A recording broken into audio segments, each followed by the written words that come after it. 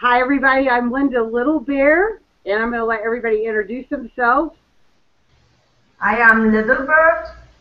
I'm Patrick, and we are from Belgium, Europe. Hello to everybody. Hi. Yes. Yeah. Yes. I've just given Hello. This is Dystopian Empire in the southeastern United States.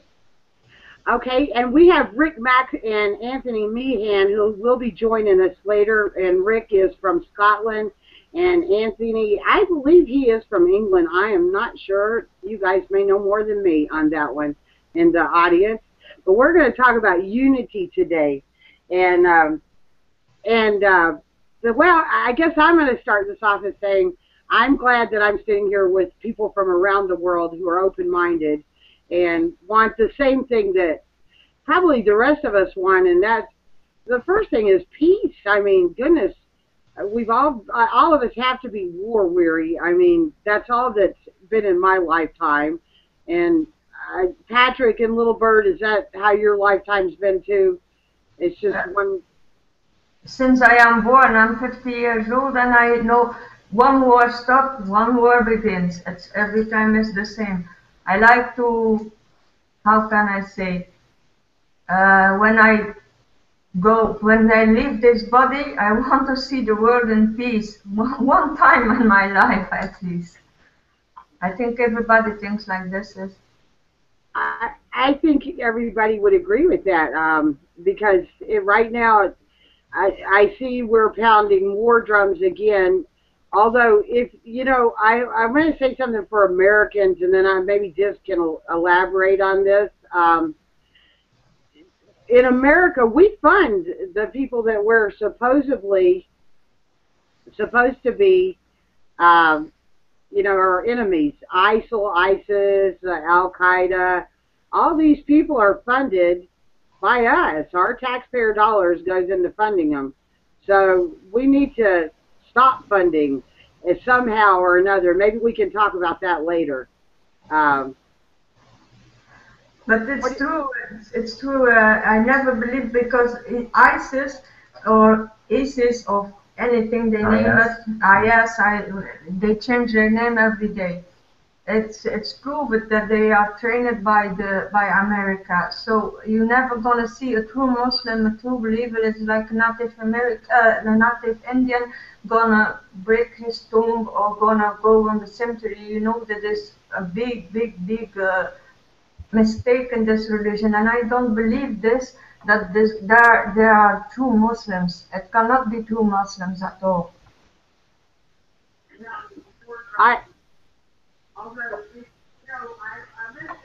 All right, mute. Yeah, you got to mute it. Yeah, there you go. It's okay. But no, you're right. And I don't know a whole lot about the Muslims, but I have met some Muslims, and the ones I've met seem to be nice people. Now, do they want this war? Does anybody know if they want a war? I don't think so. No, most of them don't want war because Islam means peace. So let's begin. Yes. I think they are also afraid of IS and gonna escalate all around the world. Just reading the newspaper yesterday that IS is concentrating on the Arab world, so northern Africa, and Al Qaeda is changing is changing direction. It is gonna concentrate the terror on Pakistan, India, and Bangladesh. So they are gonna concentrate them over there. So they are two opposites against us. They don't. I think I read it. It was a short article, but I read it. I think they are not working together but separated, but they got another opinion. I think IS is more aggressive. They are destroying everyone and everything. Al Qaeda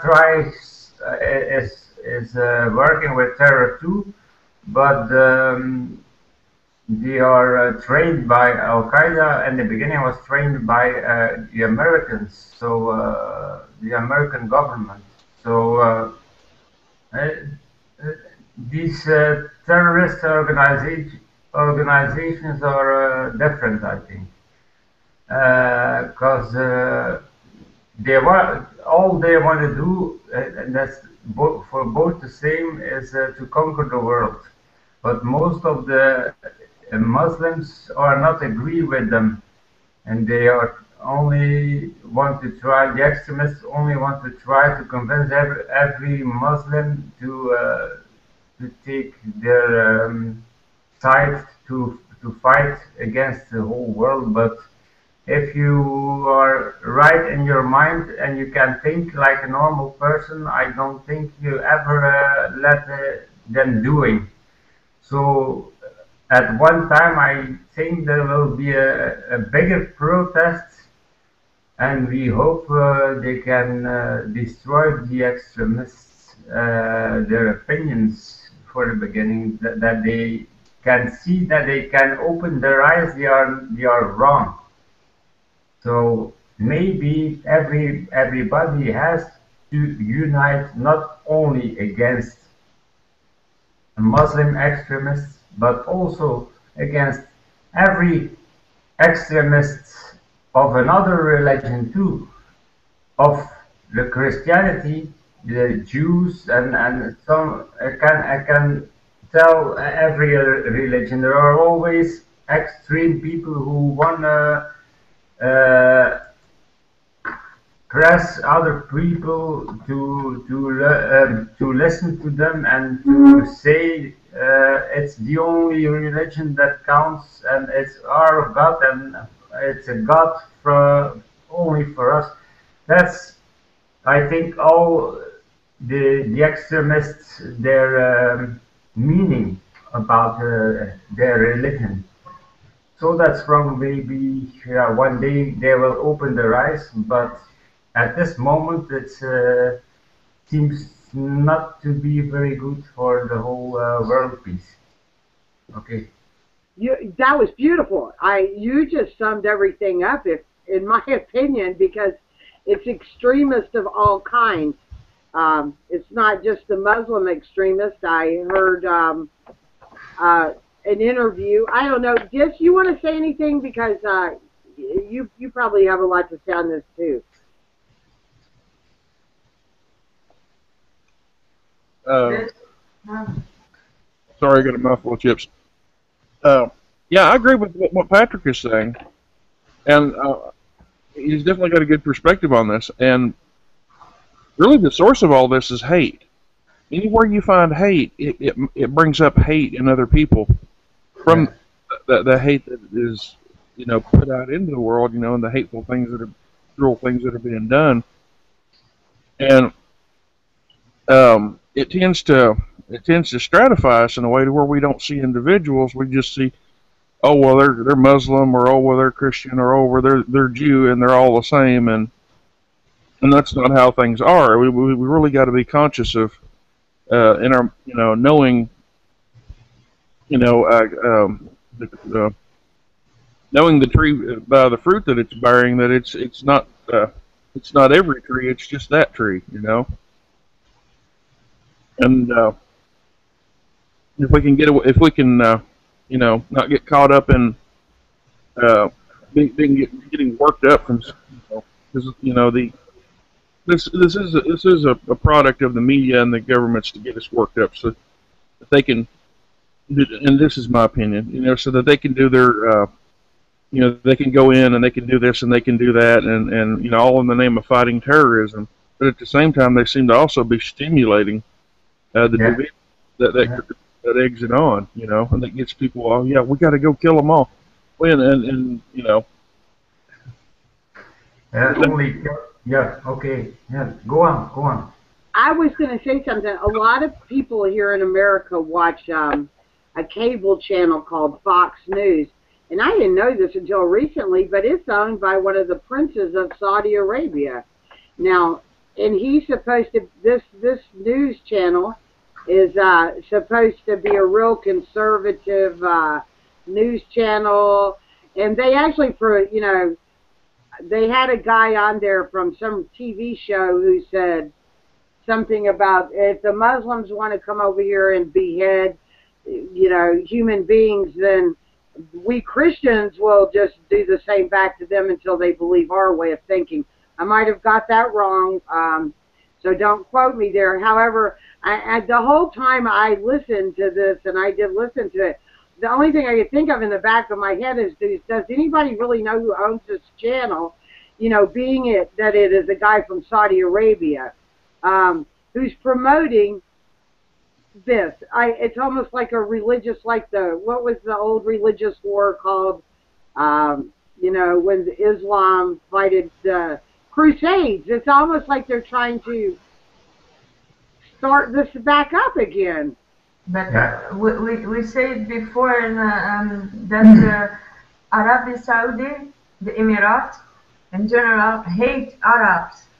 You know that. Everybody knows that. Even the Arab people know that they hate them because they are before they were not appreciated from the other Arab people, and now they're kind of frustrated because they have much money, much petrol, much power, and they are. I'm sorry, maybe I'm gonna offend somebody, but it's the truth. They are more not too American, but government American. As for this, they want to kill all the Arab nations and put the power, and they are financing the war on the like ISIS, Al Qaeda. It's true what you say. Must be very careful what you believe on the. Not on the. We are happy here. The TV is kind of sharing some truths, not all, but. Oh, that's very. It's also censored, but. I think we see more than you can see on TV.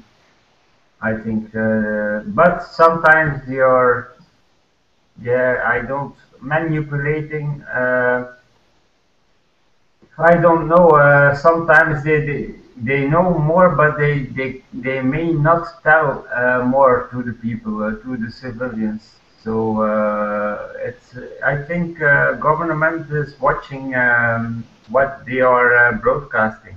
So they can't broadcast what they want, and they can't say what they want.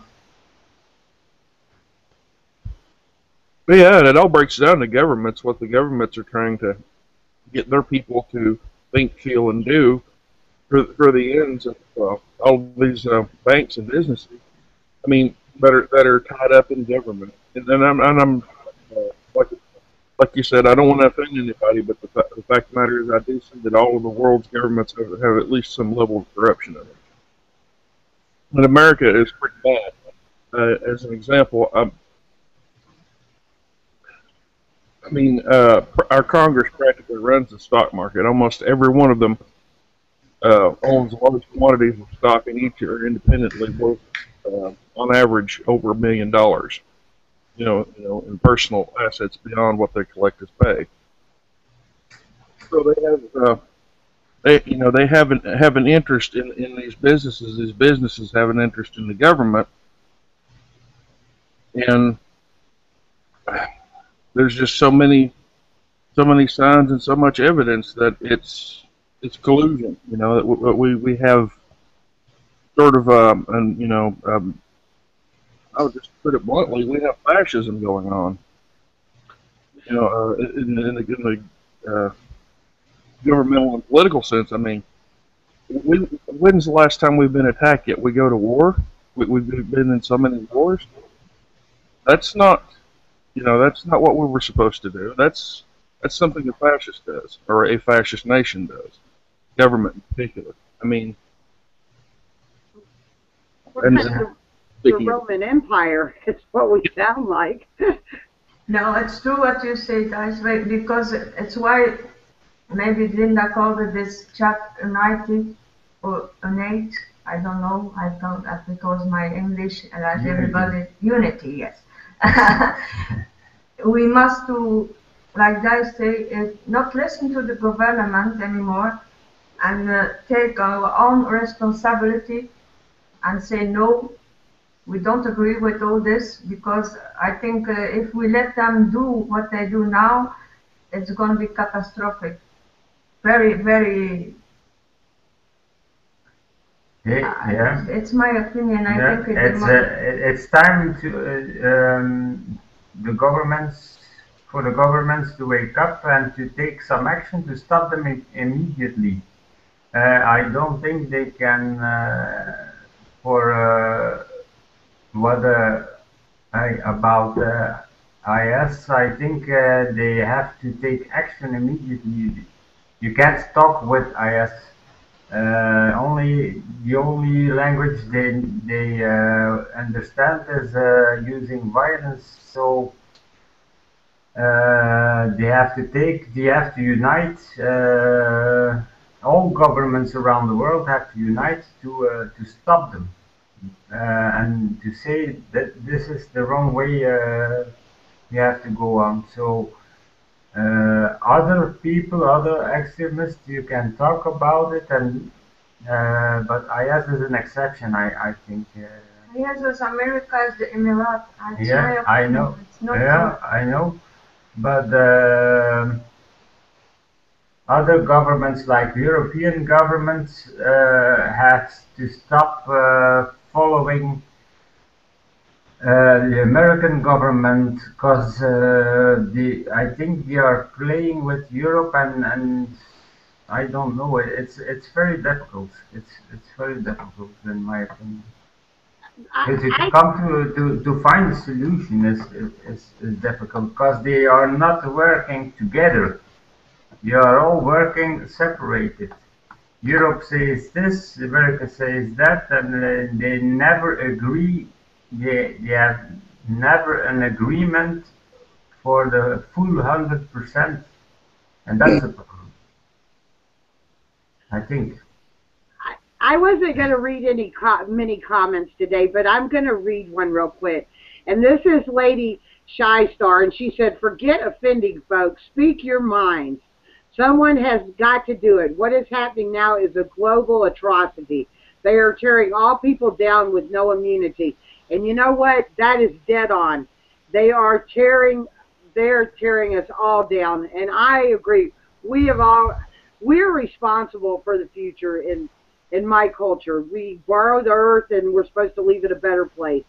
And that's going to be almost impossible if we don't unite people so that your children, everybody's children, has a better place to live. Maybe if I don't even like the word government. We're going to have to rename who thinks they're in charge of us at this point. I guess I'm a bit of an anarchist, and then that's a good thing if you really look up the word. It's not someone who wants to go out and create chaos, but I actually respectfully don't need them to hold my hand and tell me what I can and cannot do. The government lays everything is based on extortion here. Money, every single thing is an extortion. You have got to have a permit to fish, a permit to do everything. In some places they're now even saying to grow your own food, you're going to have to get a permit. Well, that's just bullshit. That's just straight out bullshit. That's a right of a human being to be able to grow their own food. They're cutting off water to cities now here in America. Water's a human right too. What the hell's going on? Yeah. And when are we going to stand up and say enough? Not that we have a lot of problems here in America. It's too big for one government. I think it should be split up into little nations. Yeah. And number two, because we are so big, like every conflict, we have finance. We finance both sides. So it's a continuous, perpetual war. And people are sick of it. I can see that in the chats, and I'm glad. So I'm going to shut up for a minute. Well, I agree. And things like what I consider to be human rights is like, your property is your property, and you should be able to live with it as you please, as long as you're not doing any damage to your neighbors.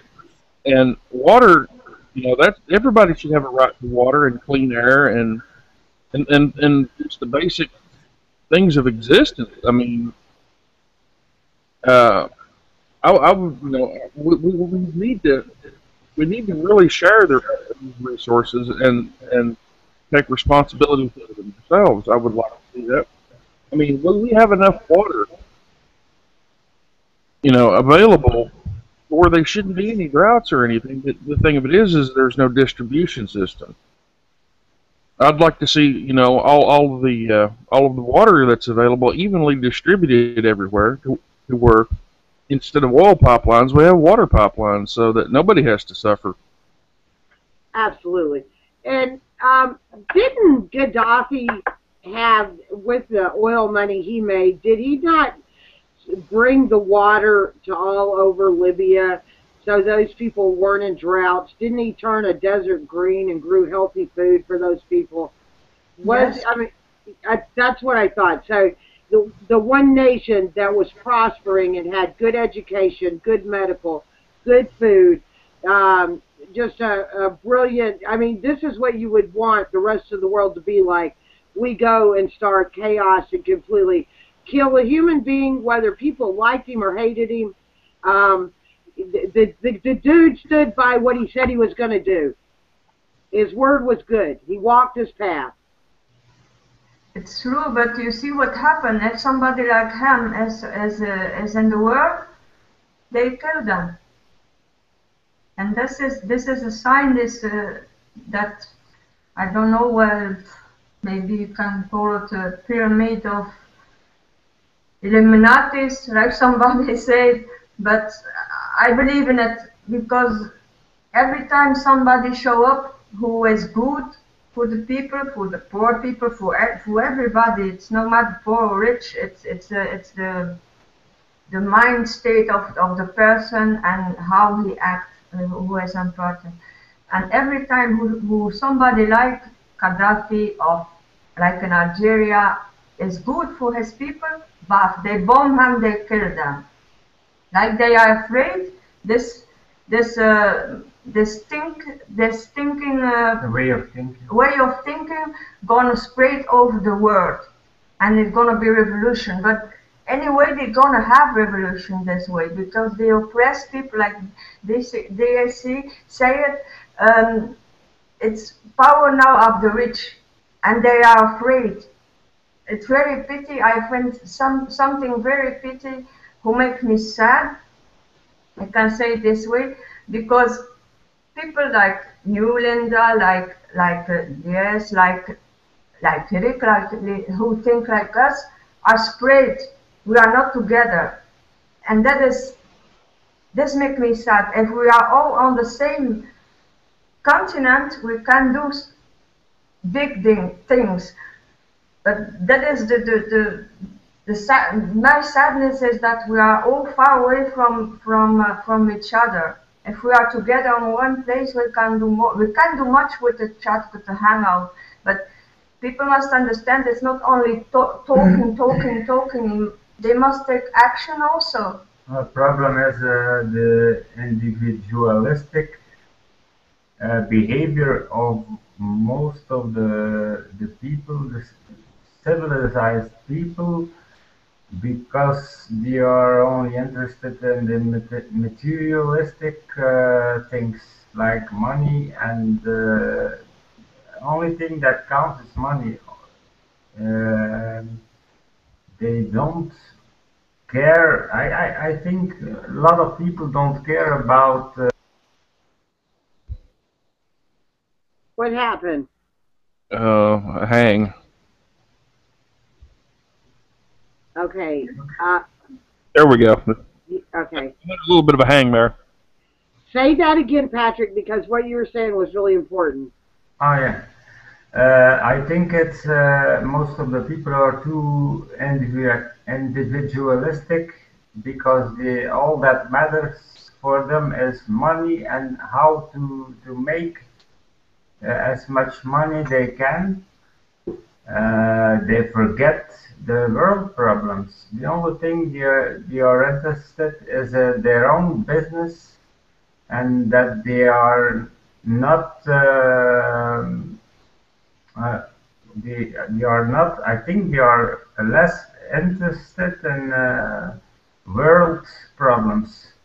So they are spending time to think about how can I get more money? How can I get more money so I can buy this and that and a new car and another car and a faster car and a bigger house, and all the rest is far away. Like here in Europe, what happens in the Middle East, it's far away from home. All that's most of the people think like this. It's far away from here, and they don't care about it. That's the problem. So they are having a good life, and they are not interested in someone else. It's the selfish mentality, selfish behavior. I see it all the time when I look around in the streets, when I look around at work. People are talking about, oh, now I'm gonna party over there, and I'm gonna rebuild my home, and I'm gonna buy another car, and world problems are, they think, yeah, they are talking about the heading of an American reporter, but oh, it's like they are talking about a movie. They don't care. I don't know. Not everyone is like this, but most of the people, I think. And how can you convince them? That's a big question. How can you convince them to unite and to think about how can we make or create a better world for everyone, for the future, for the children, grandchildren? A lot of people don't think that far, I think. Patrick, you're Yeah. exactly, I want to say something. You're exactly right. And Yeah. it is a very strange thing. Um, uh, I got to get Rick Mack an invite in here. But Yes. I did a quiet one and he didn't get it. But I wanted to tell you, in our culture, we think 7 generations ahead, and when the founding fathers found that out, I think that they kind of psyoped what we did. Maybe they were doing this all along, thinking ahead. But 7 generations is a long time, and to some people it's very hard to wrap your head around how far in advance we need to look. And I actually think that we need to start forming tribunals, whether they be through chats like this and get real active on the streets. I don't have a problem getting active at all, as long as somebody will bail me out of jail. because because I could see that happening. But I agree with you. We've got to think of the future instead of what Hollyweird, I call them Hollyweird, promotes, because they promote some just horrific stuff. They're right into the fear and this agenda and the death, and it's going to be this way or that way. None of them are promoting let's uplift humanity. It's all live it up until you die, but that's not how you're supposed to do it. I think that's against even the rules of Earth, because I believe Earth has a conscience of its own, and we're stripping it of all its resources. Like Diz said, get rid of the oil pipelines, get water to the places where it's needed, and let's start helping one another. But that would mean getting rid of governments and starting a new form of what would you call it? A way. Yeah, a new form, and really make it civilized this time, not barbaric. Not like the Greek they did it before a long time ago, because this Socrates, or I don't agree with this kind. Hello, Rick. Hello, Rick. Hi, Rick. Hello, everybody. How was tea? It was okay, yes. Ah, good. We told people you would be coming in late, so. Yeah. And this is Richard MacLean from Scotland, everyone, if you don't already know. I think they know you, but I'm going to let them. And I did send Anthony Meehan. He said he popped in and said he'd be back in what, like 30 minutes? Yeah, I don't know. I couldn't get in initially, but I don't know why. But anyway, I'm here. He did pop in for a second and left. Right. But we were talking about kind of how the governments have you listened to anything, Rick? Just the last couple of minutes, and so no, I'll catch it as you go on. Okay. Well, and I'm going to say something here, unless Patrick and Little Bird would like to say it. Parents, they have forgot what being a parent is, and in a way, it's easier for them to send their kid off to school, and maybe they spend maybe 2 hours after school with their children, if they spend that much. And so you have the state or the government indoctrinating your children, and some parents don't even interact with their children very well. You know, they may kiss them goodnight. I in this country, in America, they need to homeschool. Get your kids out of school. Yes, but sorry to interrupt you, but maybe you have the luck, or how can I say, yeah, the good luck that your children in America still, some of them respect you, but here in Belgium, they don't respect their parents. No, not all of them. Not all of them, but the most of them are very like what you're talking about. It's the other day we see somebody ask on that was on TV to a young girl how you find the word today. She said the word is fine like now today. I like it. I was shocked. Yeah. How she can say the word is good like this. I like it like this. She said it's good like it is. So it's good to have war. It's good to have people dying from not having eat, or to have people coming from war turning crazy because they must to kill people. This is kind of generation we have now. They don't listen to their parents. My daughter don't listen to me. Your children don't listen. They live in their world. They forgot. They are forgetting. Most of children are forgetting that they have to have respect for their parents, because they can learn a lot of their parents and from their grandparents. But the only thing I think that counts is luxury.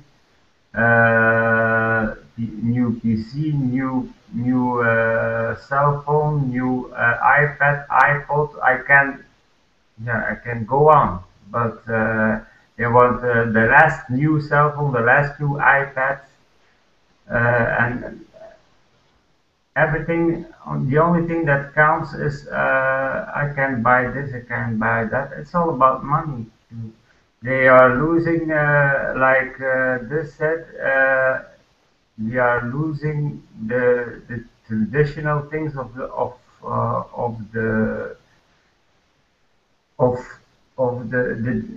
traditional values of the family, of their roots, and not anything else. It's also because of the media circus on TV. And on the radio, so there are a lot of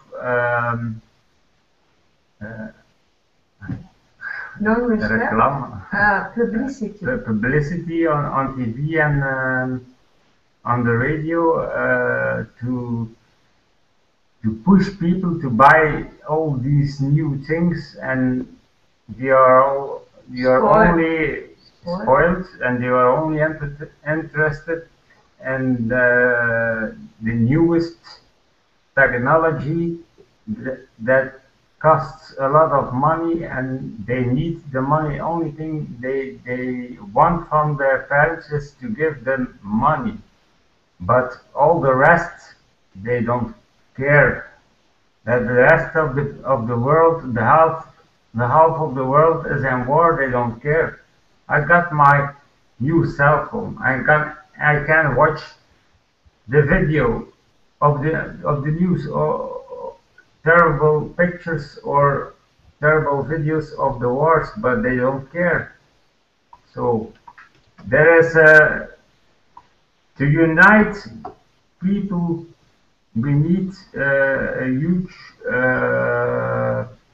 change of behavior, I think, around the world.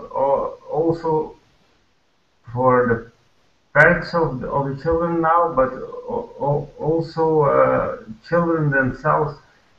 I know the schools are spending too less time about what's happening in the world today. They are too busy with the past history. Okay, it's also important, but what happens now should be told more and more on schools today, that they realize, the people, how good how good life they have in their own country. That people don't realize how good our life here is here in Belgium, for instance, because there's no war over here. There's no misery. Oh, okay, there is misery, hidden misery. There's poorness. There are poor people also under the Belgian civilians. It's everywhere. It's spread around the world because of economic crisis, and everything is becoming expensive, and some people, yeah, I can't go on, but let's another one Rick, talking. Linda. Rick, we want to hear from you. What do you think? Oh, wait a minute. I'm sorry, I've got my mic's off and put on. I'm not quite sure. I haven't gathered what you're talking about yet, to be honest. I've been interrupted since I've come on. So, I've got really nothing to say. I'm not sure what you're on about, to be honest. Well, you've got something happening in your country. Do you think that your country will get its sovereignty? And if it does, in a way, do you think, I mean, everybody looks at America, but I'm looking at Scotland as maybe Scotland could set a precedence for the whole world?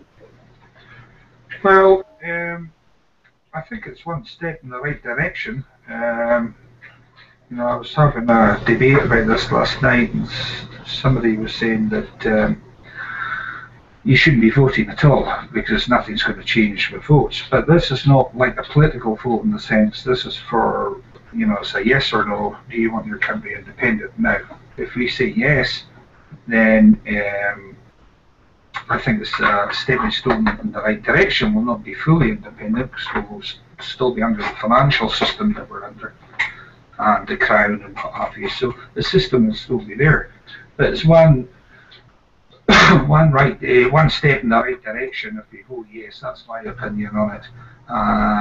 Certainly, initially, we'll be saving our hospitals and things, because the way things are going in the UK, everything's been privatised. But we've managed to sort of stop that largely in Scotland, because we have devolution. But the problem is we get a budget from Westminster and we keep cutting the budgets down, even though Scotland has subsidised in Westminster, and we have been doing it since they found oil and what have you. So hopefully we'll get independence, but I can understand why people say it's not full independence. I don't think there is a country that has full independence. We're still controlled by the system, but it's a step in the right direction. And if we don't take that step for independence, it's going to get worse. Yeah, time to phase out the empires. Absolutely. Well, it's one step in the right direction, I think, if we get independence. And it seems to be the yes vote, where it was something like, I think it was 14 points behind the no's, but there are only 6 points. We're getting momentum now. And I know that all the, that like the elderly people or people who are disabled to get postal votes, and their postal votes are in there, and the yes is the way ahead. So it's looking better than it did a few weeks ago. And if we get independence, then we can maybe, we're a smaller nation, but we only got 5 million people, and it's going to be a lot easier to change things with 5 million people than it would be, say, the whole of the UK. We're never going to change anything, I don't think, being still part of the UK. And if Scotland get independence, then you never know, England might go on its own, and then Wales go on its own, and what have you. And I think things could get better. Likes of Iceland, Hungary, and they say Russia, they're out of the central banking system. And that's a big step. So if every country did that, they would end up with their backs against the wall, or like the Federal Reserve System that we have at the moment. And it's a global thing. And it enslaves country and enslaves people. The main tool is money. And that's how they control things. So getting independence will be the first step, and hopefully the right direction. Yeah, I'm looking to Scotland. I have to tell you, I saw that you guys can't tweet about this or anything. Is that true? No, I don't tweet anyway. No.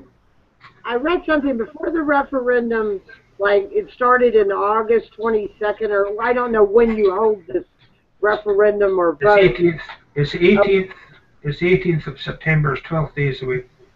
Yeah, they were trying to get people not to tweet about it, and I was thinking, well, that's insane. People are good. This is their future. They're gonna talk about it. I mean, come on.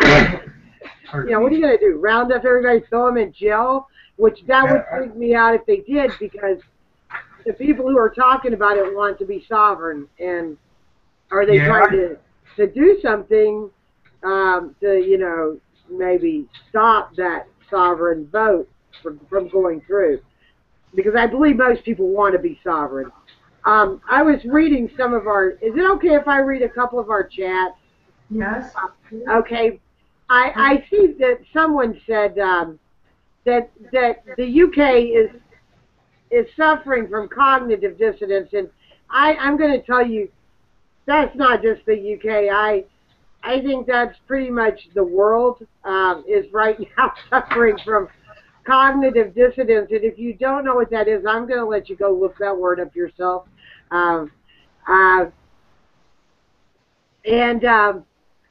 Yes, we have been socially engineered, disconnected from the natural world, and that illusion is over. And I totally agree with that. Most of us here on this panel like the natural world better. And that was who wrote the 69 fuck it with the PH, wrote about the cognitive dissonance. And also Reverend Galileo, she's a sister friend of mine, and she's right. There is so many addictions here in America, and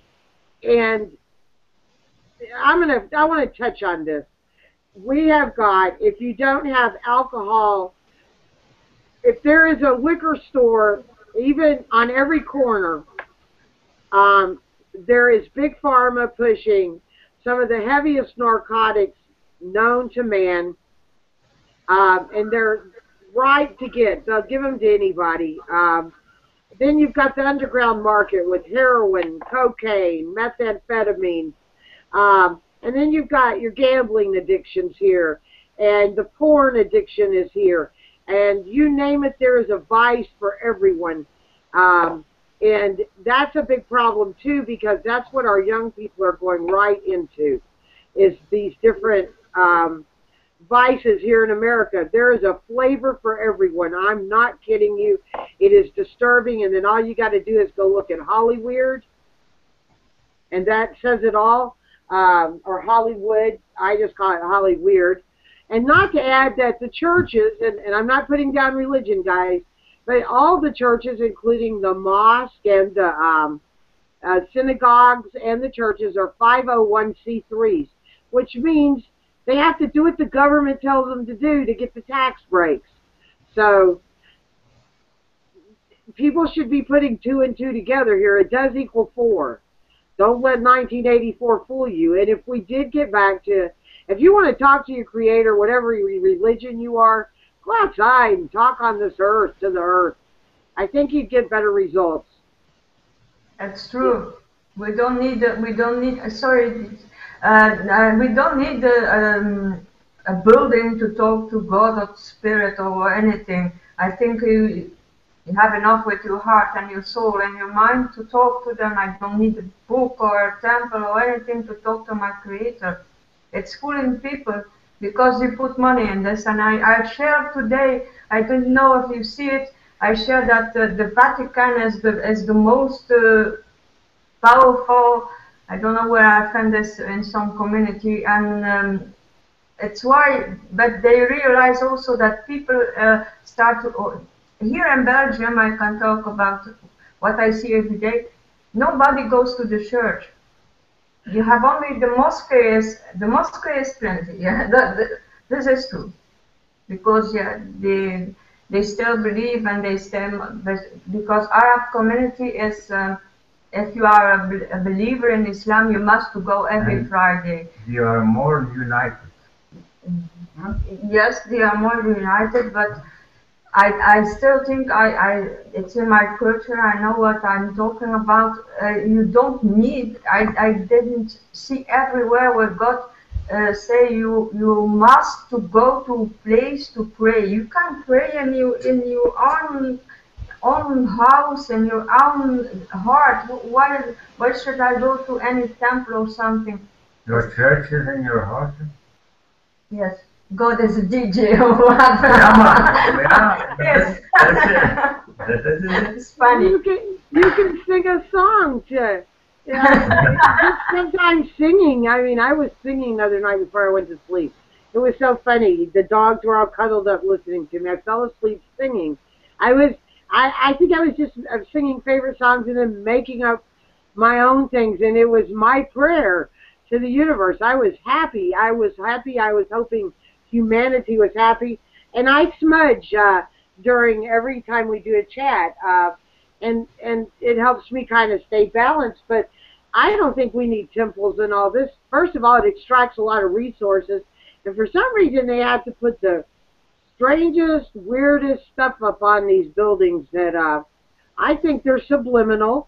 Like somebody told me gargoyles meant something, and they would use them for rain gutters, and that way whatever it symbolized would fall on you, and in the water you walked on, which I don't know. This is somebody else's perspective. I really kind of stay away from this stuff. But it actually, and that was through the Roman Catholic Church, because they would pray that you would fall into, as you're walking through the rain and stuff, that you would get that energy that they had tried to put into the water and feel that way. And was it that way to go give the Catholic Church money? I don't know. But, I had heard this. Well, I'm scared of those things. I don't like seeing ugly monsters upon buildings myself. That seems a negative thing to me. Yeah. Yeah, welcome to our house of prayer. We have monsters on the roof. I mean. We have demons in the wings. Come on in. It's just, some of the things, though, I will say, I think it was a waste of resources myself, but some buildings are beautiful.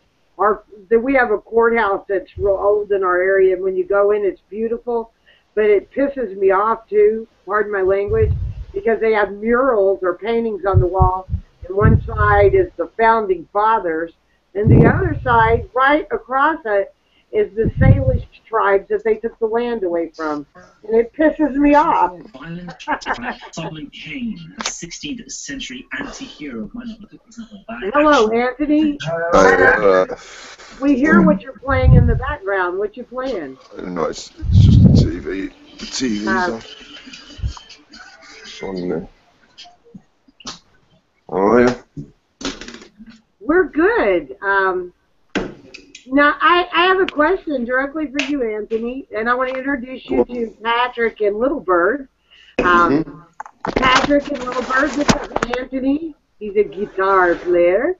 And he also has done quite a bit of activism, but where exactly do you live in the UK? I think I asked you that before. And are you in England? Yeah, just south of Manchester Airport. Just basically, if you look at where Manchester Airport is, there basically. About 3 miles south of Manchester Airport. And I'm going to say one more thing about Anthony. I've always watched his channel, and one time I commented and trolls followed me. So I promised him I'd never comment, and I have broke that promise to him now because I have started commenting and let the trolls follow. You can just ban them, my friend. I'm worried about that anymore. I know. So now I can actually comment on my friend's channel, and that's a nice thing. But I wanted to introduce Patrick and Little Bird to you.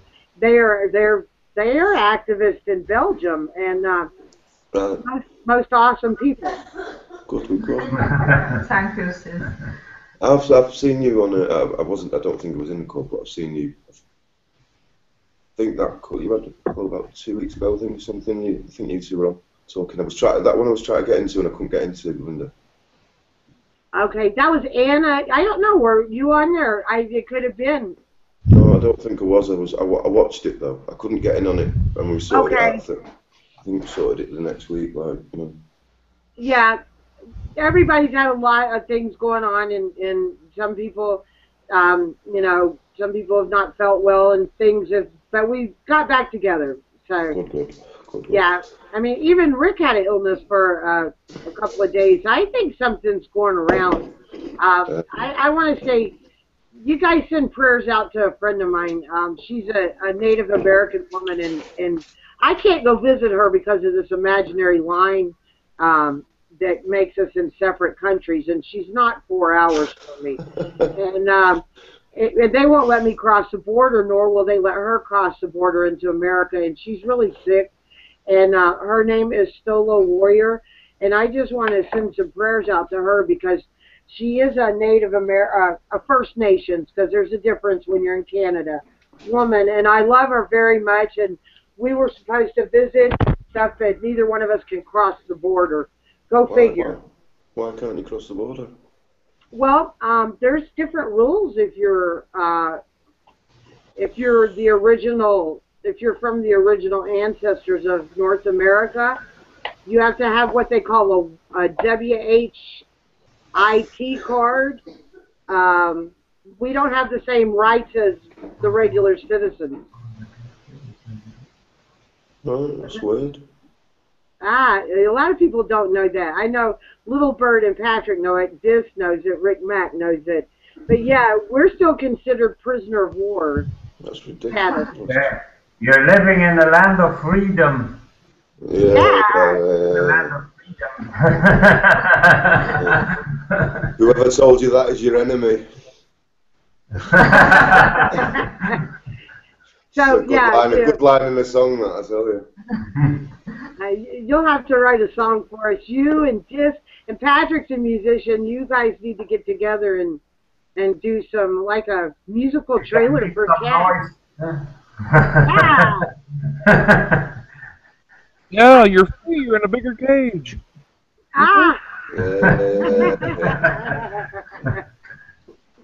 And there's no walls. It's just lanes. But I don't know. I know this that you must have a permission to go to visit. But I don't know what they are afraid of, that you not from every Indian or every tribe of Indian going to stay outside America. I don't see a true Indian going to leave his earth, his land, to go live on another side of the world. You're very attached to your land, Linda. So why they afraid? It's your land. I never gonna understand this. This is something I cannot understand. This that the people.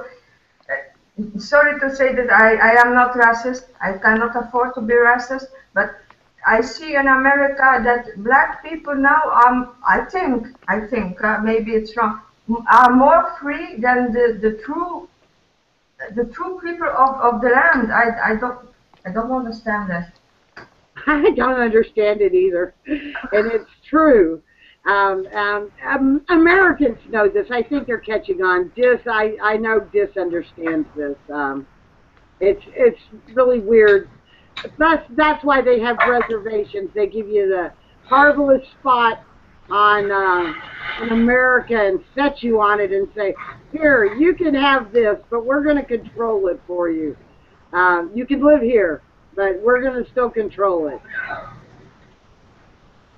So it's just bizarre. But you don't really have what everyone else does. You break it. There you go. Hi Rick, you alright mate? Screwed up. I mean, Yeah, I'm fine, man. Fine. you know, we get the same thing going on in Canada. Yeah. And the treaties are just ignored. Oh, absolutely. See, everything revolves around a treaty, and they have not honored one treaty to the First Nations or American Indians. However, the American Indians and First Nations are fighting back, and the wonderful news is there's an organization called the CIA. Now listen to this. It's Cowboy Indian Alliance. Cowboy Indian Alliance. And they did it on purpose, the CIA. And they are making a great big impact on the border between Canada and the United States over the tar sands, which is completely destroying Canada. I mean, they're not going to have any drinking water before this is over. And this oil is so dirty, it's not even allowed to be used. You can't use it in vehicles. This is oil they use, petroleum they send to China, and it's used in products, which is sold back to us. And yes, this, I'm going to say it, FBI means full-blooded Indian. So a lot of Indians will say I'm FBI. That's what it means. It means full-blooded Indian. So yes, it's kind of to make fun of the system. And the CIA, and this is cowboys, ranchers actually have completely hooked up with the Lakotas and Nakotas and the Dakota nations. There's a lot of nations I just mentioned there. And they are fighting the United States government on the border, and it's awesome. And that's what it's going to take, is movements like that and they're not letting it get co-opted. As soon as they think there is an agent provocateur, they boot them out. May I ask you, Linda, how are there more, how can I call it, white Americans? It's not because it's a colony. Are you more native, so Indians, tribes, or are there more in number the white people? Let's call it like this. Okay, they killed, when the colonists came over, I think in 200 years they killed over, all right, their statistics are 100 million of us, but our statistics are like 200 million. And so they only left 5% of us left. 5% of the regular peoples in North America were left. However, they thought by the year 2000 we would completely be exterminated. That is in the Indian Act of the United States, and I believe the same one is in Canada.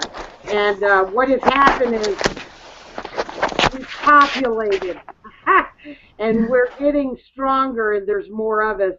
Although they're trying to now make you you've got to have so much blood in you. Like, there's hardly a full-blooded Indian out there, because they did this. with the Indian schools and stuff, and they would forcibly, the white people, and no offense to the Christians, you weren't even around then, they would rape the Indian women so that they would have mixed children. So it was breeding the savage out of the person, is what they call. So it's very hard to find a full-blooded Indian. However, it's getting back to being almost a lot of full-blooded Indians, which is an awesome thing. And there is more white people supporting American Indians and First Nation peoples now than ever before. So it's a good thing. Good things are happening there.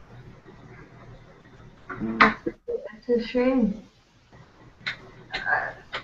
But it's a good time to be alive, because I didn't think I would see a day where,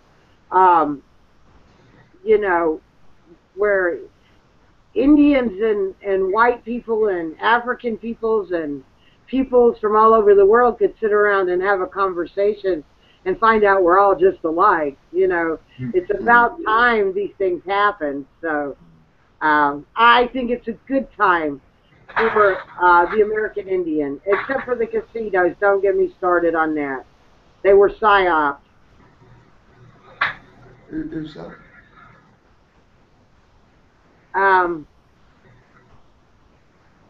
What did you call it? Just you don't have to go into it. Just say the name you said. What was the name you said? I'll look into it. What was the name? What? What were they called? You said they were psyops. Who was it? About the casinos. Right. They put them on native reservations. Yeah, right. They're financed by other people, like, and I'm not, now this isn't against Jewish people, I have Jewish friends, but the state of Israel has invested in most casinos, and now the Indians are finding out that, oh my goodness, we have to pay them back, and we don't know the, you know, the interest was going to be on that. So you have corporate Indians, I call them that, who live high on the hog, don't care about their people, their brothers and sisters. They turn completely just like, I'd say, our government, and they let the Indians who are in poverty struggle in poverty. Yeah, I have a big issue with that personally. I mean, that's just my feelings on it. But you know, if there's enough money around to share with all your brothers and sisters, and you're just hoarding it and sitting on it and letting them live in hell, you're not a good person. That really bothers me. Yeah, we saw some of the checks that some of the Indians were getting. Like these were $20,000 a month, and they're not helping their brothers and sisters who don't have any food or anything, clothes. It's very sad and tragic, you know, to see somebody do that. But those people did lose their money, their $20,000 or $20,000 a month, and that's a good thing. So they weren't pure enough, and that's another problem. But well, particular group that was saying, you know, oh, well, you're not pure enough, so we're going to kick you out and take your money, you know, and you're gone. You're not pure enough. And the fact of the matter is, they were, but you know, it's greed, and greed makes people do evil things. it's horrible. Yeah. John S is he's with his mates at the moment. He subbed to you last night, I think. But his friends, he's got his mate round there who's he says tell her my friend loves her animal art, and can you ask her the significance of the hawk communicating with the human? Okay. The eagle talks to the hawk. The hawk usually talks to the crow, or it may talk to the human. And the crow will. Do you know how social crows are? Crows are like. Okay. Oh yeah. They're very social beings. So and this is just my nation, because different nations have other theories, or they're how they believe. But the eagle talks to the creator. The creator, well, you know, and the eagle passes the message to the hawk. Some people are direct communication, can hear the hawk. But the hawk will tell the crows, and the crows will tell the people. Now, I have to tell you, I live with a white man who crows gather around him, and I call him Kenny Talks with Crows. I gave him that Indian name because he talks to him, and they talk back to him. It's amazing if you've ever sit and watched something like this. So the hawk would be just the creation talking through a bird to him. It is, and it's a wonderful thing. But you don't just have to listen to the birds. I can go out and listen to the wind. And I think all of you guys can do this too. I don't think it's just Native Americans. I think it's all of us. No, I had a blackbird. Little blackbird. A little blackbird when in the other house. When I called her because she was little, and when I call her, she'd come and she talked to me, and she bring the other birds, and I give her bread and everything to eat, and she goes back. And when she see the light in the house is on in the morning, she's I'm not kidding. Patrick heard from her stuff, like she called my name, and I call her back, and she answers. She come and. Every bird comes to eat and drink every day, and I still miss her now. I'm not kidding about. I miss her. Like it's like somebody is gone out of my life, like a person. It's like Kenny. I thought, and when I see a crow, I know it's something gonna happen. They come to save me. It's very strange. It's not Kenny only that have this. I have this also. Yeah, I think all of us, if we look back, everybody before all this civilized world came into play was, and tribal's not a bad word. Let's get this straight. I'm going to tell you what tribal meant, community. So we all lived in a tribal or a community-like setting. And we all, participated in our own ceremonies, which were cultural. I'm not saying religious. We all, like harvest. Every culture I know celebrated their harvest because it would be, food. And I'm talking about way back when. So I think in our DNA, we still have this, and everyone can go outside, walk around barefoot and commune with nature. So I think we're all natives. So, and I've always seen the human race that way. We're all beings of this living earth, and all you got to do is listen. That's the hardest part, though. People find time to do everything but go outside and listen to nature. Yeah. Linda. Yes? He's just got back to me. I've sent, and just messaged him what you just said about the hawk thing, and he says, John says it was me mate.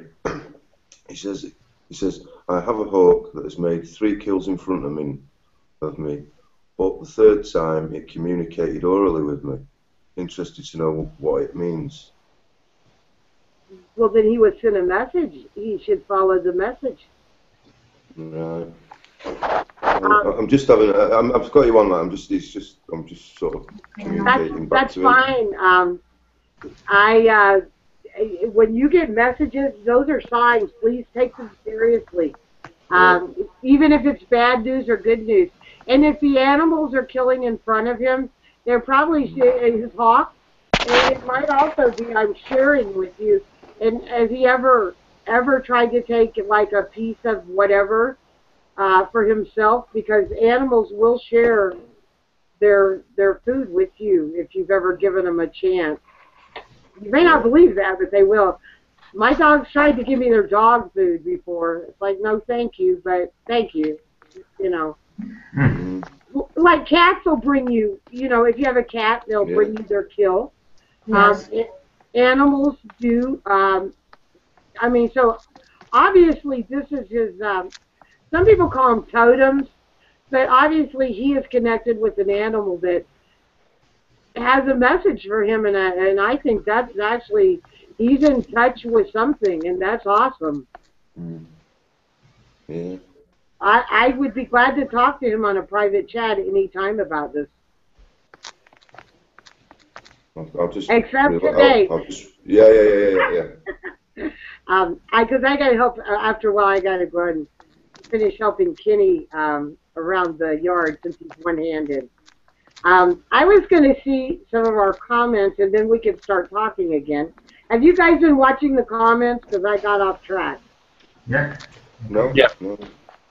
I've just been... Hawkins. Go on, sorry. Correct, Oh, sorry. okay. Someone said Hawk Messenger has a purpose. That's right. Someone, 69, fuck it. I love your handle there, your name. Because I'm a butterfly. That's awesome. I'm trying to see. Yes, we were slaughtered here. That's a fact. Grit Biscuit.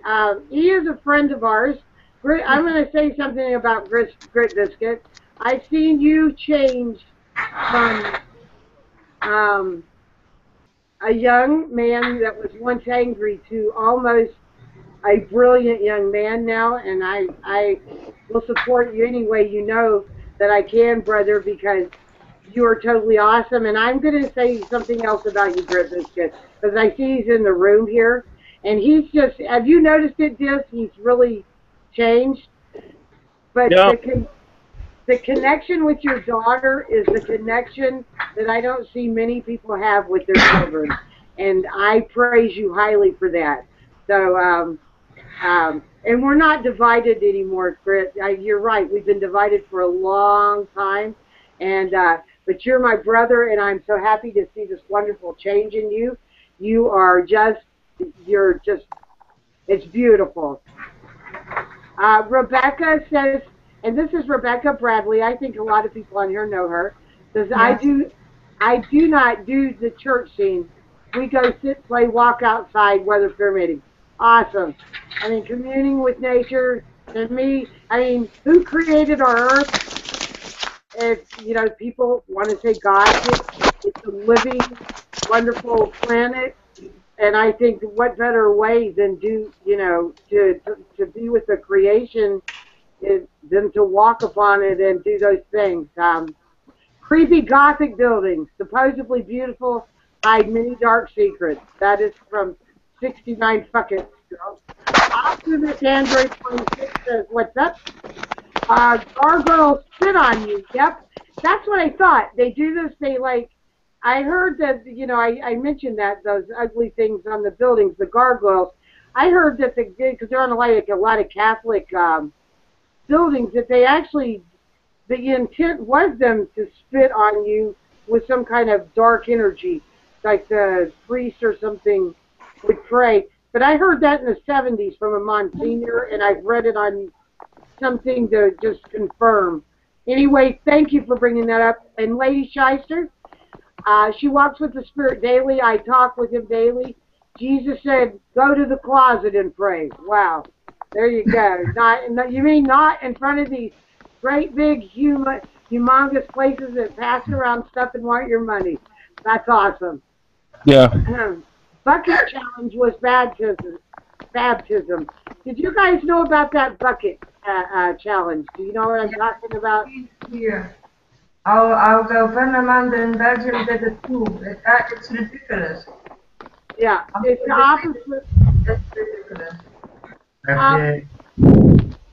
What was it about? Was it? I saw that the corporation didn't give any of the money.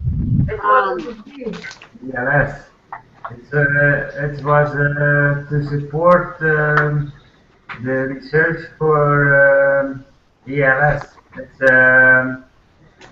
a disease of the nerves. But it was not about that. You have the choice to put a bucket of ice and pull it over your head, or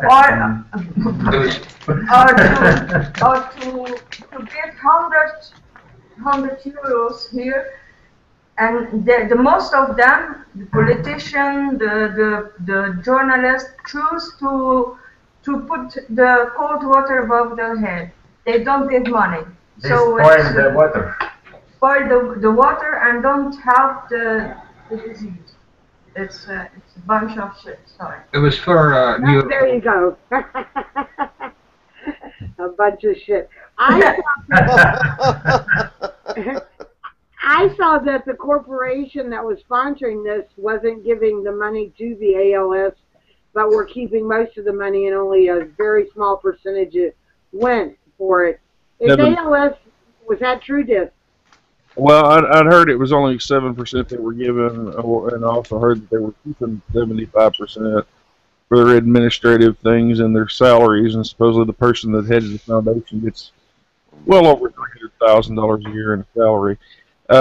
My opinion on charities, it should be a rule. If you're going to apply for tax-free status to be a charity, you should have to give at least 60% of your take to the cause, or your stuff should be revoked. If you're caught cheating, you know, your stuff should be revoked and you should be prosecuted. If we're going to have a tax system, as long as we have this, tax system and everything, and these laws and all this, because it just isn't right. I mean, it's fraud. If you're not giving most of what you're taking in, you're defrauding everyone that contributes. How can it be charity? Yeah, that's just my thought. Charities are big business, aren't they? Oh, massive business, mate, massive. I had a bit of a thing with Matt at the start of our sort of friendship, where it used to call them chuggers, charity muggers, and to be honest with you, I've come round to his way of thinking actually now. It's a big mugging game, you know. It's it's like you say, it's a massive business, and people are making massive amounts of money off this. Tax free. You know, and people, yeah, and basically, yeah, tax free. And businesses, corporations give money to charities just to offset it against their tax, you know, so they don't have to pay tax on the money. So yeah, basically they're just passing money between each other, you know, so that they don't have to pay tax on this money. Well, you can go down your high street and you can see loads of charity shops. They seem to be popping up everywhere. Yeah.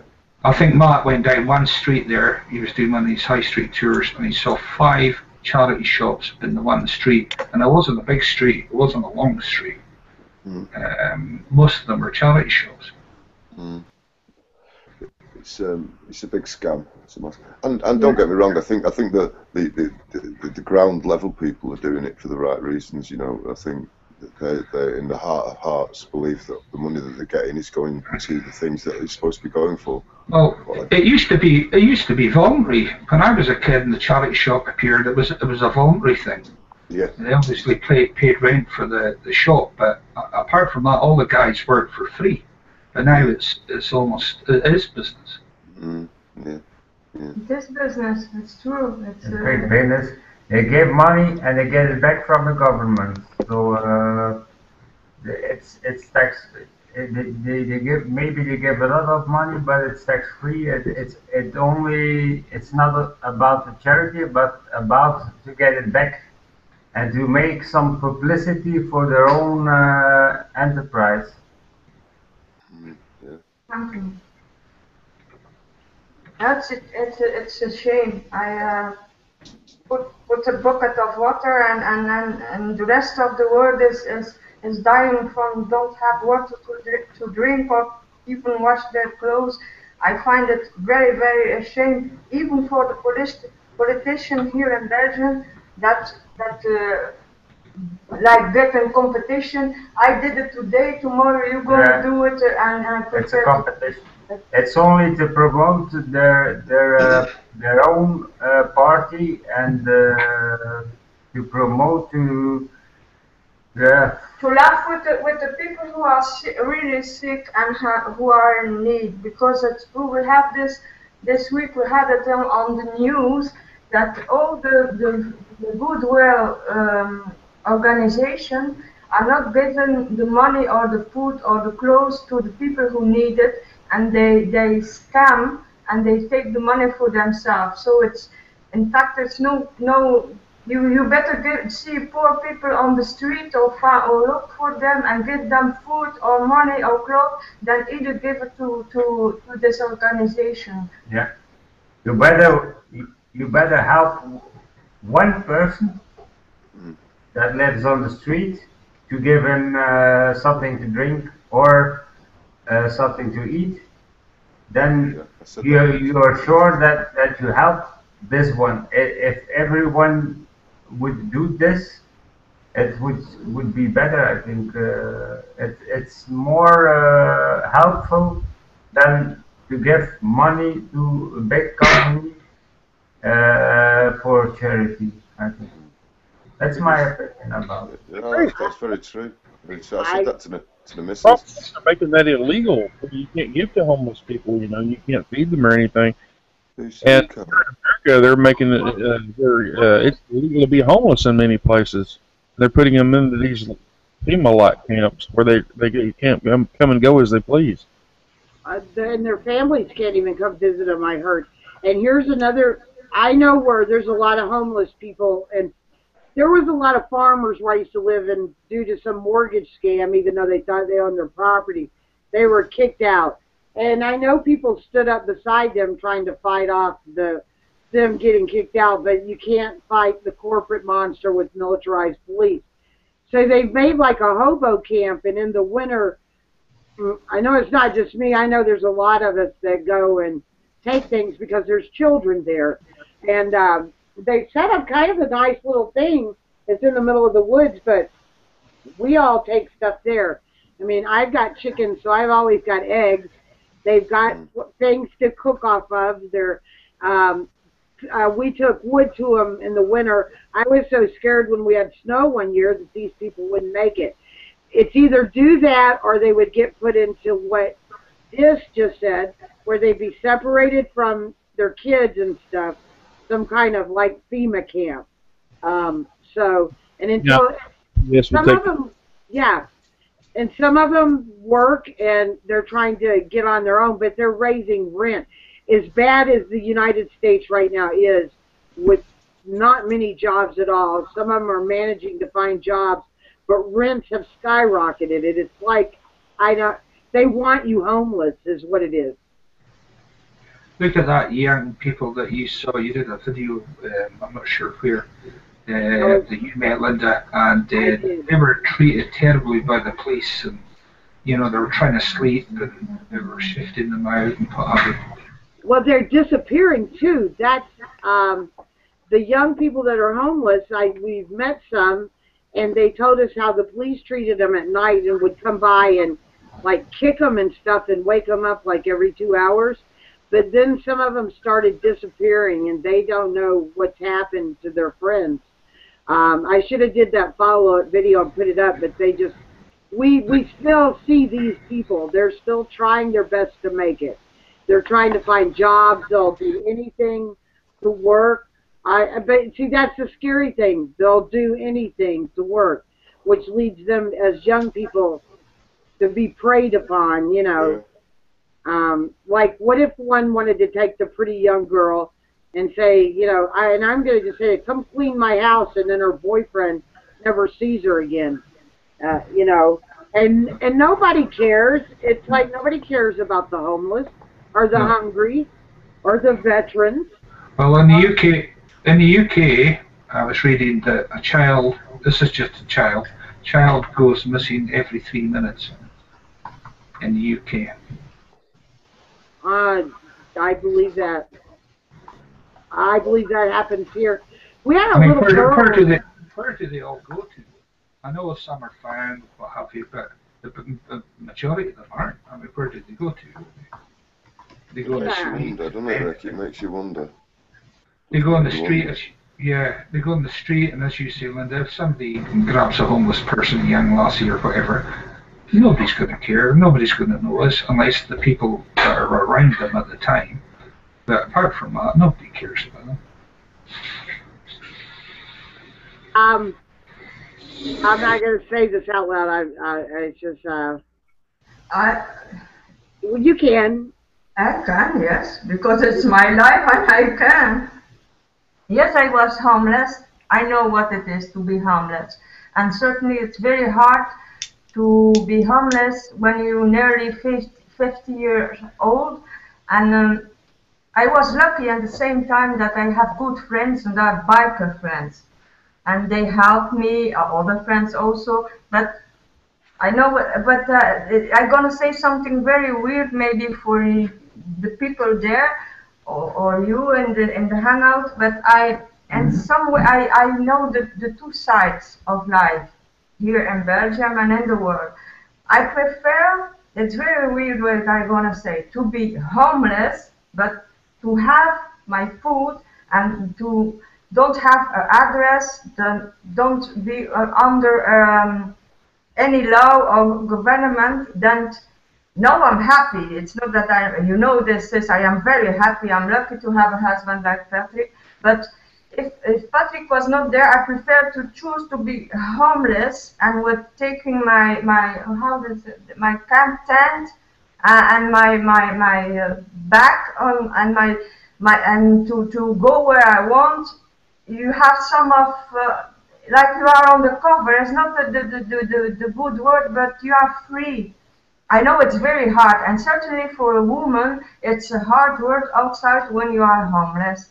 You must be hard and not trust everybody, but you can have bad things happen to you. But I am strong. That is my character. But I prefer to, if I don't have Patrick, many times I say I'm gonna take my bag and with Patrick.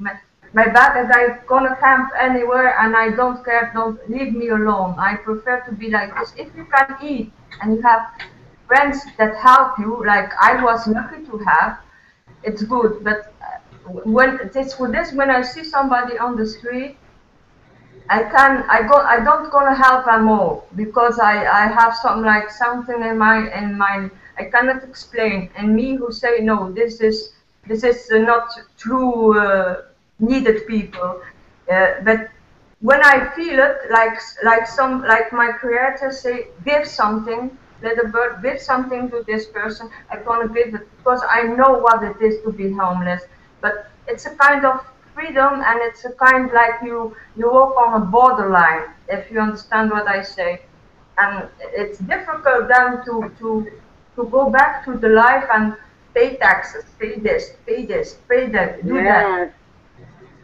And I know not everybody is lucky like me to have friends, but this is the metal, the heavy metal community and the biker community who support, they never forget their friends. And you have many other people who say, okay, this is our friend, you can stay one night here, one night there, and you have this and this and this, and you can smoke and you can drink, you are welcome. But not everybody is like this. I know what it is to be homeless. Yeah, I was homeless for about a year, and that was on my way up here. And I loved it. I actually loved it, I have to say, because I had good people with me, so it was a group of us homeless. And we did exactly what you said. If we camped where, we could find a place to camp. We met other people that were homeless, and it was a life lesson in a way. It was beautiful, and then here I came back, and when I got up here, got situated, and because I came up here for a reason, and I didn't have no money, I just took what little money I had to come up here, and that was to be a teacher, and boy, was that a disappointment. So I know public school teacher was, boy, oh boy, and I hung in there for a while until it was so against everything I believed in. I quit. I got a nurse and other teachers. A few of us quit, and we were replaced real fast because this was during a time called No Child Left Behind, and it's quite the opposite. They were leaving everybody behind. They didn't care if they could read or write or anything. And I also worked with special needs, and no one seemed to care. They just wanted to pump them full of big pharma, and I was totally against it. Instead of listen to the children. Those children are brilliant, but no one wanted to listen, and so So I failed at doing my. I wanted to be a teacher, and I failed. I was a big failure at that because I couldn't conform to the indoctrination. That's for you're saying give them chemicals, you know, drugs and stuff. Yeah. Chemical restraint is what we called it. And anybody who came in to us, I work with people with learning disabilities and psychiatric conditions, so on and so forth. And what would happen is we had a good doc who would take them off their medication and then start from scratch again. And we found 90% of them didn't need any medication at all, and yet for years they were living at home and they were being disruptive, and you know they couldn't do anything really for themselves. They were either sleeping, walking about like zombies. So when they came into us, we took them off their medication and we sent them back home with no medication, and a lot of them did fine. Because there's horrendous side effects with a lot of these psychiatric drugs and what have you. I know some people, you know, unfortunately need to have them, but not all.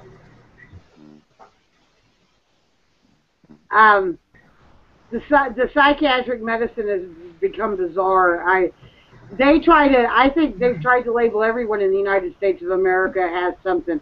If you don't like the government, you have oppositional defiance disorder. You know, who likes the government? I mean, yeah, there's kids here. I mean, I see them now, and their parents, you know, they've been labelled as attention, you know, what's it called, ADHD or ADHD. Yeah, and they were put on Ritalin and stuff like that. Yeah. You find that look, these children are unique in the sense they need to burn out their, you know, they need activity and what have you. And sometimes they need one-to-one. But then it's very difficult for both parents to do that when both parents are working and the kids are ended up in a crash. Or I think that's what the problem's become, Rick, to be honest with you, is the dissolvement of the mother at home. Yeah. Well, I have friends. That's the problem. I had friends, and their two kids were in crash 8 to 5, sometimes for a bit longer, 5 days a week, and the only quality time they would get would be at weekend when their parents were at home. And the kids were high as kites, and they took them to the doctor, we'll need to put them on that. And really all they needed at the end of the day was to see their parents' quality time. My wife stayed at home when I was working, and we had a really active little boy and what have you. And if we were both working and he was in the crash, the same thing would have happened to him. I mean, my partner, she did a bit of cleaning and stuff, and she used to take the kids to work with her. You know, so they were actually with her at work, whatever, you know. It's deprivation. It's deprivation in a way, you know. If you. Of course it is, yeah. Yeah, because when I was brought up, you know, the mum stayed at home and my dad went out to work, and you know, and I had quality time with the old lady or whatever, and she would take me to the park and stuff like that. But these days it's totally different, and there's deprivation, family deprivation. They're just trying to kill the family unit, mate. Well, we used to have I think that's the objective of it, is to kill the family unit. You know. We used to have extended families, didn't we, at one time? Yeah. Now it's. Everybody's got to go out and work. We were, you know, it's like I don't know if I said it before, like an MP will say, I work from 7 in the morning till 8 o'clock at night. You should do that. Everybody should do that. Well, no, not everybody should do that. Just because you choose to do that, that's your choice. You know, people shouldn't be made to do that just because you do it and you think that that's right. It's not right. It's completely mental, mate. Life is actually to be enjoyed and to be lived. We shouldn't be tied into this work, pay, consume. That's what the basics of going on. It's you've just got to consume, buy, consume, you know, and if people could just sort of cut that away from, you know, just cut that clean away from them. It's like, I've said it before, I don't do credit anymore. If I can't afford it now, I don't have it, you know. I just do not buy into that credit bullshit system anymore. It's basic slavery. It's just slavery, You know, I agree. If you can't afford it, save your money. Absolutely. Yeah. I save until you can afford it, you know, Yeah. and you'll appreciate it more.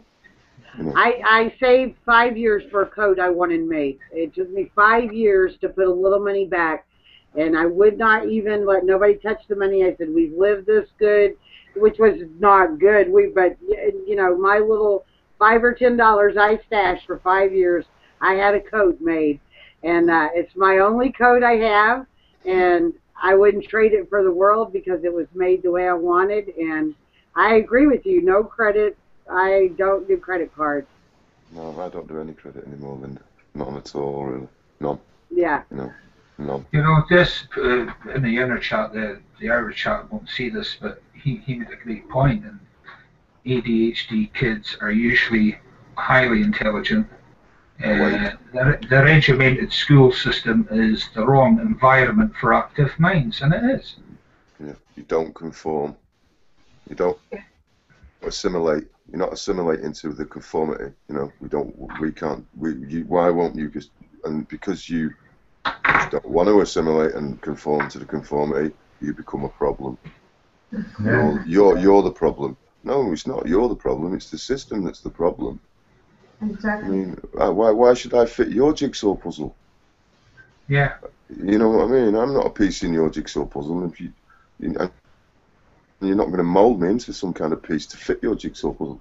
If I've got thoughts and I've got a way of thinking critically, why is that an issue? It obviously is an issue because we'll just fill you and ply you full of drugs. You know what I mean? Yeah. They don't want critical thinkers, do they? No. Don't want and like you say, well, no, they really don't like creativity because creativity just makes you do and say things that they really don't like. You know, that's a real big taboo with them. Creativity. They'll purport that they're into creativity and this, that, and the other, and say, oh yeah, it's great, but really they don't want any of that. They don't want any of that. They want us to be busy little bees. So absolutely. Feed them all the time. Yes, and that's what absolutely. we are. We're being farmed, and that's what we are. They're the farmers, and we're the farmers. Well, but funny one. My daughter's just one of the twins has gone to this college, or whatever, and she's I had to laugh, Rick. She's doing law. Who's this, sorry? one of the twins. She's doing law. I said, "Will you learn?" You know, I said, "Will you learn it, and then I'll put you straight on some stuff." That's ironic, isn't it? I know. It makes you wonder, but she's doing that. So, but she's happy. But that's the main thing. Yeah, you know. But that's the problem. It's like, remember when we went to school, Rick? I mean, we did the odd test, didn't we? You know, and then they did the 11. I mean, I'm presuming you were around when you did the 11 plus or whatever. You went to grammar or you went to comprehensive. Yeah. And I mean, they actually did. I don't know if you saw it, but they actually did that. They give some GCSE students, and they were all saying that these students were going to get A grade from the 11 plus, and I think 85% of them failed the 11 plus. Yeah.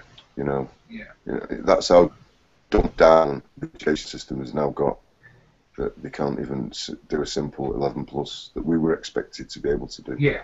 You know. Yeah. You know, it's a sad indictment on the education system, really. I just see the education system as basically turning. It's almost like a sausage machine that's turning out this.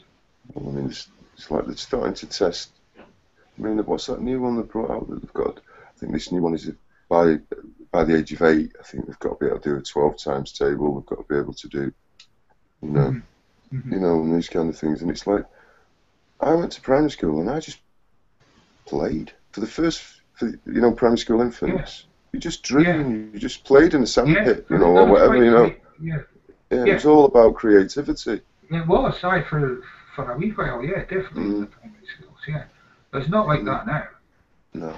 And they're getting them younger. They're actually having creches in school now. they're not, joining them. Certainly here in Scotland, they were joining the creches onto the schools, like preschool onto the actual school itself.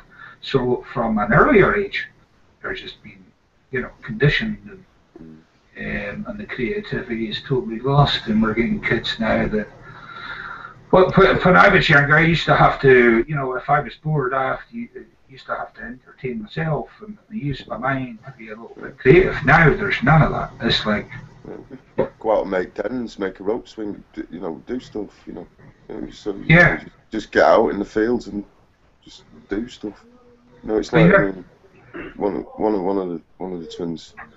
She was expecting to do a bit better than she did, and it broke her. You know what I mean? Probably she broke her heart about her exam results, and this is the pressure that they're putting on them now. Pressure that they're putting on the children, Yeah. And it's like me and Sandra was saying. It's just a piece of paper. It's just a piece of paper. It doesn't mean, your personality is going to get you through life, and the way you convey yourself through, as a person. Doesn't matter about bits of paper. Yeah, okay. They stick this sort of emphasis on it that you need this. You've got to pass this stuff. But to be honest with you, I passed one CSE when I left school. Started behind. I think you're breaking up, Tony. Yeah, he's breaking up. Oh, just jumped out. I'll jump in and jump out again. Yeah. I not to go off the subject, but I'll put the link in both chats. But we're getting a lot of attacks here on the internet here in the UK, and America is too for some reason. And it's the first time I came across this thing, where it shows you where the computer attacks are coming from and what have you. And maybe finding over the last couple of days, I've been speaking to people, their internet's gone down a lot and what have you. I think that's why people are cutting out a lot. I heard that we were getting attacked too by another country, like China or someplace. It seems to be China, and it's coming from America too. But China's big, yeah. I'll put the link in and people can see it for themselves. I didn't even realise you could go to a website and see where these computer attacks are coming from. But I've noticed over the last few days, I mean, mine's been okay, but a lot of people are cutting out. And I think it's to do with this. I'm afraid that China gonna take over everything, because here in Belgium we have match factory and company who moved to China. Even in Algeria, now I have one of my cousins who was working for China, and Chinese are there. That and in the whole world you see everybody taking over. It's for this that Europe. I don't think Europe is a good thing. I'm against Europe nation. I never liked it because it opens much problem for, like, Belgium was a good country before Europe. It was a good country, and now it's like it's nothing here. What we the economy is going down because of Europe, and before Europe there was a better economy, and I think it's better for every country to be separated from Europe to restore the economy. Yeah, but people can live like they want. Before now, it's all about Europe. It's only Europe is only for big enterprises, and it's good for big enterprises, but not for the people, not for the civilians. We have to pay a lot of taxes more because of Europe, and the big enterprises are almost working tax-free.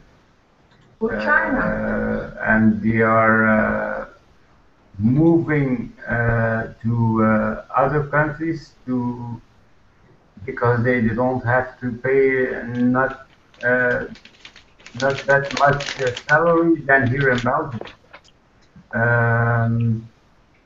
Then there is China, who is taking over a lot of enterprises over here.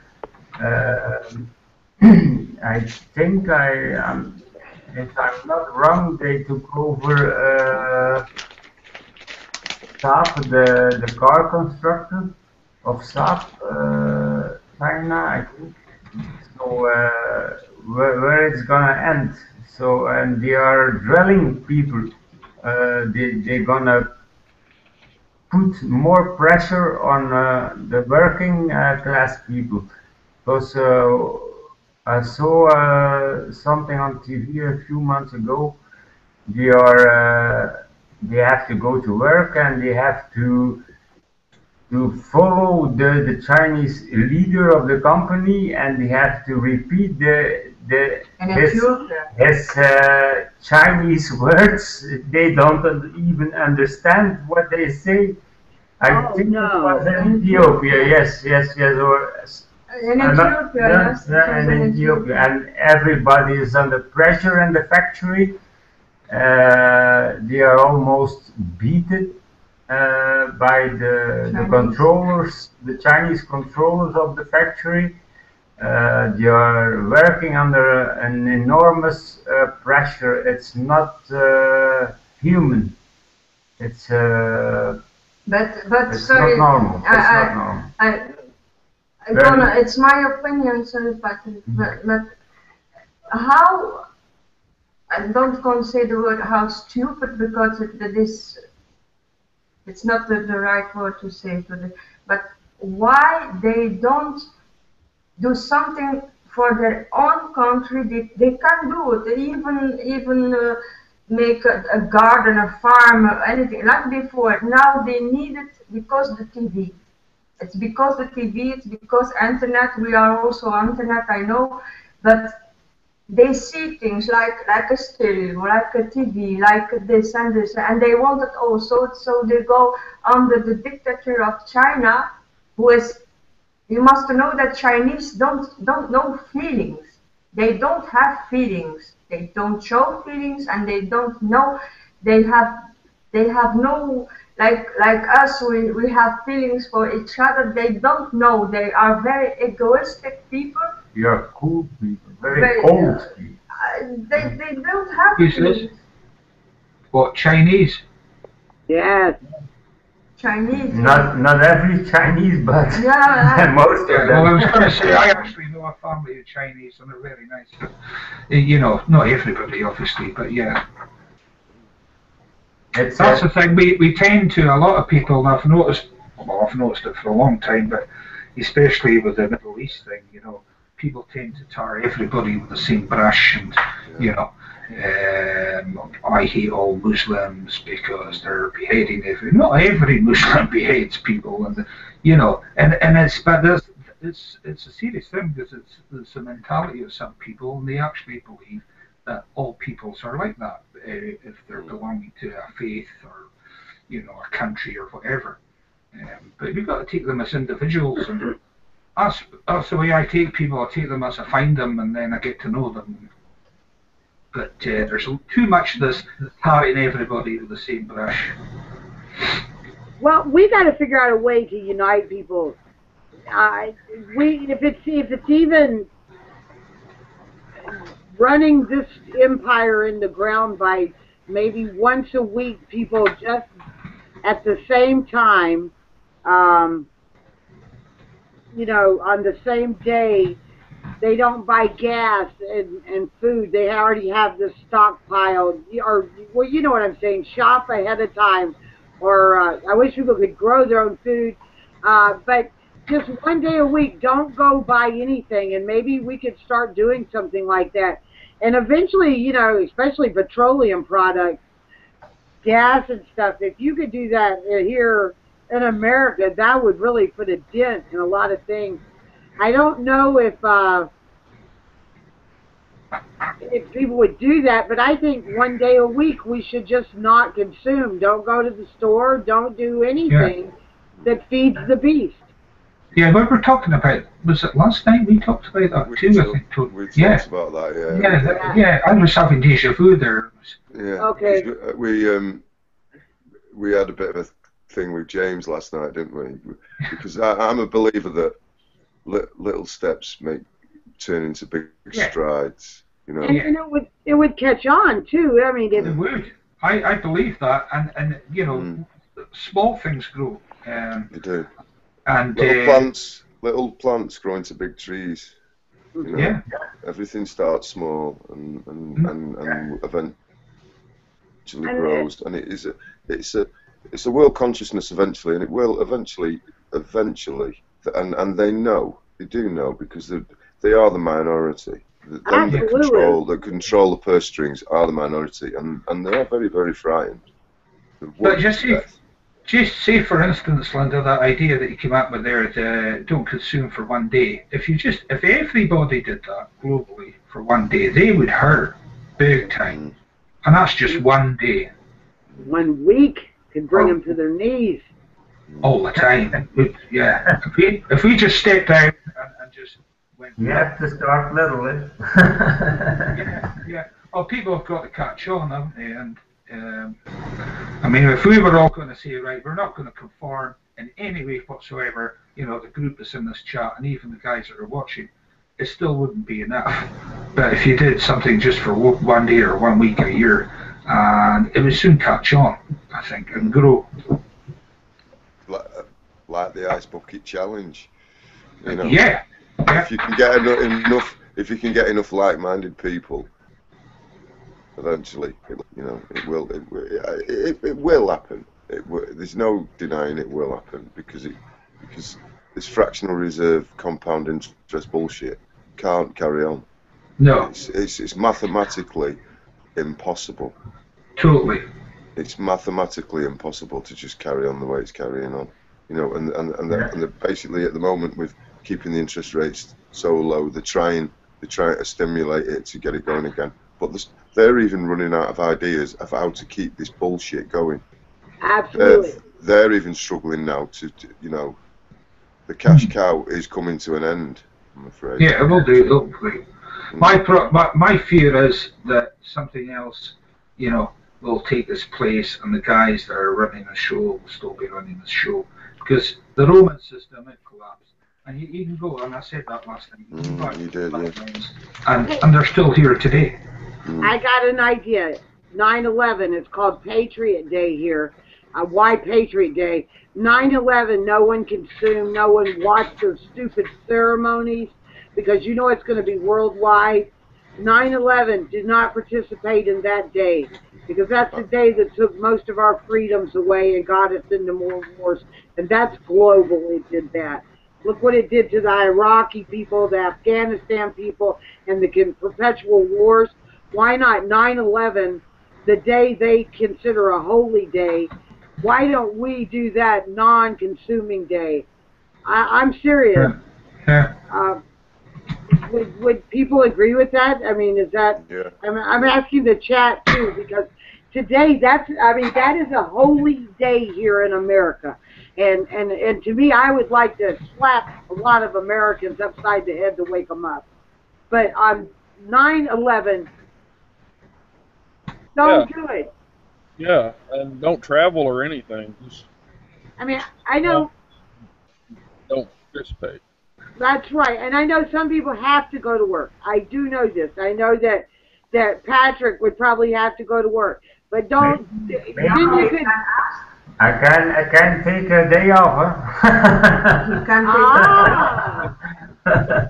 take Ian, okay. There you go. Okay. All right, 9/11, let's just, I'm not going to participate in that day.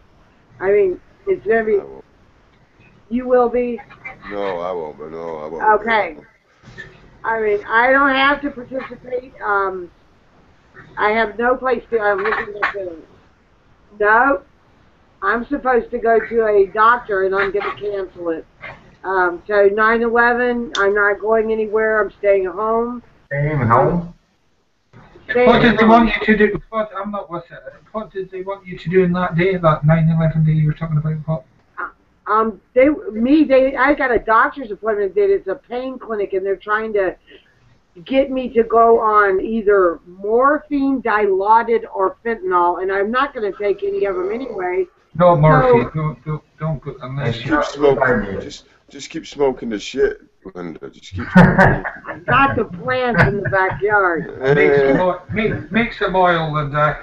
Make some oil. That's what you need. And I'm eating it. I eat it raw too. The cookies. And the cookies. Yeah.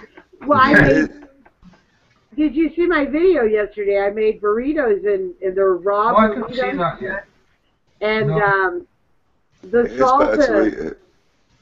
Yeah.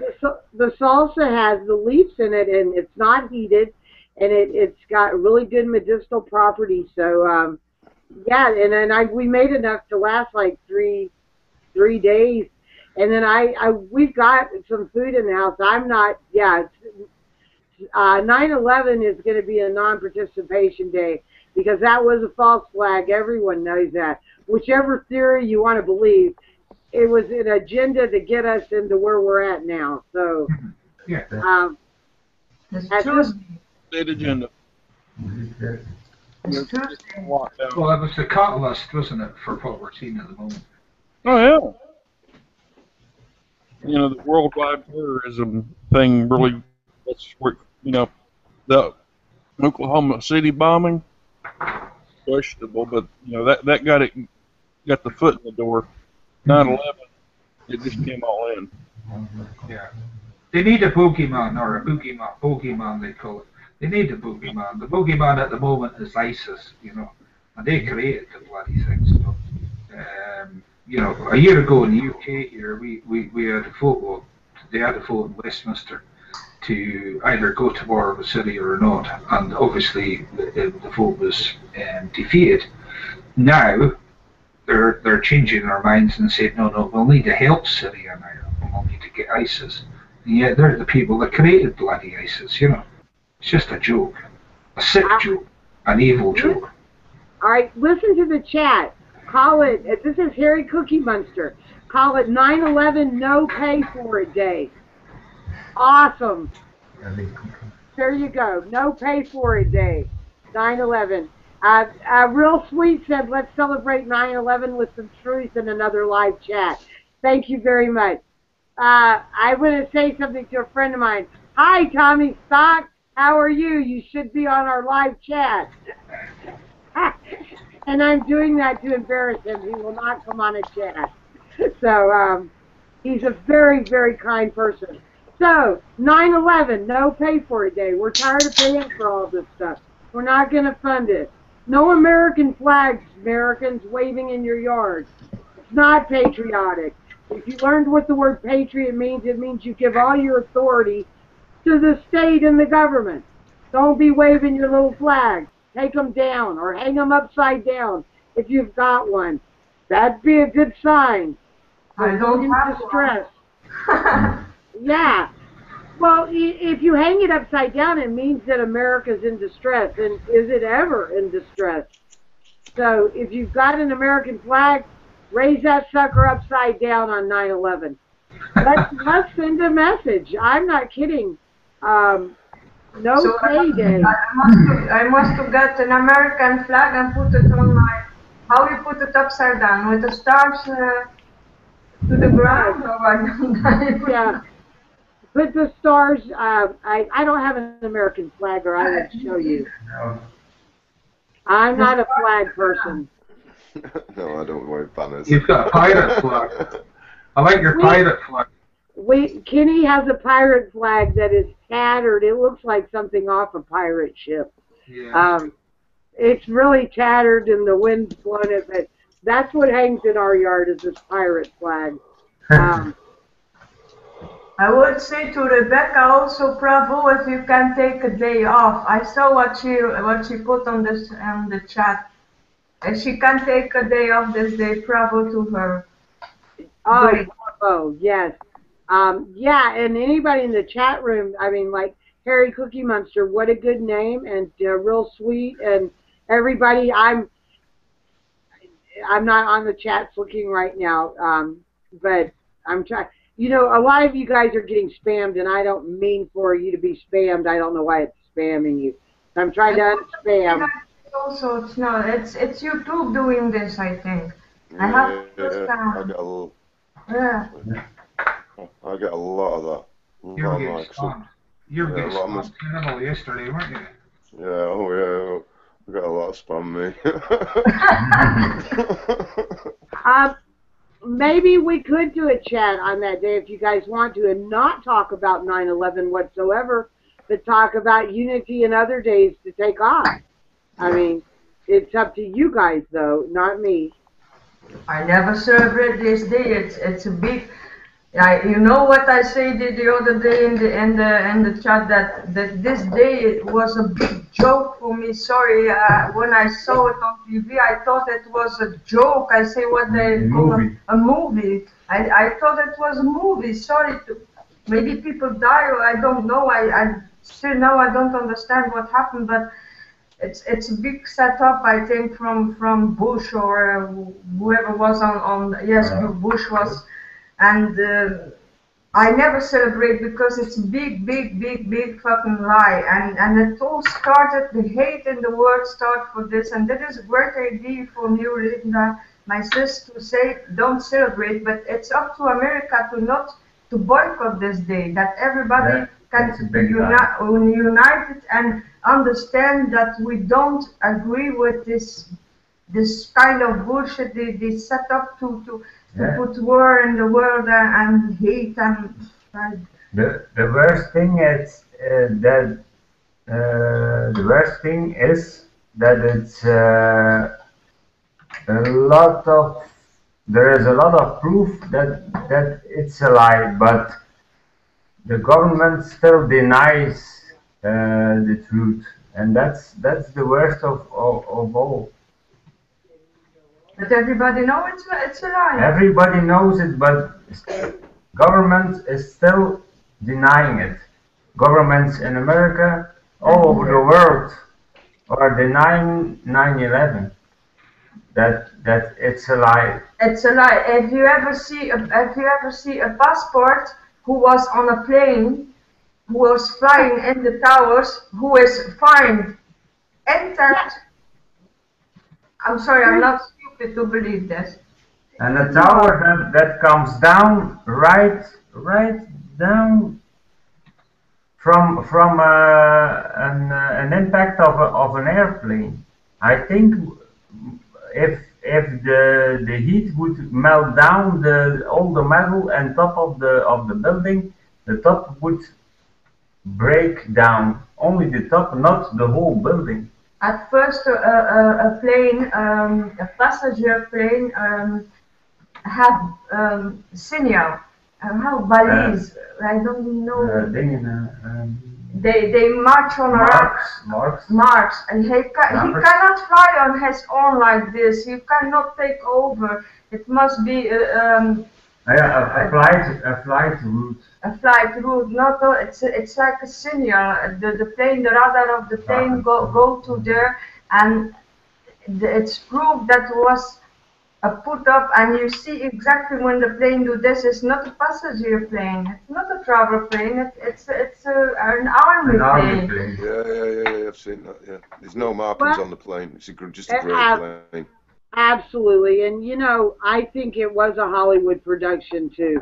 I think they had all the what they have all the networks sitting right where they needed to be to catch this and everything else. So this was very set up. We had Hollywood involved, many people. I mean, you know, we had how many drills that day in the United States where NORAD and stuff was nowhere near us, you know, to help with planes. That's all bullshit. Yeah. It's such bullshit. See, there's going to be planes intercepting it well before it gets within that airspace. That's right. Plane, as soon as they were getting information, you know, that something was going on with the plane, they would have scrambled the jets, if not in any other situation other than they intended for exactly what happened to happen. if you want to watch a very good video about 9/11, and it's an actual the highest army general that's come out against it. He now lives in Chile, and he's called Ernest Stubblebine. It's on Gnostic Media, the channel on YouTube's Gnostic Media. And if you type in Ernest Stubblebine interview, he's never done an interview with anyone. He's only have you seen it? Yeah. It's honestly, he tells it how it is. Basically, he says there's stuff he can't say because he'd probably get shot, you know. But he made him look a fool. They tried the government tried to dispel him and make him look an idiot. We have sorry to interrupt you. We have in France a journalist. Short after it happened, I think a month, he discovered that it was not true and it was a setup. And he said this on TV, and it's not true. It's a setup from Bush. It was all played, and it was a war between the FBI and CIA because they don't agree about something. And shortly after this guy was very healthy in his mind. Short after this, maybe not even a month, they say they killed themselves. He hanged himself. They suicide. Do you remember him, Rick? Do you remember that scientist? Oh yeah. Yeah, and he apparently just walked off and killed himself, didn't he? Yeah. Oh yeah, I remember that. Yeah, the guy with the spectacles, he was doing the WMD in Iraq, wasn't he? Yeah. Yeah, and he came. Yeah, he knew there was no bloody W. I knew myself because you know, my certain background in the past, I knew because it was all going up. They did have WMDs, and there was America, and it was Britain, there was Germany and France that supported this to Iraq, Saddam Hussein the way back in the first Gulf War. So it was all taken out then in the first Gulf War. All our weapons of mass destruction. That was a complete lie. I think there was another one where it was found in a locked car. Shot in the side of the head, and there was no way. There was no way that he could have shot himself. It's been proven. He was shot twice. Twice, shot twice. In the head. They said it was suicide. Yeah. Unbelievable, you know, and people just believe this spoon-fed bollocks, don't they? You know. I think a lot of people, if it doesn't affect them personally, they don't give a shit, and that's half the problem too. They don't see the bigger picture and say, well, really it is going to affect us or whatever. But that was crazy. The guy got shot in the head twice, and they said it was. How can you commit suicide? How can you shoot yourself in the head twice? You know. Because, well, for anyone that's got even a little bit of a brain. They can see, and I think it is what you say, Rick. It's people just, well, it's no biggie, is it? You know, it's not affecting me. Oh yeah. It's getting absurd though, because after the Oklahoma City bombings, one of the guys who was going to reveal his sources, I think they found him shot like 4 times in the head and asphyxiated on carbon monoxide, you know, where they put a thing in the gas tank. And people bought it, and it's like, you gotta be kidding me. You can't even buy this as a suicide. This was murder. But, you know, I don't know if I sometimes say Americans are dumb, and I'm not trying to hurt any Americans' feelings, but a lot. If you live in America, you've walked around and seen the dumb people. We've mentioned his name many times, and I'll mention it again. It's Hank Johnson. If you want to see somebody who's that, and this guy is in the bloody Senate or wherever he is. Jesus Christ, he gets paid for the shit that he talks. You know, if you all go to one end of the island, the bloody island will tip over. I mean, come on. Yeah, I watched that, and I honestly couldn't believe that video. That was off the scale of that video, what I'm telling you. Okay, now you understand why I sometimes say, I mean, people voted this guy in. Well, I mean, that makes you start scratching your head. It does that. These are the kind. I mean, this was a big topic of debate in front of the Senate. You know, is the island going to tip over or not? And it's like we got much bigger things to talk about than this. And the general sat there and took. I know a lot of the people in the chat room have no idea what we were talking about. I'll try to go find that. Just Google Hank Johnson. I don't know who he represents. I can't remember what. I think it's Georgia or something. And the island tipping. And the helium balloon for Federation, for Christ's sake.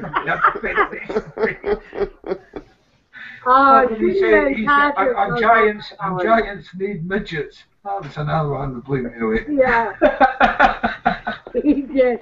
I mean, these are things he's talking about. That our tax dollar dime, and how giants need midgets wherever that, I don't know where this, he's on drugs, okay? He's tripping. Yes, he looked like he was tripping. He's just coming out of a trip, didn't he? Yeah, and so I can't even, you know, right then somebody should have slapped him and said, "You're fired. Get out of here." Well, escort you to the door. You know, I mean, and in fact, you know what? The American people went along with it, and that's scary to me. I mean, Linda, they voted in George Bush, for God's sake. You know what I mean? Exactly. Yeah. You know. You're right. I mean, and his IQ is really low. You look at him. I mean, he can't complete a sentence. I believe he's got an international arrest warrant out for him. Yeah, he does. So well, that was the ICCL in Belgium. It was the Common Court in Belgium. Yeah, Kevin and Annette. Yeah, a lot of people have a bad word to say about him. I don't know if I stand with that, but they've got an arrest warrant out for the Pope, or the last Pope, and the Queen of England. And they want people. What I laughed at was he wanted people to do a civil arrest on the Queen. I mean, can you imagine? You'd be shot if you went near. You know, and George Bush. But the thing is, George Bush has not been leaving his where he lives, is he? He's not been going abroad and stuff like that. So, you know, because there are countries that will arrest him. So I've been hearing. I've never. Go ahead. Yeah, he is. Tony Blair. Tony Blair just recently got awarded. What did he get awarded? He got some award anyway. It's just absolutely. This guy's a mass murderer, along with George Bush, and he's supposed to be the peace envoy for the Middle East. I mean, Jesus Christ. What a contradiction. He's got a little office working out of Israel, hasn't he? Yeah. Yeah. Up with the Jesuits and the Israelis and the Zionists, you know. He loves all that shit. And Obama got the Nobel Peace Prize, wasn't it? I think it was Obama that got that. I mean, crazy. See, George Bush, I think Obama, the difference between George Bush and Obama, there's not a huge difference. They get there in the end. They do the same thing. They're just, but Obama's more covert than Bush. Bush just came out with this crap and did it directly, whereas Obama's more covert, I think, about it all. But as you said, Linda, many times before, they've planned this generations ahead. Yeah. Well, yeah, and you got to understand the Washington D.C. that nation state is a corporation, and they select who the CEO is going to be. They give you two choices of who to vote on, and of that corporation. You know, they don't just pick anybody out of a crowd that says, "Hey, that person has great ideas over there. I think I'd like that person to represent me."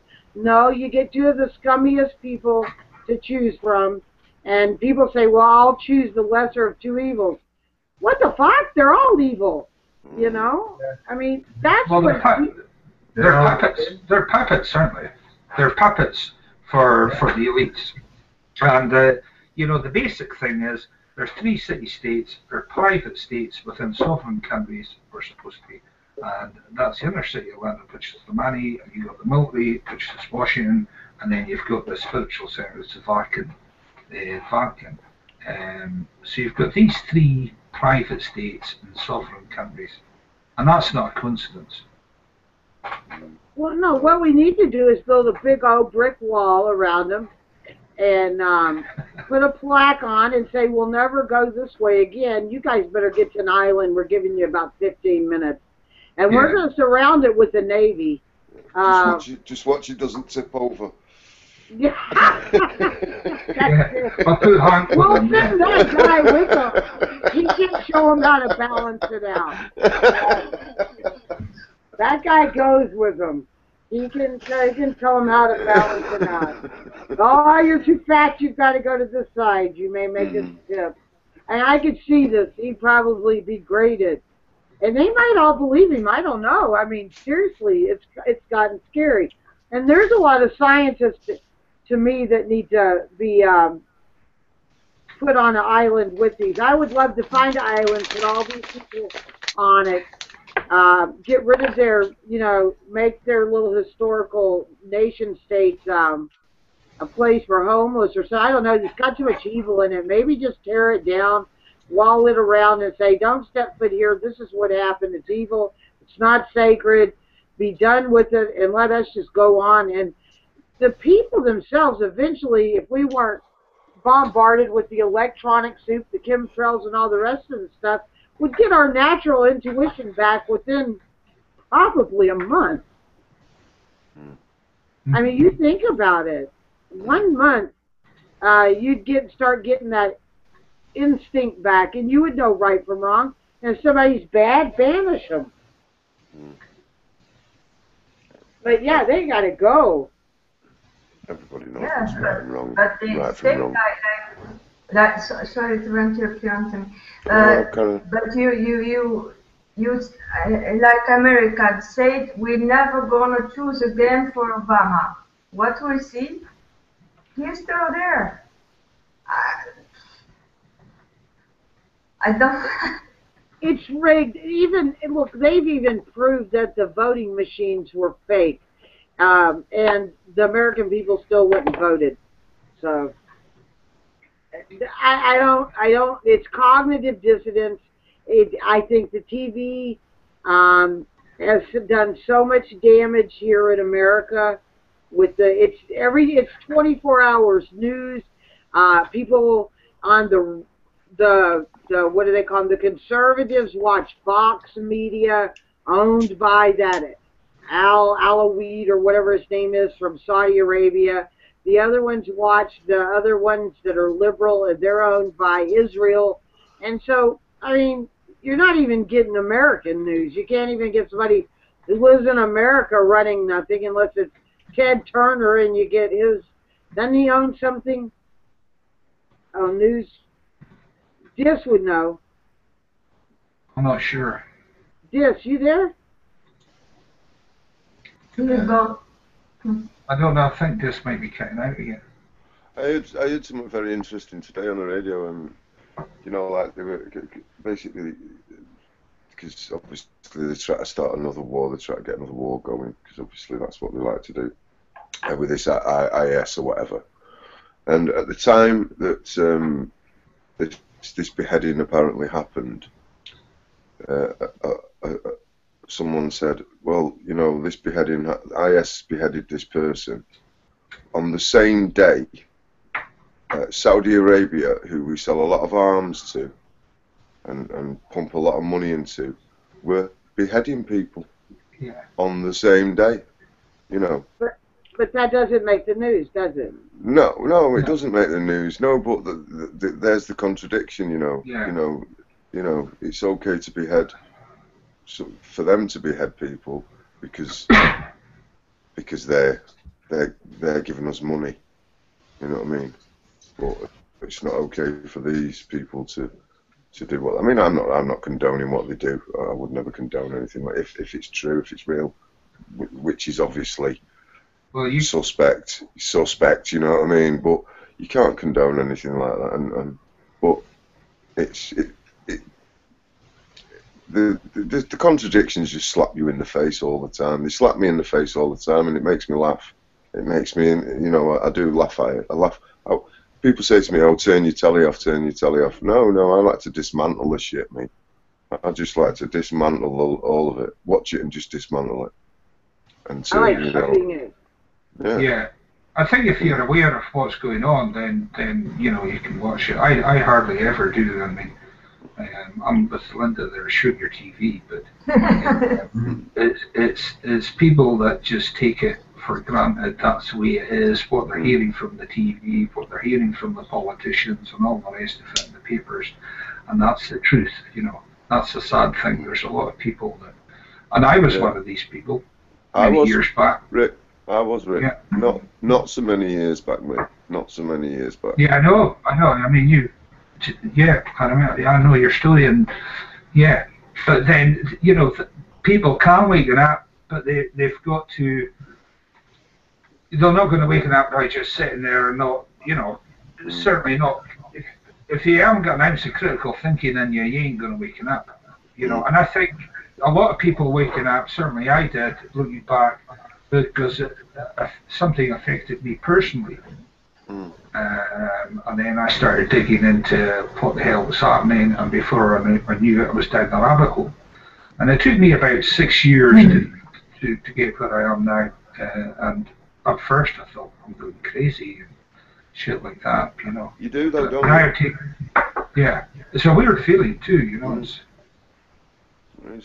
Because now, like, you know, people say, "Oh, shoot your telly," or like you said, shoot your telly, but I don't ever look at the telly the same way. No. You know what I mean? I see it. I see what's being tried to be spilled into my head, but I just don't. I don't see it that way. You know what I mean? I can't watch it because it gets me so angry. You know, especially if it's news and it's BBC, or I just get so angry within about 30 seconds. I just need to, you know, get away from it. The only time you'll ever get any proper news, Rick, is if you sit up all night, because they have to report it, because they have to be able to say, "Oh, we reported that," but they'll only ever report it late at night, or they'll put it on early in the morning on the radio, and that's their disclaimer then. Well, we reported that, yeah, but nobody heard it. Well, yeah, well, it was on, but nobody heard it because it was on at sort of 3:30 in the fucking morning or something, and everyone's in bed. You know what I mean? They do put it on, but they just don't put it on when you can see it. Yeah. You know what I mean? So the news is there, but like I say, they try and. That's why News 24 was brought out, so they can hide it away. They can hide the real news. You know what I mean? The news here is terrible, and I couldn't take it no more. And I didn't understand the TV shows. Everything had an agenda, so we took the TVs out and we shot them. It's a big destruction. It's a big destruction, yeah. But we had fun shooting them, and then we used tannerite to make sure it went to little bitty pieces. So we blew them out, actually. We wanted to make sure they died. The TVs died that day. But there's a lot of subliminal messaging too, isn't there? And a lot of people don't understand that. There's a lot of subliminal messaging. Lots of it. Yeah. At the end, in the 60s and 70s, you know, the TV used to go off the air at 12 midnight, and they used to play the Star Spangled Banner, and it had the flag waving, and underneath that is subliminal. They broke it down where it says, you know, God is the state and stuff. Yeah. In the UK, Linda, we used to have, I think Tony will remember this, we used to have, and maybe, no, it's because it's 24/7 now, but it used to stop at around about midnight or after a film, you know, a late film or whatever, and then you'd have the frickin' Queen, the anthem, you know, God Save the Queen. Yeah. Oh, shit. I used to drive me crazy. Yeah. That's what they did here. The national. I'm gonna see if I can find. Did yours have subliminals in it? Because I know that Star Spangled Banner did. Yeah. Well, I don't. It just basically it was. It's again when you think back, Rick. You know, you think about it, and you just see it. You see it all the time, and it's just there. You know. Yeah. And that's why I do watch it sometimes. I don't watch it very often, but I do watch it sometimes. Just purely just to remind myself that actually, no, you're right. So you're right. You know, just well, a reminder. You got to see what the enemy's doing too, and you know. Yeah. And if I don't watch it daily, I'll see some bits in the YouTube or whatever. Like what they're doing with this IS. I mean, they've changed their name so many bloody times I can't keep up with them, but it used to be called ISIS and ISIL, now they're called IS. Yeah. Aye. And with the last two apparent beheadings, I mean, if you compare them with actual ISIS beheadings, there's a huge comparison there. You know, but that's the propaganda. Now, the last ISIS apparent beheading, the guy Sutcliffe or Sutcliffe, I mean, my heart goes out to his family and that, if the guy died, whatever, and I think these people are dead. So my heart goes out to their family, but you'll notice that that guy was Jewish, and he came from Israel, and on the top right-hand corner of that video, of that beheading video, or apparent beheading video, is the letters S-I-T-E, SITE. If you look at SITE, that is an Israeli intelligence gathering agency on the net. And you look at the people that are running that, then you'll find the truth where that's coming. They were the ones that took out this video or released this video, not ISIS. ISIS didn't release this video. SITE did. And you just need to Google SITE and you'll find out who they are. So this guy was he an Israeli national? Yeah, he right. Yeah, and some people say it Mossad connections, but the people that released, you see, the first video was released apparently by ISIS. You know if you put a video up, you upload it and you put your icon on it to say it's your video. Well, they did that. The first video was apparently from ISIS, but the second video didn't come from ISIS. In fact, ISIS are coming out and saying, or IS they're called now, are coming out and saying, we didn't release this video. And you'll see in the top right-hand corner it's from SITE, and SITE is an Israeli intelligence agency. That's what they are. Well, I was just asking about whether he was an Israeli national, because there again. Yeah, he was. Well, there again is the contradiction. Israel, because of what happened with apparently that youth, or them youth, was it a youth? Obliterated Gaza. Absolutely obliterated it. I don't see Israel running into this place, try to obliterate these people for doing what they've done to an Israeli national. So, again, the contradiction just like a wet fish in the face, isn't it? You know what I mean? Yeah, it is. A lot of people are thinking that the Zionist agenda at the moment is to get the Muslims to obviously sectarian violence, but also to fight. Their total agenda is to get the Muslims to fight against the Christians. And this is what their agenda is. Did he want to take us back there, did he? Well, this is what a lot of people think. I don't know. I mean, well, I'm on about hundreds and hundreds of years. You know, the whole they want to take us back to that. Yeah. Well, that wouldn't surprise me in the slightest. You see, I think if Syria had been taken, like Libya had been taken, we wouldn't be seeing as ISIS at all, or as IS. We wouldn't be seeing it. I mean, they were brought together simply to get Libya and Syria and then go into Iran. Now, I mean, the Syrians were kicking their ass. They couldn't get the whole of Syria, and this is plan B for them. I mean, these guys were trained, a lot of them were trained in Jordan, and there's, factual information out there that they were trained in Jordan by British and French and American special forces. Where are they getting the guns? Obviously, they're getting the guns from the Iraqis too. You know, the ones they defeated. But at the start of Libya, they had NATO guns. You know, it was all coming from NATO. It was saying it on the boxes of their, their weapons. You could see the NATO sign on it, and NATO gave them these weapons. And look at Libya now. I mean, it's just totally. I don't know if my two friends are alive. I had two friends from Libya. I can't get in touch with them at all, and I haven't been able to. Libya is just a total no-go area now. But it's got a central bank. That's one of the first things they put in was a Rothschild's central bank. I can imagine, yeah. Yeah, and they did the same in Afghanistan. They tried to put, I think they've put in a central bank in Afghanistan too. And these people lived in Afghanistan, these places, never had any birth certificates or anything like that, or any census, and they're doing that now too, you know. Yeah. The slavery starts. Yeah. Are you there, Dis? Yeah. Yeah. Good man. Yeah. I think the biggest problem in all these conflicts is that all these governments are always working with a hidden agenda. Oh yeah. They start something to convince people to follow them, and at the other side, you got a hidden agenda to realize the plan they want without knowing, without informing the civilians what they want to do. So they are starting an attack. It's a maneuver to confuse people, and then they don't know what's happening, and governments know for sure what they want to do.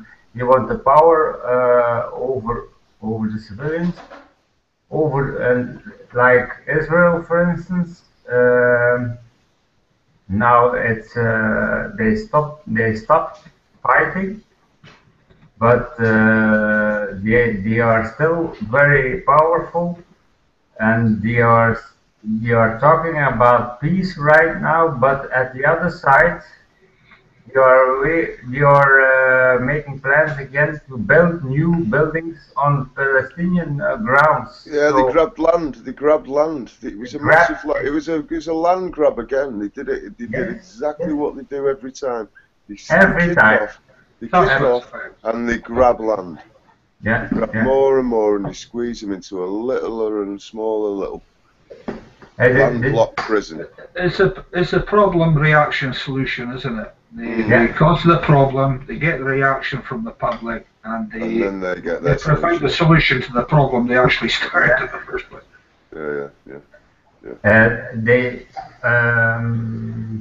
You only have to look at the Ukraine.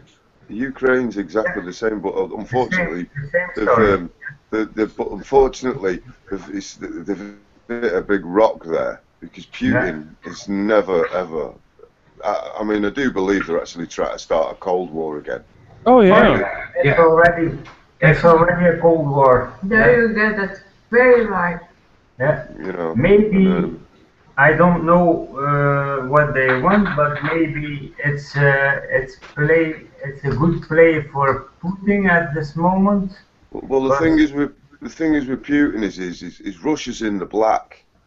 Yeah. Russia has no debt. Russia's not. Russia is in no debt, and it's in the black. Yeah. So basically, Russia has no actual worries. The Russians live really, really well, you know. And basically, the fractional reserve bullshit, compound interest isn't there in Russia, and they want it in Russia. They want them slaved. They want them begging, you know. But the trouble is, Russia has too many resources of its own, and the West rely on them resources. And this has been a massive. It's a big headache for the West, because they can't do anything. They can't do anything about it. And actually, Putin's laughing at him. And if I was Putin, I'd be laughing at him. Is that what you want? Is that what he wants? He want to go back to the past. He don't like the perestroika of Gorbachev. He wants back to the USSR. If he gonna succeed in this plan, I don't know. I don't think so. But the fact is, Europe is blind, and they wanna be involved in Ukraine, and they have to watch out for peace, I think. Well, the Ukraine's like a massive garden, isn't it? It's pure agriculture, you know, Yeah. and you know, and to be honest with you, again, it's the EU are doing what the Israelis are doing. It's just it's land grab. It's land grab. Yeah. You know, and that's what they're attempting to do, just land grab. They're trying to take over a little bit by little bit a part of Russia. It's becoming eventually they are aiming for a one world currency. One world digital currency where there will be no money. It'll just be credits. Credit this, credit that, you know, and that's my personal view on it, to be honest. Well, a lot of people are sleepwalking into this, you know, one world currency, a cashless society too. Exactly. They don't want cash. Yeah. You don't want cash because There's buses in London just now that won't take cash. I think it's the green buses they call them or something, and it's got only card only. I mean, that is really. I mean, if we get total cashless, even with the shitty system we have at the moment, then we're totally buggered. That's it. You're slaves. Well, You're yeah. slaves. You control your money. You can't, you know, trade it amongst yourself. Anyway, Take this off and look at it. to them. As soon as it's done. I have to tell you guys a story what happened to Kenny recently. We paid rent, and he went to the person who we pay rent to's bank and was going to deposit money in their account so they could get the money. Do you guys understand what I'm saying?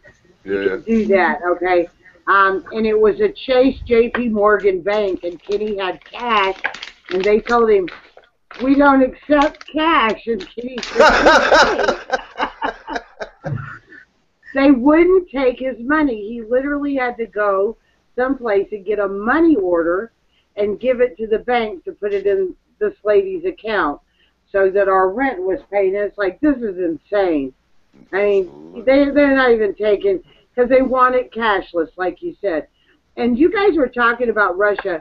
Do you guys in some way think that, see, I think this is, in some ways, they planned this way, way ahead, and that Putin, because he used to be KBG, he's just as big a part of this as the rest of the empire people.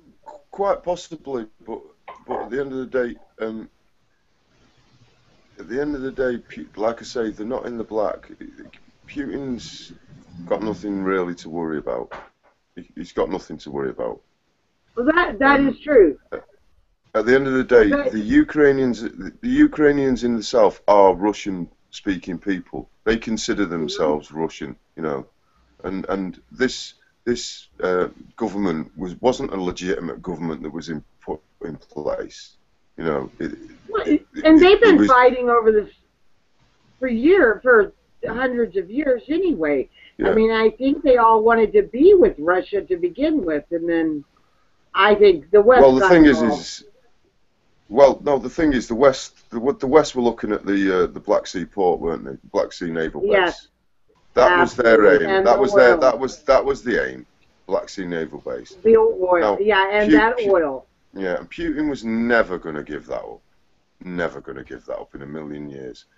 So, for him to even attempt it was folly. And now they've just, again, like they always do, they've unlocked the beast. You know. And they've unlocked people's self-preservation and self-beliefs, and you know, and we don't want this, and you know, it's. I mean, that plane that came down. Again, you know, they can't prove anything. We believe it's this. We believe it's that. Nothing's been proved. You know, there was a Ukrainian Air Force plane up there. These people will stoop.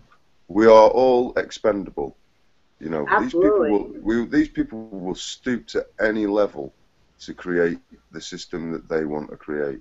Yeah. I believe if we could get off of petroleum and start being more self-sufficient and I know we're going to need a little petroleum, but I mean every country is after resources. Who controls the resources? And if somehow we could just stop and find alternative measures, be it solar or whatever. I mean, Tesla could have freed the world, but they hijacked him, and Yeah, we cold wouldn't be in the fusion. problem. They say Yeah, cold, I mean, they say cold fusion doesn't exist. It's bullshit. Cold fusion does exist. well, so see how they've hijacked everything that could have been for humanity is now, used against humanity with wars. And I don't know, like the 9/11 day, don't consume, don't drive, don't use petroleum. In America, petroleum's a big deal. If you stop driving for a while, it would be devastating to the government, not to the people. I don't think people call it here, shit's going to hit the fan. Shit hit the fan a long time ago. I just think people are catching on. Mm. You know. Slowly but surely, Linda, they are. Yeah. It will be a slow thing. It will be a slow process, but eventually, because yeah. like I said before, because this bullshit is unsustainable. Oh, absolutely. I read something that Great Britain. If the rest of the planet consumed what Great Britain consumes, you would need 3 planets to sustain life and the consumerism. You'd need 3 Earths. You'd need 3 Earths just to sustain the rest of the planet. I thought the U.S. was bad. No, well, that's just Britain. That's just Britain. So it's unsustainable. It's completely. It's the mentality of the whole thing is just. It's completely crazy, man. It's crazy. It really is.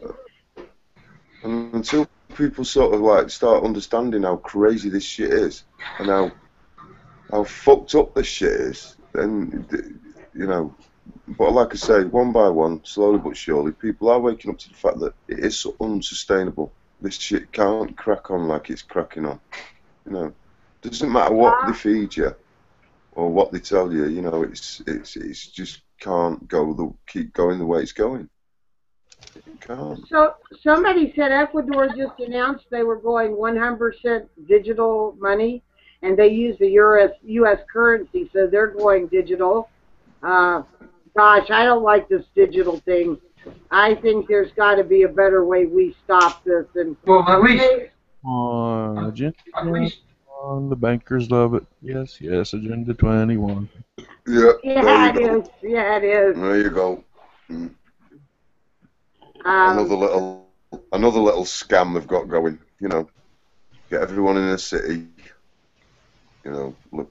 Do I say this to my missus all the time. I mean, Britain is a small place, but when you drive in Britain and you go out, all you see are fields, and this is just fields and fields and fields. And I say to the missus, I say, where do 70 million people live?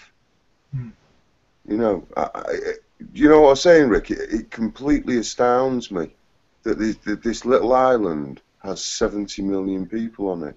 Where are they all? But they're all sitting on top of each other. It's all centralised, It's all centralised, and they want us to be dependent on the system. The trouble is with the cashless thing. If we do go cashless, which we are going to go cashless, at least with something that you can hold, whether it's a bit of paper or a bit of silver, whatever. At least you can put it under your pillow. If it goes cashless, we're totally screwed. More so than we are at the moment, because we can't hide our cash. We can't do what we want with it. And if they want cash from you, they'll just close your account then. Oh yeah, and we've also got RFID chips embedded in most of these products. You can have RFID chips embedded in your shoes right now. You probably don't yeah, they're doing that right now. I mean, that we're sleepwalking into that as well. Is it somebody was saying? Was it last night, Tony, that one of their kids have got to put their finger in something to? Was it school or something? I can't remember. Yeah, fingerprints and shit like that. Yeah. To get into school. People, I know a scaffolding. Hey, check this. A scaffolding company, Rick. A scaffolding company, right in Manchester, where you go to the yard and you have to put your fingerprint in to get into the yard. You know what I mean? Well, somebody this is just a scaffolding company, Rick. You know what I mean? Yeah. You know, this is how it is going. Somebody on our chats last week said they had to use their whole handprint to get in, and I don't think their jobs, I don't think they work in some big government place, and they have to use their handprint to get in, which is terrible. I have to go Linda, do you think they lie about population numbers? Actually, I do, because I flew over half the U.S., the west part, when my father died. And, of course, they're saying, the cities are big, yes, but not 10 miles outside the city. Like Anthony was saying, it was nothing. There was nothing. I mean, there was a few houses here and there, and that's the way it is here. Seattle's a big, there's like Seattle and Tacoma and Olympia. So you get outside there's nothing. There's mountain ranges with nothing. I believe they fudge, and we can't verify the population numbers. No. So I don't think there's as many people on the planet, like you said. Why do you think they would lie about that then? What's the agenda behind that? Well, overpopulation and carbon tax, you name it. And so that's why they scam what people they have. I don't believe for 1 minute how many, we're supposed to have how many billion people on Earth right now? 7 billion or something. Yeah, I don't believe that for 1 minute, because I just don't, like Tony just said, all the people that are in England alone, the island would tip over, just using that as a pun. But yeah, exactly. But one myth, and I'm glad Tony brought that up, because if you speak to any government guy or whatever politician, they'll say that England's getting overcrowded. But it's not getting overcrowded at all, because you can go. I mean, Scotland's completely empty. You can drive for miles, Rick. You can drive for fucking miles and miles and miles. And yet they're saying there's no land to build houses or whatever. It's completely crazy. And I do just look out when I'm driving with her, and I think, where do all these so-called people live? You know what I mean? It's like, what the fuck? Because I know that London is a big place, but even on the home counties, when you're driving into London through the home counties, it's still fields and fields and fields. Yeah. And there's just pockets of mass population, and it is just pockets. That's right. It's bizarre.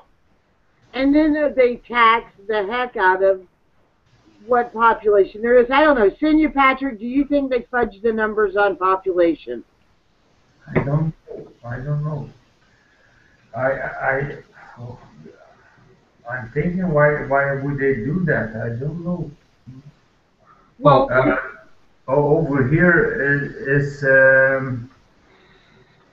they said here in Belgium, Belgian people are born with a brick in the stomach. A lot of Belgian people are building their own house, and where I lived before in the East Flanders, almost the whole area of East Flanders is full of houses. But Patrick, can you drive out of East Flanders and just see countryside? Yeah, over here where I live now in the West Flanders. So I live in Flanders fields. There is a lot of nature. Yeah. But in the rest of Belgium, they are building houses all the time, and enterprises too all the time. I read something in the newspaper last week. Every day there is a lot of I can't remember anymore. But every day they are building an, a big area of every no, houses or enterprises. Each day they are building more and more and more. Not So here because at the end of 2050, I think the whole Belgium is full of buildings. And when they go on like this. Now, Well, Manchester is the most developed. It's the most developed country city in Europe. It's the most developed city in Europe. Now, what they keep doing though is they knock stuff down and build. You know what I mean? Yeah. It's not going out. It's kind of going up. Yeah. You know what I mean? Yeah. So, but they're keeping they don't you know. So basically, eventually, we're all going to be in space. The way they keep doing it. I think that's a part of Agenda 21. Yeah, totally. They don't want you to have they don't want you to have a little bit of land where you can try and self-sustain your life, you know, build your own veg and stuff. I know guys in Texas that, can't have chickens in their backyard and shit like that. I'm here in Scotland, I'm in a suburb, semi-detached house. I could have a donkey in the back garden. I've got a big back garden. I could have anything I wanted, more or less, and they wouldn't bother. But I certainly, Linda could. I think it was Ronnie, wasn't it, Linda, that he was saying he couldn't have chickens and stuff, which I find absolutely crazy. And there's a guy, Chuck Smith, he was talking about that as well, that they were stopping them growing their own vegetables and things, you know. Well, they're trying to make it. They're trying to. This will be right back, guys. His computer crashed and he'll be right back in. But yeah, the crazy thing is they're trying to, not where I live. I live in the middle of nowhere, and I don't think they really care. But in a lot of the little cities that are not big, they don't want the people to grow vegetables, and it's kind of insane. And they're building houses not far from me, but nobody lives in them. It's like, and then the town down the road from me, I know where you're going. Yeah. People are moving. It's crazy. So I don't know if if another country's about to move in where we live or something, but the population's dwindling where I live. But that's it. They keep building, right? We've got shortages, apparently, not in Scotland, but, well, we have in Scotland, but more so in England, of houses, right? For people that can't buy their houses, like, they need council housing and stuff.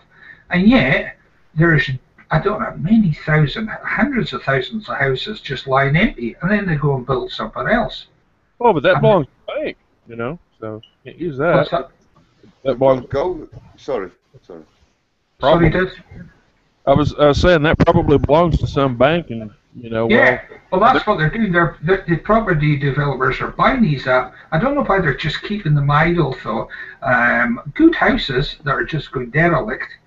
And I don't know if it's like that in Manchester, but I saw a program lately that a guy was going around trying to get these houses to get the council to do these houses up, because loads of people don't have houses. They've they're doing some flats up, Rick, in Manchester. They've started developing the flats again. The council sold them to the developer for £1 a flat. What? £1 a flat. Fucking hell. So somebody in the council owns that development company. Well, basically, £1 a flat. They do that over here. Yeah. Unbelievable. Well, £1 is what in about $1.50 in the US. Yeah, for a flat. About the price of an order of fries. Yeah, they do that over here too, though. I've seen them auction off stuff, houses.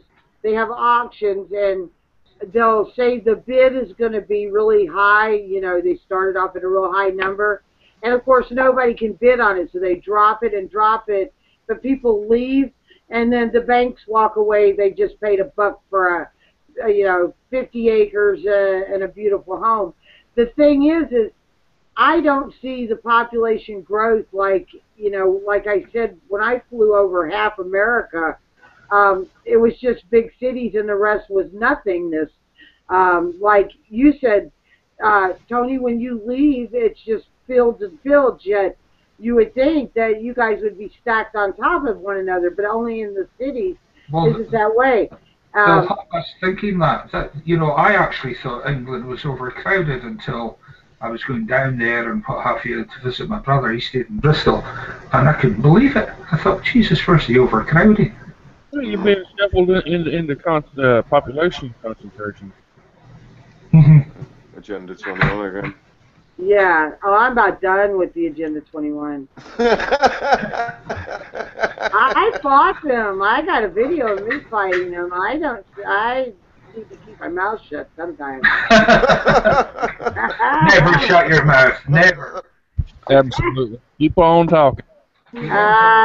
One of Rothbard's concepts was the concept of if something isn't being used, if you've got a piece of land or a piece of property that's not being used for so long and it's going derelict, it goes back to the commons, and someone should be able to come in and make improvements on it and apply for title, and then they own it. That way nothing is just lying around being unused while people do without, because it's, just the obvious natural rule that, if somebody's hoarding something and they're not using it, it's not, it's against the public interest, so it's anti-human. Yeah. Yeah, it is. And little differences like that between the Ayn Rand school and the Rothbardian school left me more Rothbardian for sure.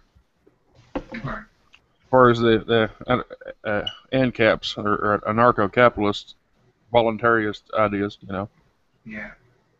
Of course, I think we need to buy it. I think, guys, on the panel here and on the page, we need to buy an island, chip in, buy an island somewhere, and start up our own community. Be self.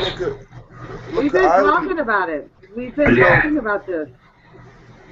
In Ireland, Rick, they've got ghost towns. Oh yeah, in Ireland. I'm saying an island. I don't know if you thought I said Ireland, but I want to buy an island. Get a No. But I'm just going back to that thing where in Ireland they've actually got a ghost. They've got ghost towns. It's the same here in the Western Isles. I can show you little bits and pieces, and obviously it's just a ghost town. Not huge, but they're dotted all over Scotland. I'll need to send Matt up there to do the explorations. Yeah, you should do. Yeah, you should send the links. There's lots of places like that up here. But Scotland's completely empty anyway. I mean, you can travel when you come up to see me. Hopefully, you travel up the A9. It's called. It's absolutely empty. Just hills. I've been up there, mate. I've been up there. Oh, you've been up there, part right? Of the world. I've been to Scotland many times. Yeah, it's a beautiful part of the world. How far up? I do enjoy it up there. I like the people. And I like the country. It's a good part of the world, How far up did you go? Well, I've been up to Ayr. I've been up all up the west coast there, and I've been Edinburgh way and a bit further up. I've never been as far as Aberdeen. I've never been up that way, but even when you're driving up there, you know yourself, Rick. You drive up there, and it's all you see is nothing. It's just countryside, and it like I say, I just get but it's not just. It's every time I go out, Rick, that I'm just gobsmacked that I get all this. See again, I just dismantle this crap. Because I get all this shit like we're so overcrowded, we're so overpopulated. But then I'd drive out and I go, no, we're not. Well, you could go outside the back garden. Well, that's what I mean. You've seen the just view. Fields, isn't it? Yeah. Yeah, I've got fields at the back of me here. It's bizarre. Absolutely It is bizarre. Yeah, and I think Linda's right. I think the population figures is just a lot of crap. Mm. But you have to think that, don't you? And considering as well that they tell you that we're not having enough children. But That's true. They are saying that. They're saying that. You know, in one breath they're saying we're overpopulated, and in the next breath they're saying we need more. And it's because the population's apparently getting older, and there's not enough young ones. Yeah, In Scotland, we do have that problem, apparently. I'm not sure if it's true because I haven't gone around every house, but they say the population's getting, you know, there's too many old people and there's not enough to sustain it, but there's not enough young people. In Inverness, where I stay, I don't think that's the case at all. I mean, I worked in hospitals and things, and we got censuses, and it didn't give us that. But they were non-governmental censuses. Right. There seemed to be many people. But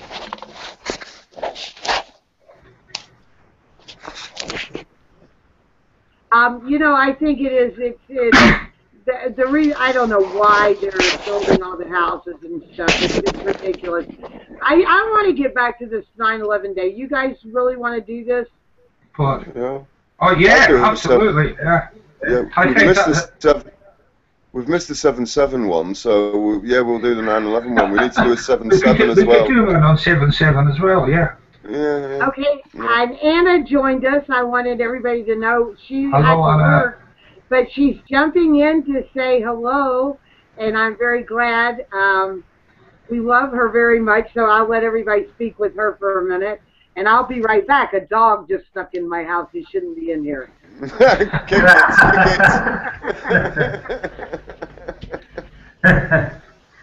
I had to pop in, lads. Hello. Hello. What are you doing?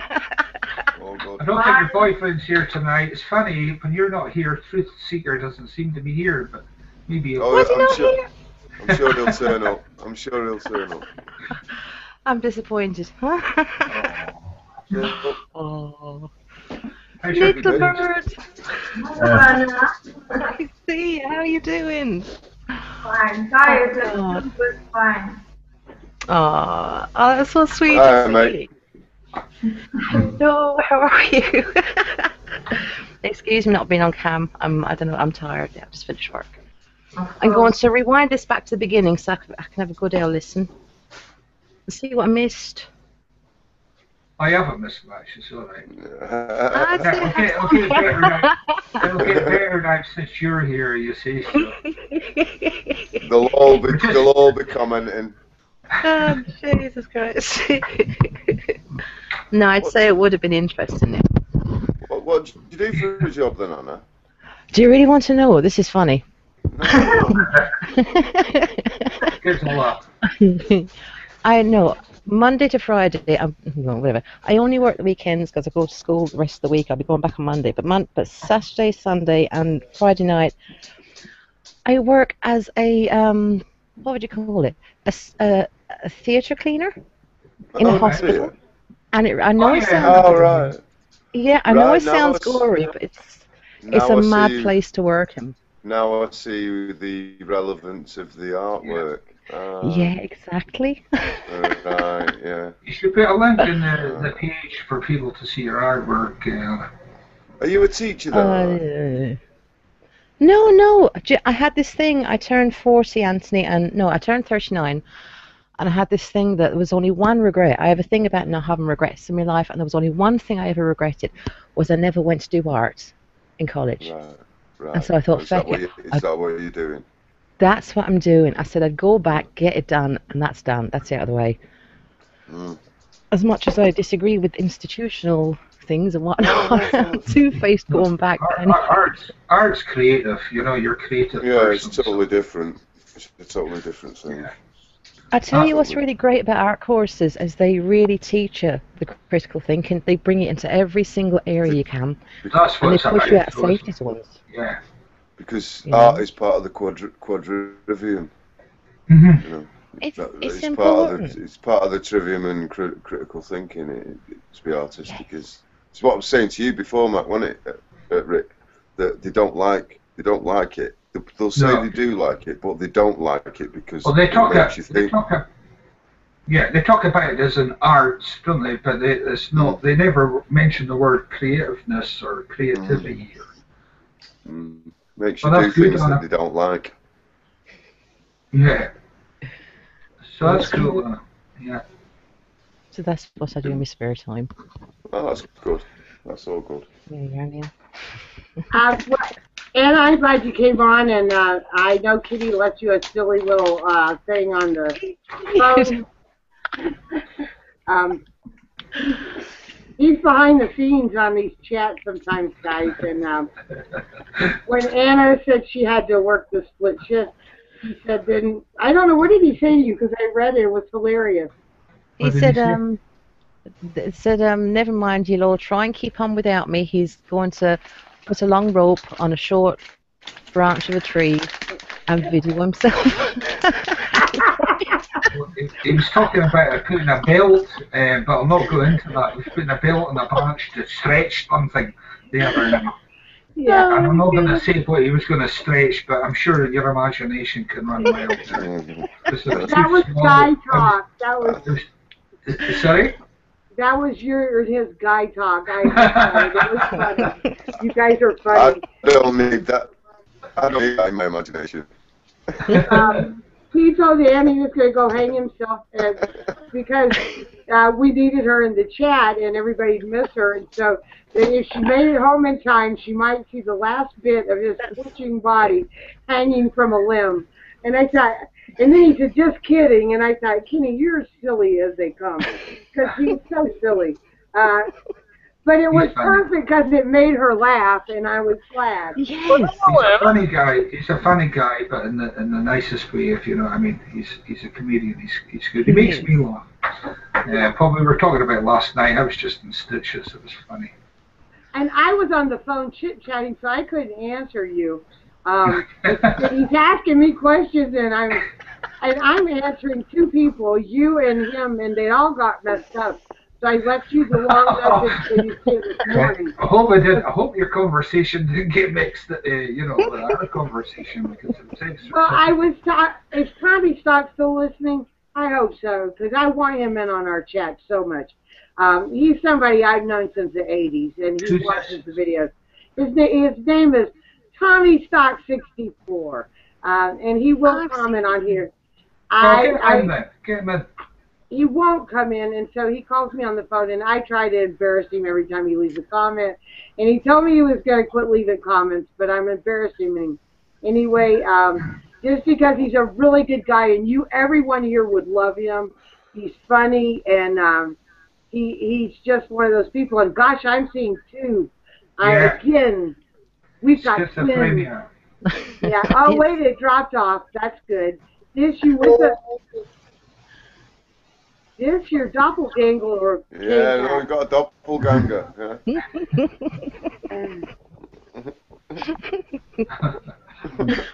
Oh, I'm so glad I came along for the last few minutes. Seriously. What do you mean last few minutes? Why are we getting cut? Are you cutting us and shutting us down, Linda? I gotta do some farm work in a little while. Before the sun goes down, I gotta do farm work. Oh. What time is it there then, Linda? It's 4:22 p.m. Right. I tried to do a lot of it this morning, and but I still got some to do. Before it gets dark, I have to do that. You're 8 hours behind that, or we're 8 hours ahead of you here in the UK, so on Ireland. I see. Well, the thing is, Kenny's one-handed right now, and he's been doing it all, and I can see his hand is sore, and I can do some of this stuff. So, like, I need to go get some apples. We have an apple tree. I need to go pick apples, and I'd love one of those. And berries, and yeah. I'd love an apple tree. Your berries are awesome. Yeah, I think I saw a video or a picture of your berries.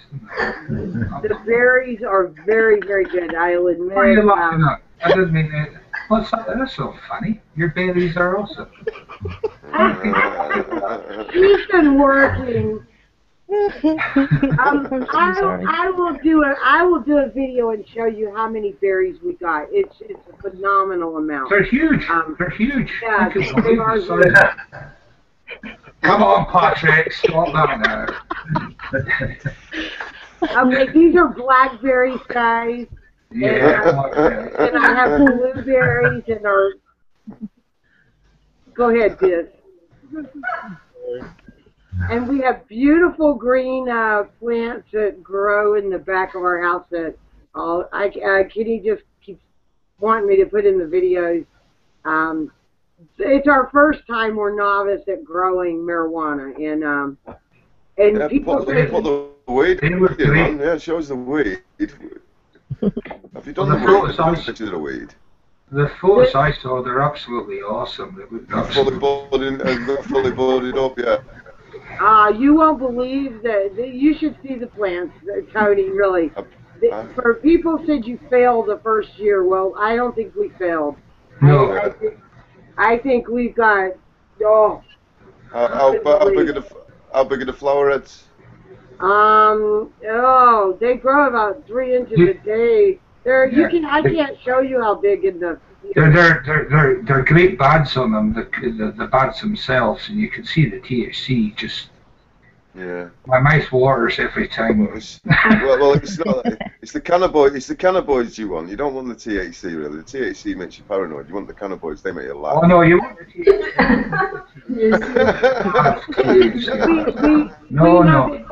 We have indica and sativa growing. Have you got both strains? Yeah.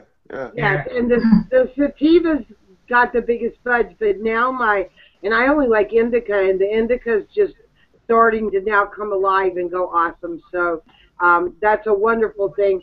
But I did a video. I'd like you to take me in your garden. I wish we had smell-o-vision. You know what I mean? Take me in there. I can smell-o-vision. It comes in through the window. I did a video. Now listen, I did a video yesterday on making. You could either call it vegan or vegetarian, or I used cheese, so mine had, animal products in it. But I showed how we make burritos, and we used in the salsa, and you don't heat it up, so it was non-psycho active. And how I use the marijuana leaves in the salsa and stuff, and it's really good for your health. So I would see with that leaves, I would freeze them, then make babble hash. But that's just me. I like my THC. You're wasting them by just eating them. You need to freeze them and then mash them down, put them on cook, take a better stuff. I've got some frozen, but I'm going to actually, if someone comes to visit me, they're on the panel. If this person will come visit me, I'm going to save some leaves so I can make some of this salsa for them, and because it's actually better for your health to eat it raw than it is to have it heated. So, did you get that disc? What's up? I threw a hint out there to you. I said some of those leaves I'm going to keep and freeze so I can make a salsa if I could get someone to come visit me. Yes, you need to go and visit. Either that. Yeah, yes. I said hint. They're on the panel. Everybody else is overseas. Hint. Yeah. But the indica strain is good for medical uses. The sativa is for a spacesuit. I like the indica. I just in my dreams, I dream this. I don't. Obviously it's illegal here in the UK, but the indica strain's for medical. It's more a couch shit. The sativa, I'm not. I know somebody that Tony and I know. He likes the sativa hit. Yeah, he does. Yeah. But they're two totally different strains. But I think for the medical, that's why you got them, Linda, wasn't it? For your, was it your shoulder and stuff? My back, because it's torn, Yeah. But the indica's cool. I like that. It's a nice couchy hit.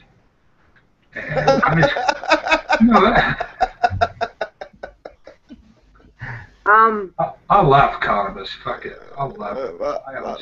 Mate, I used to, it's only because of the the youth that I don't. You know what I mean? Yeah. The ironic thing is they all do. I think Solar. I think Linda. I think Peanut's trying to get in. I'm not sure how he's having difficulty getting in. Peanut. Who's this? No, Peanut. Okay.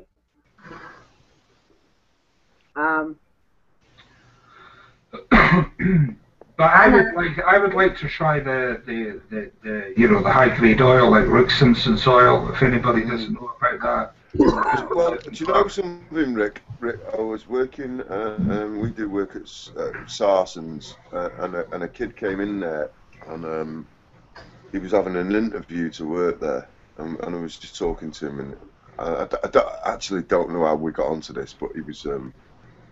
Basically we were talking, and I said something, and he went, "You're awake, you aren't you?" And I went, "Yeah."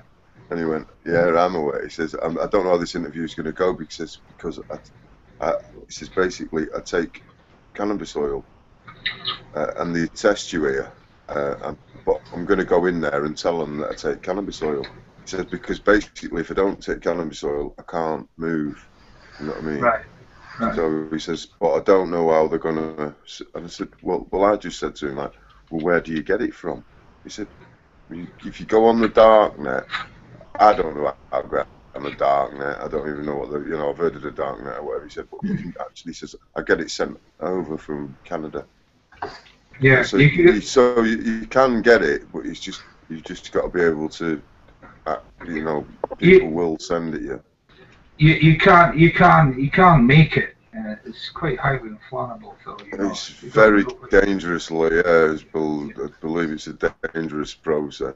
Yeah. But the guy, Cheech and Chong. You remember Cheech and Chong? Oh yeah.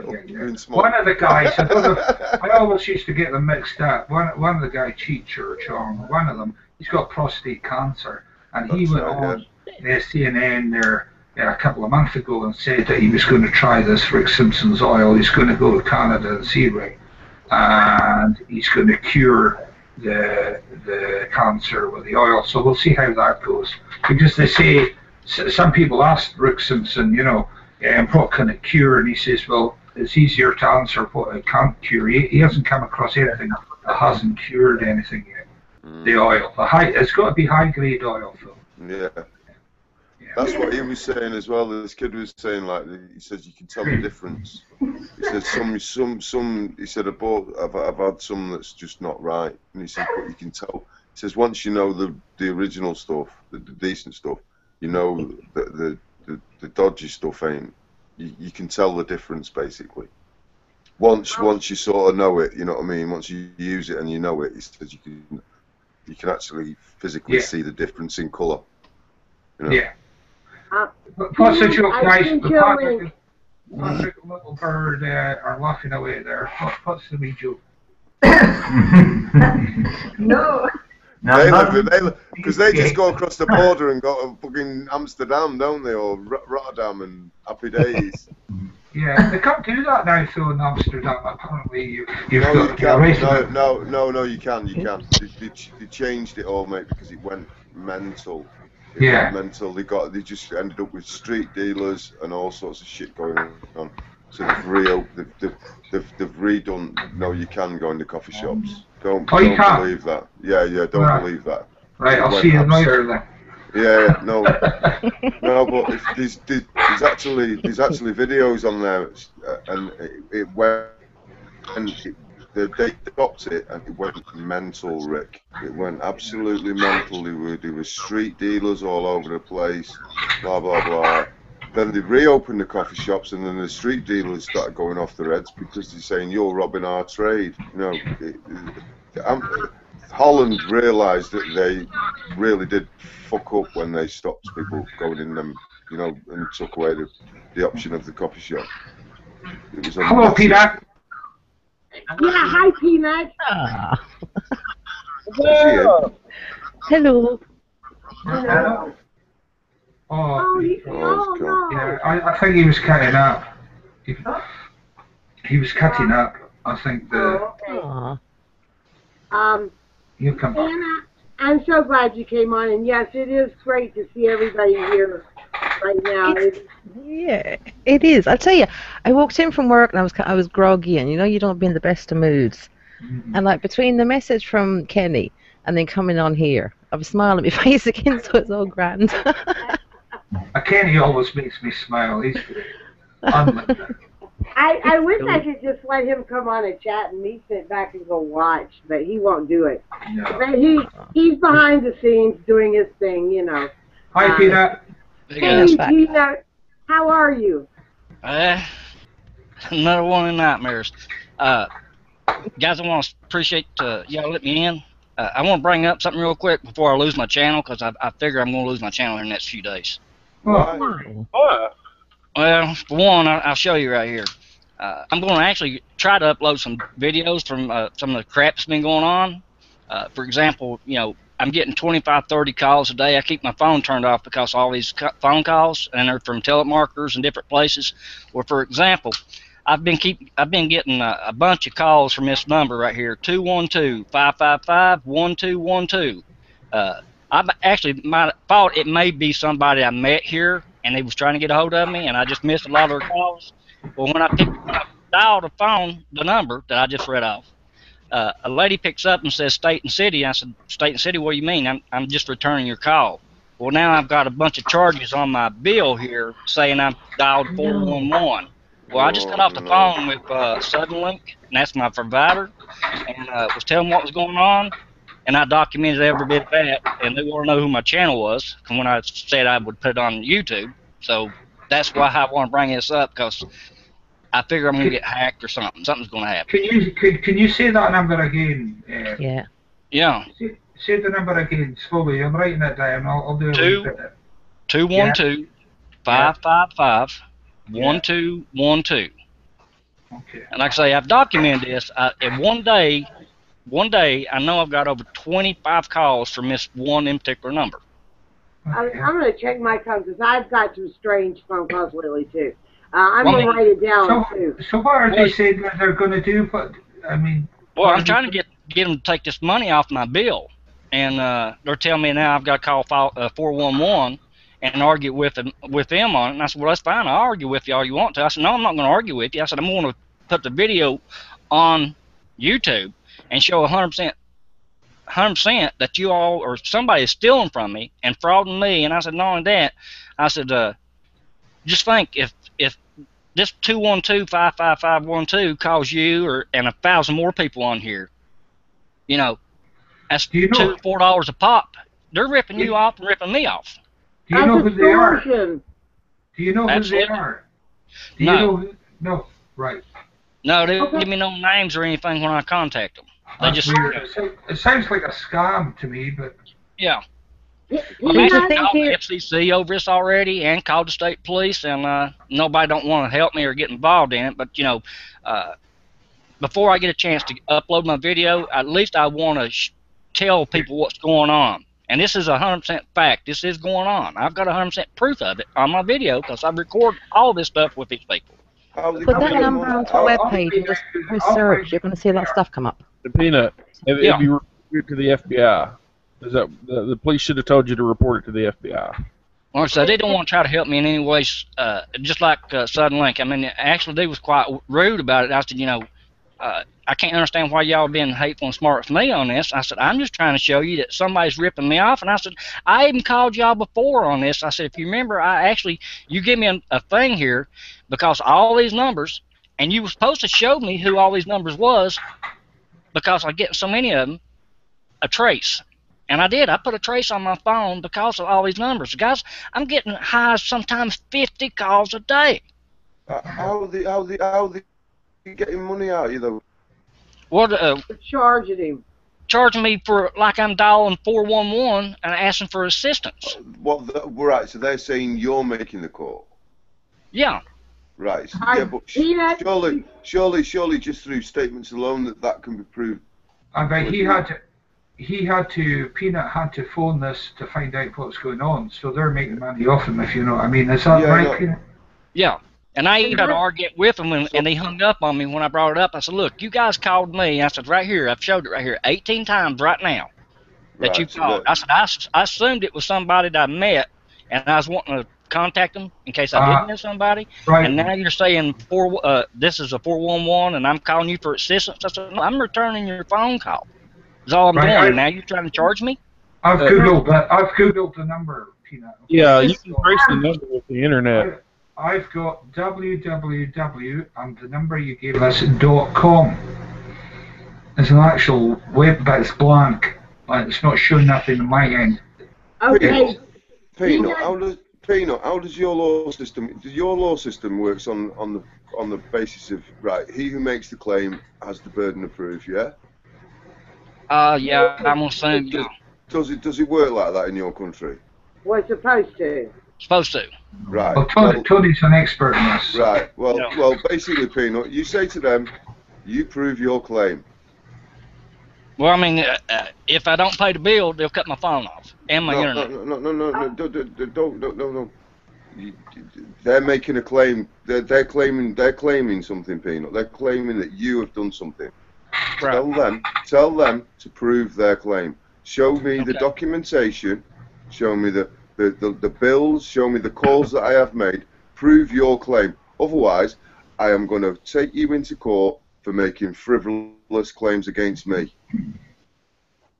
What I'm going to do here in a little bit is I'm going to upload these videos showing all these phone calls, proving, and I'm pretty sure I got the video when I called them everything I'm stating. I'm sure I did. Well, I'm sure if Tony wouldn't mind, I know Tony's in the UK and you're in America, but Tony deals with a lot of this all the time, regardless of where you're from. So maybe later on, you two guys get together and he can help you out. That would be a good idea. And do me one favor. Do me one favor, Peanut. Before you put these up, go and set up you another account on YouTube. Set up another YouTube account. Yeah. Get one set up. And give us send us the link here. Some places, somebody send it to me, send it to Rick, the people through Google Plus. We'll add you. That way we can get you back up and rolling if they do take your account down. So do that before you upload. Is there any way I would advise you, Peanut, to speak to Tony. Tony is Anthony. I don't know if you've spoken to him before, but you speak to him. You two guys get together one night, and I know it's a little bit different in America, but I still, you're innocent until proven guilty. Yeah. Supposed to be. You're right. Okay. We know it's a bit Jekyll, but basically, he who makes the claim, Peanut. So this company is claiming, saying you've done this, yeah. Now don't speak to him because you don't have to prove anything, Peanut. They're making the claim against you. They have the burden of proof. They have to prove their claim. You don't have to prove shit, mate. You don't have to prove. Don't speak to him. Don't even talk to him. Don't utter a word because all you're doing when you do that is you're testifying against yourself. Don't do that. If they're making a claim, fine. Take my little mucky arse to court. Take me to court. Seriously, Peanut, take me to court. If you're making this claim that I owe you money, take me to court. Well, what I'm going to end up doing on this, Tony, is I'm going to go, it's probably about a 30-mile drive for me to the local office, and I'm going to pay my regular bill in cash and get a receipt for my $77.89 instead of this almost $90 bill they're giving me. And I'm just going to tell them, look, I'm not going to pay these extra charges on this here because, this is fraud. No.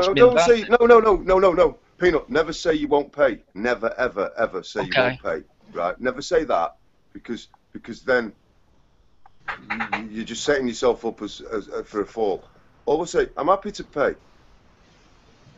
Prove it. Show the proof of claim. Prove your claim. Prove your claim. Don't I'm happy to pay you, just prove it. If this is a scam like you're saying it's a scam, Peanut, they have to come into court and prove that you have done what you have done. Well, like I said, the only thing I done, Tony, was after like 20-some calls one day, I just returned the call. Exactly. So it'll all be documented. They have to bring their evidence into the court to prove that you have done what they say you have done. You know what I mean? They will run a mile, mate. Believe me, they'll run a mile. I think they're scammers, man. Yeah, they're just hoping you're going to go, okay, I'll pay. Leave me alone. It's the simplest thing to do. Don't speak to him. You don't have to speak to him. Just ask them to take me to. If you feel you have a legitimate claim against me, yeah, let's go into a courtroom. If you fail on that claim and make a frivolous claim against me, I am going to take your ass to the fecking cleaners, mate. Simple. That's all you say to him. You don't have to speak to him. You never have to speak to any of them. Because it's not your burden of proof, Pino. It's not for you to prove. It's not for you to prove anything to them. They're saying that you've done something. It's for them to prove. Yeah, absolutely. On the right-hand side, in our chat, I don't know if it's in the outer chat, but Patrick Littlebird put in a link about this number, and I've gone right through, and it's gone to jackproductions.com. I'm going to go look up too. I'll say what got my interest on it is after when I was on the phone with him, I did slip up and save my YouTube channel, so I wish I hadn't done that. No, don't worry about that. jackproductions.com. I don't know who they are, but they're linked to this number. Well, like I say, I don't know if it'll show up on there or not. I'll do my best to pull it up. It's very small. But that's the number, 212-555-1212. Well, this Jack Productions have, you know, and when I did contact the side of the lake, they told me it was affiliated with 411. Okay, 212 area code is New York City, the Manhattan area. Just so you know that, so you don't live anywhere. So 411, that has nothing to do with you. So at least you know that 212 is New York, the Manhattan area. That's the area code right there. It looks like. I also want to bring this up to everybody that can watch out for these numbers. Yeah. It's a scam. Put it up. Put it up. The website is not even constructed properly yet. This number keeps you. I'm glad you're saying that, Rick, because like I say, the phone call was quite innocent when I called my provider. This guy was just arguing all the way around with me. It's legit for 411. You're going to have to pay it. Don't get into arguments with him. Just say to him, I'd like you to prove. Listen, I'm happy to pay you. Just can you prove your claim? If you can prove your claim, if you feel that you have a court, if you feel you can take me to court, let's go to court. If you feel you have the evidence, let's go to court. Let's call them on the bluff, because it's a bluff. It's a total bluff. Well, honestly, for the last 4 or 5 months, Tony, I've been having a time with my provider. It's like they're trying to get rid of me. On my, one thing I know they're trying to do. All I pay is $25 a month for unlimited calls. And they've asked me to change my number because of all these harassing calls. Have you got? And I said, okay, I can do that. But if I do that, they're going to charge me $29 just to change my number, and then they're going to raise my phone bill to $49 a month. And I think that's pretty fair. I found them. Here, I found the website. Here you go. This is who they are. I'm going to leave it in the external link. You guys tell me what you think. It sounds very fishy to me. Listen, it's not just one website. It's like a rake of websites. You've got the Jack Productions, and then you've got this Exotic Panther. That's there you go. There you go. And oh wait a minute. Contact us. Let's see. Contact us. They don't. They're using like a Hotmail. It's got NGUS. Yes, NGUSO.com. Now this is just a scam, man. It's got the websites are not even properly constructed. And here's their email. Their email says exoticpanther@hotmail.com, like he said. They're in New York. They say they're an accountant, CPA, bookkeeper. Exotic Panther, hello. That's not even, this is a scam. You can beat this. Great. Yeah, 215. Yeah, that's the number there. You're right. Exotic Panther contact title and it's got the number that Peanut gave us, 212551212. But there's nothing about them. Normally a website, a legitimate website, will say about us, and you look into them, and what have you. This guy's, it looks Chinese to me. And I think this is from China. I do too because of the Chinese writing. But as I'm looking on the website, you're not the only person getting these calls. There's lots of them. Yeah. There is tons of people getting these calls. It's probably Like really, unreal, guys. I got to keep my phone turned off, and you know I don't need to keep my phone turned off because I got a lot of stuff going on with family issues right now. And, you know, if I miss an important phone call from him, you know that's going to really screw me up. But you know, these phone calls are starting at 8 o'clock in the morning until 8, 9 o'clock at night. Like I say, sometimes one day I think I had 58 calls one day. Have you got an answering machine? No. No. Well, get yourself a cheap answering machine and just answer the calls you need to answer. Ignore these guys. Just ignore them. Don't give them any info or anything. Just ignore them. And they're scammers. They're all over here. I see there's the one here in Washington State. 212-555-1212. This is a scam. They are all over the place. They're all over the place. Yeah, you need to. I would contact. First, I'd contact the city and say, "Okay, I don't have nothing to do with this. Go punch this number in Google." Oh, wait a minute. You just. Yeah, Anna's written something on the side here. It's copy and pasted from the bottom of one of those pages there.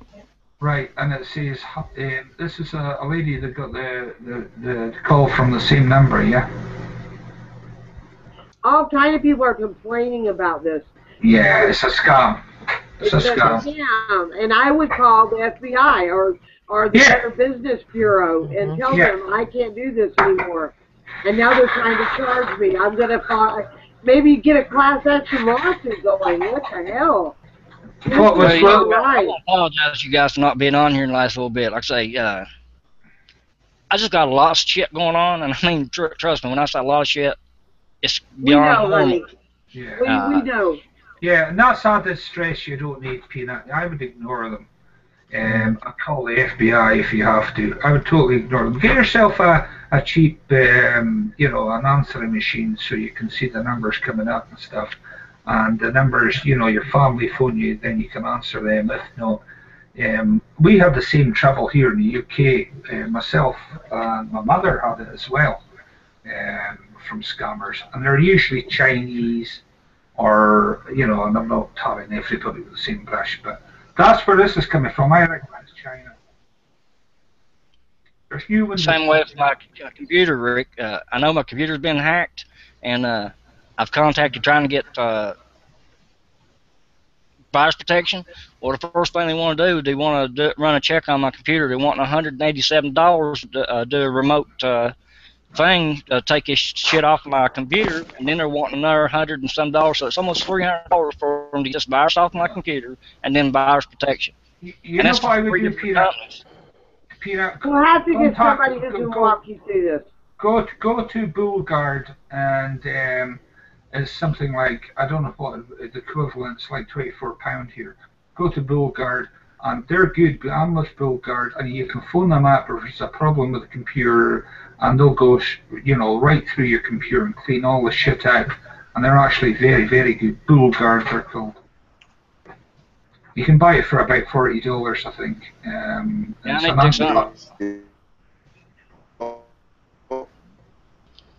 You're breaking up, Phil. Yeah, I would call it FBI. You're right. Yeah, you're right. Because that websites that we're seeing, they're not legitimate websites. That's just scamming websites. But you don't need the other stress, Peanut.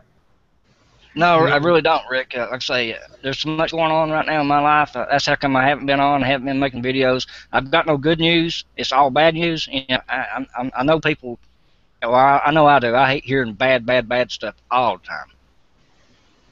Dis, you know good and well we loved you, and most of us, and it's private. We're not going to say your what's going on in your life. If shit could hit somebody, it's smack dab. It's hit him on every side. I'll just say that. Keep him in your prayers and blessings, and we will talk to him offline and try to find some solutions. But if anybody in the chat room could help him fix his computer, please let us know. Yeah. If you ever got any money problems, just want to say this, whether you're in the US or UK, Tony has helped a lot of people, and that's what he does. Help people in debt and all these, he's got good advice on that, and it's proven. So, I would get in touch with Tony too, but I think this is just a scam. I would report it to the FBI, and there's probably a criminal syndicate somewhere, and China's bad for that. I reckon it's from the Chinese. I'm seeing a lot of Chinese. Yeah, some of it. I just wish it'd go away. I just like kind of run from this shit all the time. Well, we knew you weren't answering your phone because you had told us that you hadn't been. And I have your number. I haven't tried calling you because I see you post a little bit here and there, so I know you're okay. But when it gets this bad, I'm glad you came on here to let us know what's going on, because I'm sure like Anthony can do a private call with you to help you figure it out. And also do make yourself another Facebook page, or Facebook, I don't know I went there, a YouTube page, in case they do close you down. You have a backup one. We can get your info out to everybody, and that way you're not completely isolated, and we can keep up with you. And, yeah, bro. Is it your landline they're doing it to? Pardon? Is it your landline, or is it a mobile number? Landline. On mine? Right. Well, can you not get yourself a cheap mobile phone? Yeah, I've got one, Tony. Yeah. Well, can you not give all the people that you need to speak to, just say, ring me on the mobile? Okay. That'd be an idea. Send me that number, if you would. And then you don't have your landline. And then you don't have to put up with this shit. But like I was saying before, Peanut, it's with law, right? Don't create a controversy. Don't say I won't pay you, because you're creating a controversy then. And the law system is adversarial. It's built on arguments. They want you to argue. Don't ever argue with them. Just say, no, lovely, happy. Could you just prove that to me? You know what I'm saying? Yeah. Right. Yeah. Right. You're 100% right. Yeah. So never let them create the controversy. Don't ever create the controversy yourself. Say, yeah, that's super. You're saying I owe you this money. Lovely. I'm happy to pay you, but could you just prove this to me? I agree with you 100%, Tony. I know you're exactly right. If it was just one thing coming at me, I could use my head a little bit and speak like that. But you got so much coming at you at one time. I turned in like Popeye. I had all I could stand.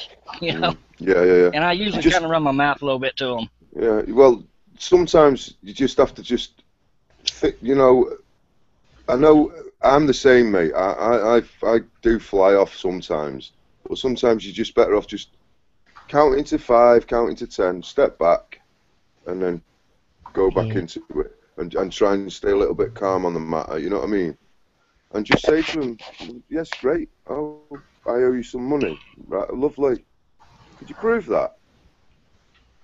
And they'll go, "What? Well, it's your burden of proof, mate. I don't have to prove anything. You're saying that you're making a claim. You're making a claim here against me. You're claiming that I owe you money. Can you prove it?" Watch them. Watch the conversation change. Just watch the conversation change, Peanut. It will so change. Once they kind of get that you know what you're talking about, it changes totally, mate. They're using the fear factor premise that you're just going to crumble and go into some rant and go, I'm not fucking doing that. You know what I mean? That's what they want you to do. Oh, yeah. No, just stay a little bit calm. Just say, lovely, yeah, okay, so you're saying I owe you this money. Can you prove it to me, please? Because it's your burden of proof, not mine.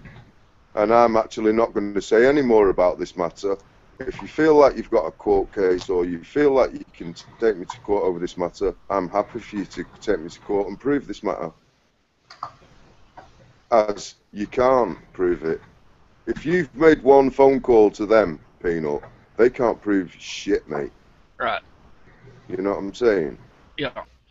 So, you know, don't get into arguments with them. It's not worth it. Honestly, it's not worth it. You just. Well, you know the old saying goes, you know, the picture's worth 1,000 words. Well, I've got video. Yeah. Yeah. Post it on YouTube. I'd post it all on YouTube, and just I'd say to them like, yeah, lovely, if you can prove it, but I record everything. Just tell them, look, I do record. You know, they'll say it'll probably you'll phone up and they'll go, yeah, we blah blah we record. Say, yeah, when you get on the phone, say, yeah. You do realise I recorded this end as well, and you will be going on YouTube. Have you spoken to your provider, your phone and internet provider? Yeah, that's they're the ones actually seem like they're backing all this stuff up. You know, I've already called in and complained so many different times about all this stuff. Who are they, Peanut? Who's your provider? Suddenlink. What's it called? Sorry. Right there, Suddenlink. Suddenlink. Oh well, we'll get that out. Well, what is it again now? I didn't see it. Suddenlink. Suddenlink. Okay. All right. We need to look that up too then.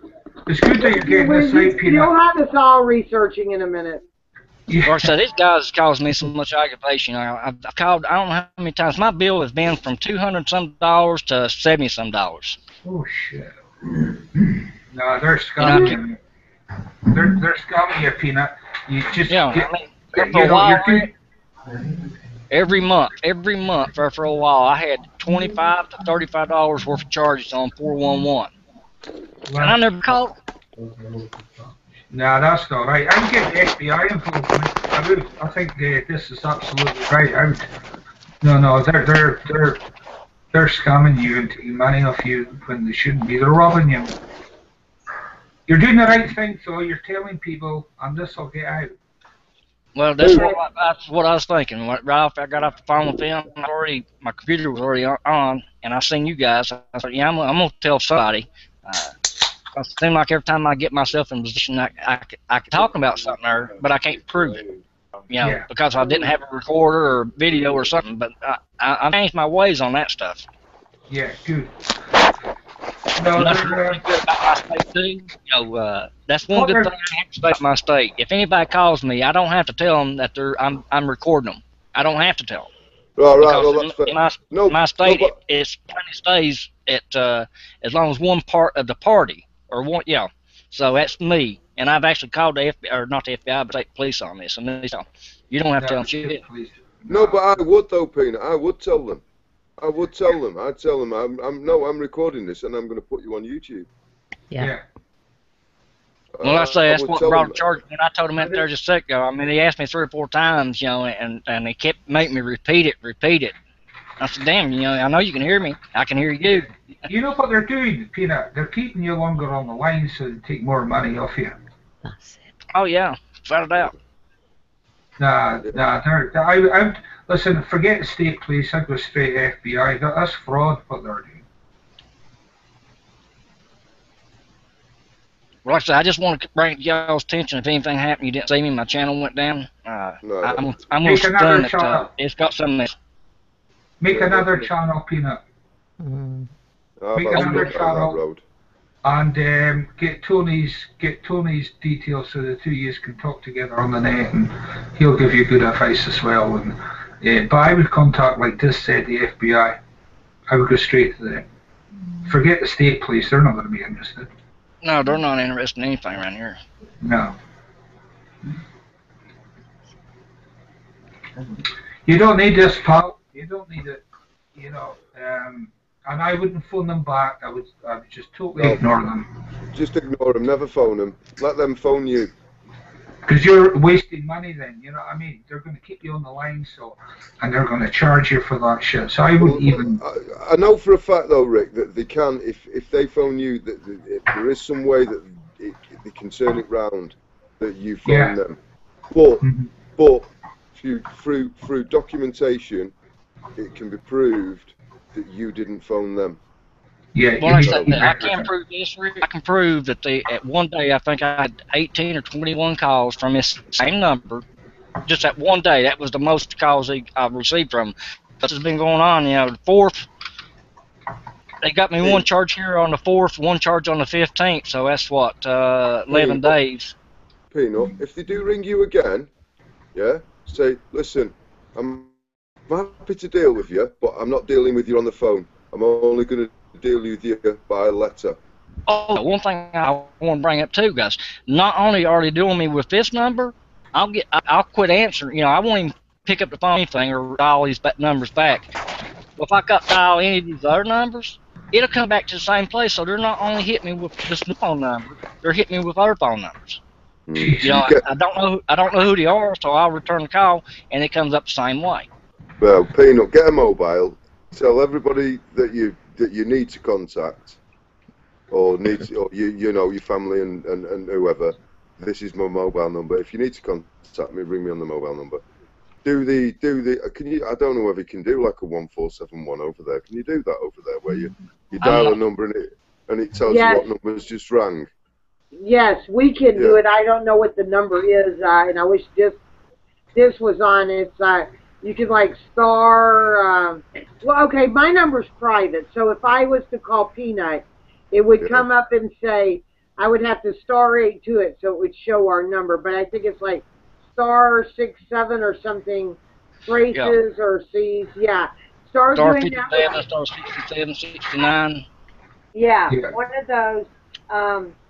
Because I get somebody calling me right now. I don't know who it is. It says 000 00 00 0000, and it's like, I'm not answering this. That's a weird number. Yeah, it's all weird. Anna, sorry, turning over here. Anna's put in a good link there, Peanut. If you go down, it's there's a question mark to it, but it's about Federal Communications Commission, the FCC. CC, yeah. Caller identification and caller ID allows you to identify your caller before you answer your telephone caller. Yeah, that's what we have here. I can see who's phoning me. So if it's one of these silly numbers, I ignore it completely. Oh, I've got there's an act as well. Yeah, I've got the number here for the FCC, 1-888-225-5322. Yeah, I got call them. Down here. What was that, Anna? Star 60 for block, star 57 for trace. The FCC, Rick, was 1-888-225-5322. Okay. I just want to say that there's a thing called Truth in Caller ID Act of 2009. It's on the same page. So, Is that an American thing, Anna? It is, because on that page where everybody was complaining about the same number, everyone was saying call the FFC or FCC or something. I was just wondering what the word. That's probably a good idea right there. Yeah, a lawsuit against them. Yeah. Yeah, I know you have Caller bluff. Yeah, that's what I do.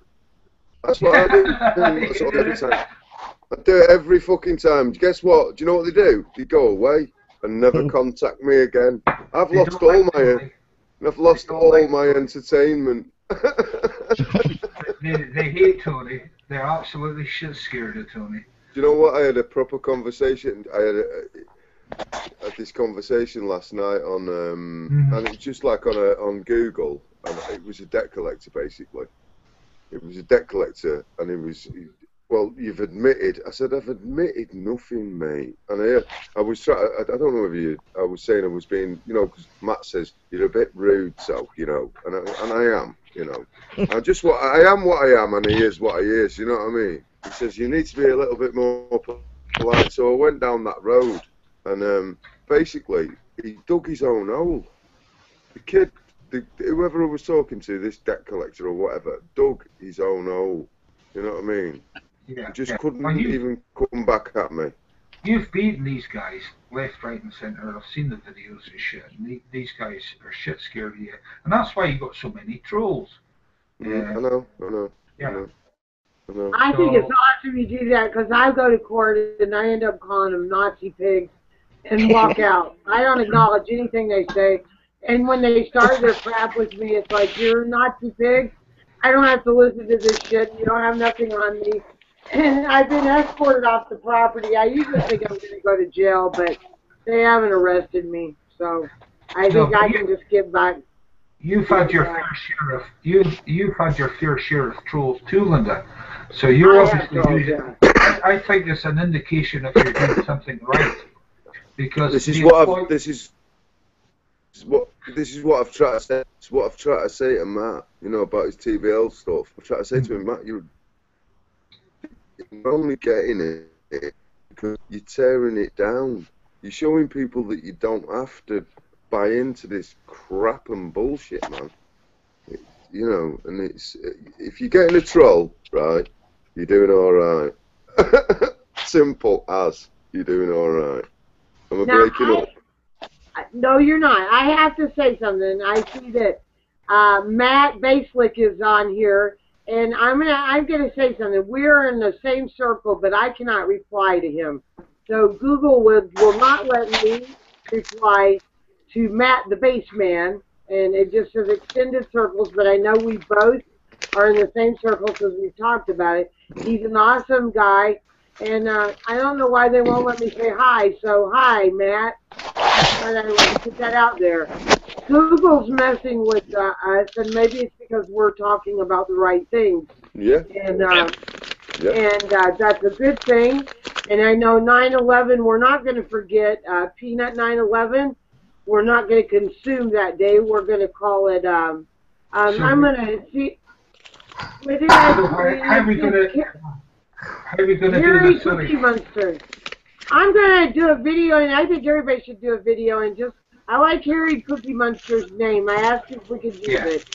I'll even give him credit. I'm going to do a video, and if everybody else will just do one, maybe we get it out really fast and not to consume on that day. They think it'd be great. I'll have to find these comments because that's like brilliant. The Rick, name he said. Rick, do you not think that it's funny that 7/7's never mentioned? Well, 7/7's never mentioned. It's never mentioned. No, but the thing that ties it into 9/11 or no, but you know, like we were talking about 9/11 there, and they did this thing, but 7/7 over here is never mentioned, is it? No, it's not. It's not mentioned. Swept under the carpet. Yeah, but the connection I make between the two, or any big false flag, is that they always do an identical exercise to what has actually happened. Because in 7/7, there was an identical exercise going on at the time. There was, and there were fake in the same 3 underground stations. Yeah, in the same 3, exactly the bloody same, and nobody knew who were genuine, being hurt, and who wasn't being, because all the CCTV went off. Yeah, on the buses, everything, all CCTV. But that, Benjamin Netanyahu was in a hotel and was told, "Don't leave your hotel." Yeah. Guess who? An Israeli company runs the CCTV system. Do they? Yeah. Oh, you need to do. You've not done your homework on this one, have you? Oh dear. Honestly, it seems a bit of a coincidence, doesn't it? They keep popping that. They keep popping that. Israeli Israeli. It's an Israeli electronics software, whatever, that built the CCTV system around London. 7/7, it just, funnily enough, all got turned off. Yeah, it's no coincidence that the Khazarian, we know they're Khazarians, and they're fucking own from media to bloody toilet seats. They own every bloody thing, and they control shit. Yeah, I knew about the CCTV. I was just being silly there, but it's just it's more that it can't be coincidence. Come on, I think that the 7/7 is directly related to 9/11, and I don't know why they call it Patriot Day. Kenny said, we got a holiday again, and it's on the calendar, because we don't look at the calendar much, honestly. And it says for 9/11, Patriot Day, which is almost a slap in the face to every American citizen here. Mm-hmm. Even though I don't like if you look up the definition of patriot, it gets people pissed. But nevertheless, because of the meaning, it's just absurd. Okay, Patrick and Little Bird need to go because they've had a okay, you've worked it's a different time zone. We need to explain this really quick. Okay. What time is it for you there? 2:14 at morning. Okay, and he has worked, and they have waited up. We waited for him to get off work. So he's worked all day, guys, and then came on to hang out. So they need to go to bed. I love you guys. The next chat will probably be 9/11, no pay for it day, and we'll just sit here instead of consume. Yeah, that's the one. Consume each other's minds. Bye, everyone. Remember, you can't go to work on 9/11 day.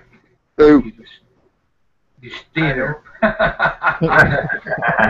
That'll be a difficult one, eh? Sorry, I'm sick today. But then, Toby, you're a bit bigger for that because you've got to go into work to show you that you're sick. Isn't that right? No, but that's true, isn't it? Yeah. The last time you were sick, you had to go in to show that you were sick. Yeah, that's bullshit. So everybody I don't want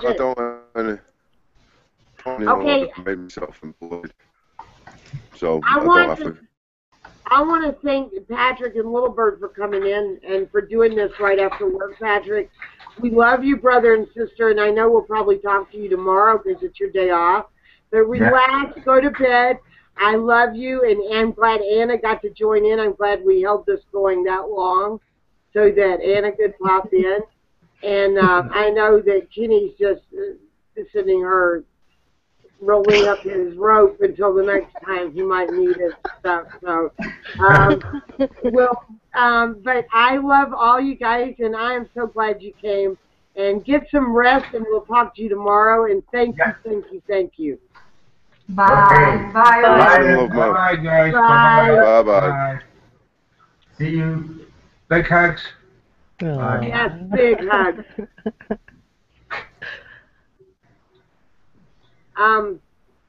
Where are they from, man? Belgium. Belgium. Cool. Belgium, yeah. The beauty of the internet, Peanut. Yeah, it is. It really is. The beauty of the internet. It's amazing if you think about it. Yeah, it's the beauty of Pandora's box has been opened. Yeah, they've opened the box, haven't they? They thought they yeah. They fucking opened it when they let me on it. Really ripped them apart, you know. And but we're all doing a contribution, and it's great. Absolutely, yeah. I love it. Anthony, where are you from, brother? About 3 miles south of Manchester. You're breaking up, but I'm breaking up. Hello. You hear me? You're okay now. Right, about 3 miles south of Manchester Airport in England. England, cool. Yeah. I'm in the state of Kentucky. God. Yeehaw!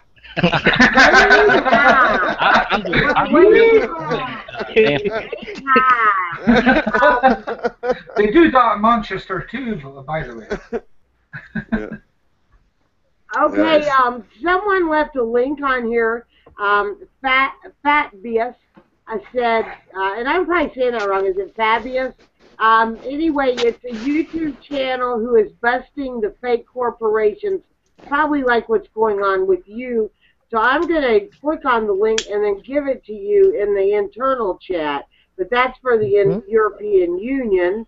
But I'm sure it's the same people. I mean, look, if people don't think we're connected to Europe, then they have really been in a box for a long time. I mean, we are still under the rule of the British Crown. after the Revolutionary War, we owed a lot of money, and all you have to do is go read some papers, and you'll find that out. Absolutely. So I'm going to leave this link in the internal chat for you. I don't know what it's about, but I hear myself echoing. Has Dis joined us again? No, he hasn't. He hasn't been on for a wee while. No. Wait, I missed the page. All right, I'll get to. Just look at the chat later. You'll see that this guy's leaving a link because I didn't post it right. Dadgum me.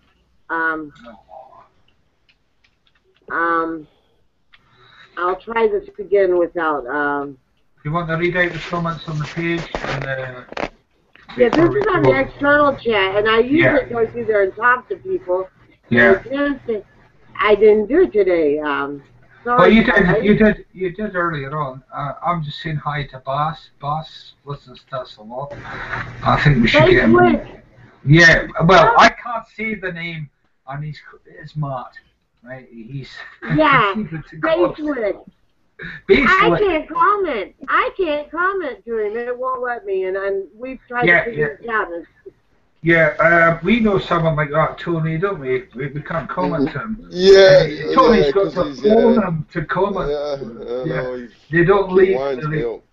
You don't leave the reply button, but whether that's by accident or anyway. But he watches us a lot, and he gets so much shit, that boy, though. He gets so much shit, man. I'm going to see if this is going to come back on. I know he's having trouble.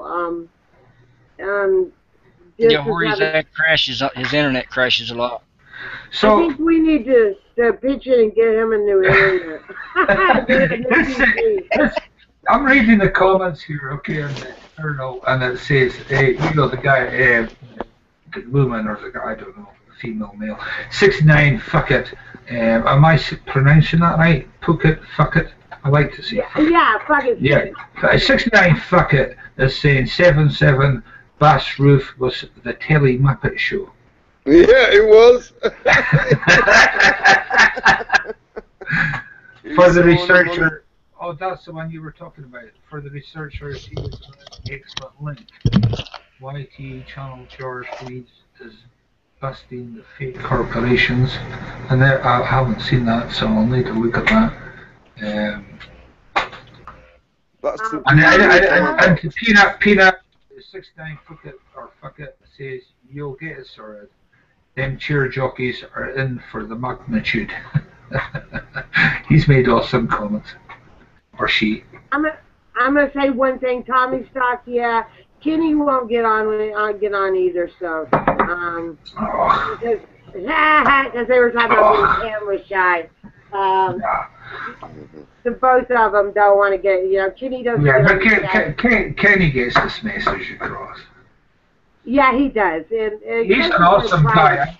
Kenny is absolutely awesome. Yeah, you've got to, on behind the scenes, a lot of people have got to meet him. In the front of the scenes, no one really has. So you just see him sleeping in the background, but he's not. Totally awake. It's a task. Linda. Yes, Tony. Does Kenny have his own channel or anything? No. I hijacked his channel. This way. Because I've never met Kenny. He's on a couple of videos.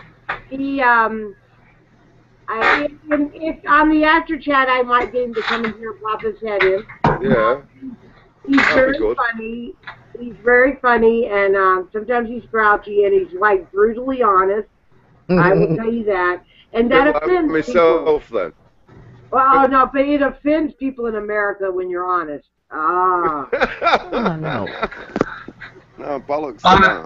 I'd rather offend people than. Anna, sorry. Offend people with honesty.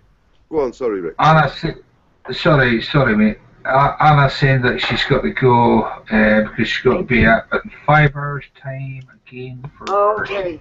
I have to go back in again. Is this the photography? Is this the art work or the theatre work? Oh, this is the theatre work. The theatre work. Yay! I can still smell the theatre when I did my training at the bloody theatre's disgusting. You tread the boards, did you, Rick? I did. I saw. Listen, man, I've been there. I remember having to work in maternity, okay, for a number of months, and that was a part of our training, and it smelled like Bucky Harbour. Have you ever been in Bucky Harbour? I know I'm a bit gross for that, but that's what it smelled like, and it really put me off. But I had to be present on 6 births, and you know, be there, and wow, man, I've never ever forgotten it. And I remember one lassie, she was a 16-year-old girl. She had nobody, man, nobody at all. And I held her hand, and I ended up crying. And it was like, it wasn't my baby. I didn't know the lassie apart from her, coming in. And, what an experience that was. I couldn't be a midwife. I didn't feel it was right for a start. I knew a guy that did his midwifery, and I thought it was a bit strange, but because you can't really empathise, because we can't have babies. No, I get that. So I get that. I mean, I've been there at the birth of all 3 of the kids, and you just don't get it. No, you just don't. I'll agree. You don't. You don't get it. You can't physically empathise, and the mental, the whole thing with it. But I was with this lassie, and that experience just blew my mind away. And I was she actually asked for me to come in. I was going to be present, and I didn't want to be present because I didn't think it was right. But she asked for me to come in, and she wanted to hold my hand, and I held her hand because she was giving birth. And she had no one, mate. She was on her own. She had a father that abused her and shit like that. So obviously she didn't want that to be present. There was a social worker in the room, and she was there. She got a good rapport with her, and it was just me, her, social worker, and the staff that were delivering the baby, and that was just absolutely awesome. And I kept in touch with the girl, and I mean, she's doing well. It's just good. Oh, well, that's a good thing. That's what makes the difference, Rick. Them small things make the difference. It really upset me. But, I was crying. I'm gonna interrupt you and so Anna can go. Anna, we love you, sister, and we'll see you. It's called the 9/11 No Pay for a Day. Harry Cookie Munster came up with the name. That's brilliant. We love you, and we will see you then, and I'm sure we'll chat before then. Thank you very much. So it was a pleasure, Anna. You know that. You're very good, lads. Just to listen to that laugh, really. Yeah, she's got an infectious laugh, isn't she? She hasn't. Yes, she does. She's got a cheeky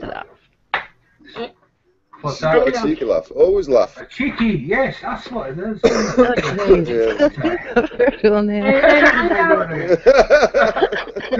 I know Kenny's giving her a really hard time behind the scenes, guys. He's making all these funny comments, and I'm so worried in case you're all talking about something serious, and I suddenly burst out with I'm holding it in. He's totally I love your accent. Thank you. She's from Ireland. I am. Peanut. Cool.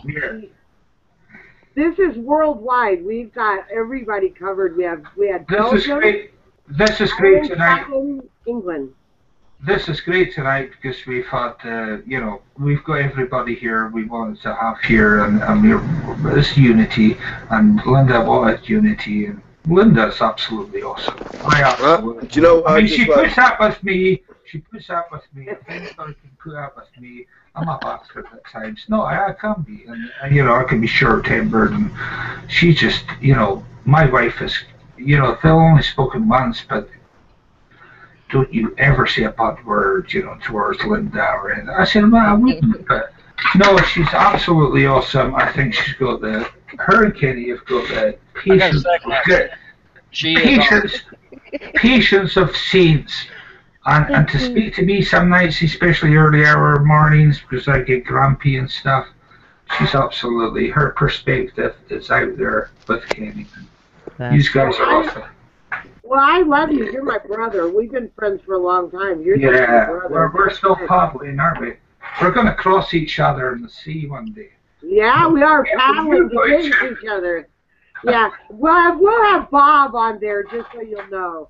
Yeah, I know. All right, Anna, we see you gotta go. I just like to say to everyone. Night, Anna. Night.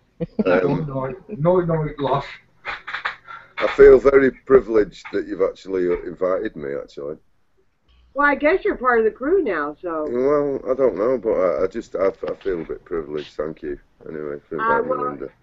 We're not special. You're special because of the things you do. And like I said, now I'm even commenting on your video, so you get my trolls along with me. Bring them. Free advertisement. Yeah, bring them. Yeah, it's free advertisement, and I get to ban them. That's right.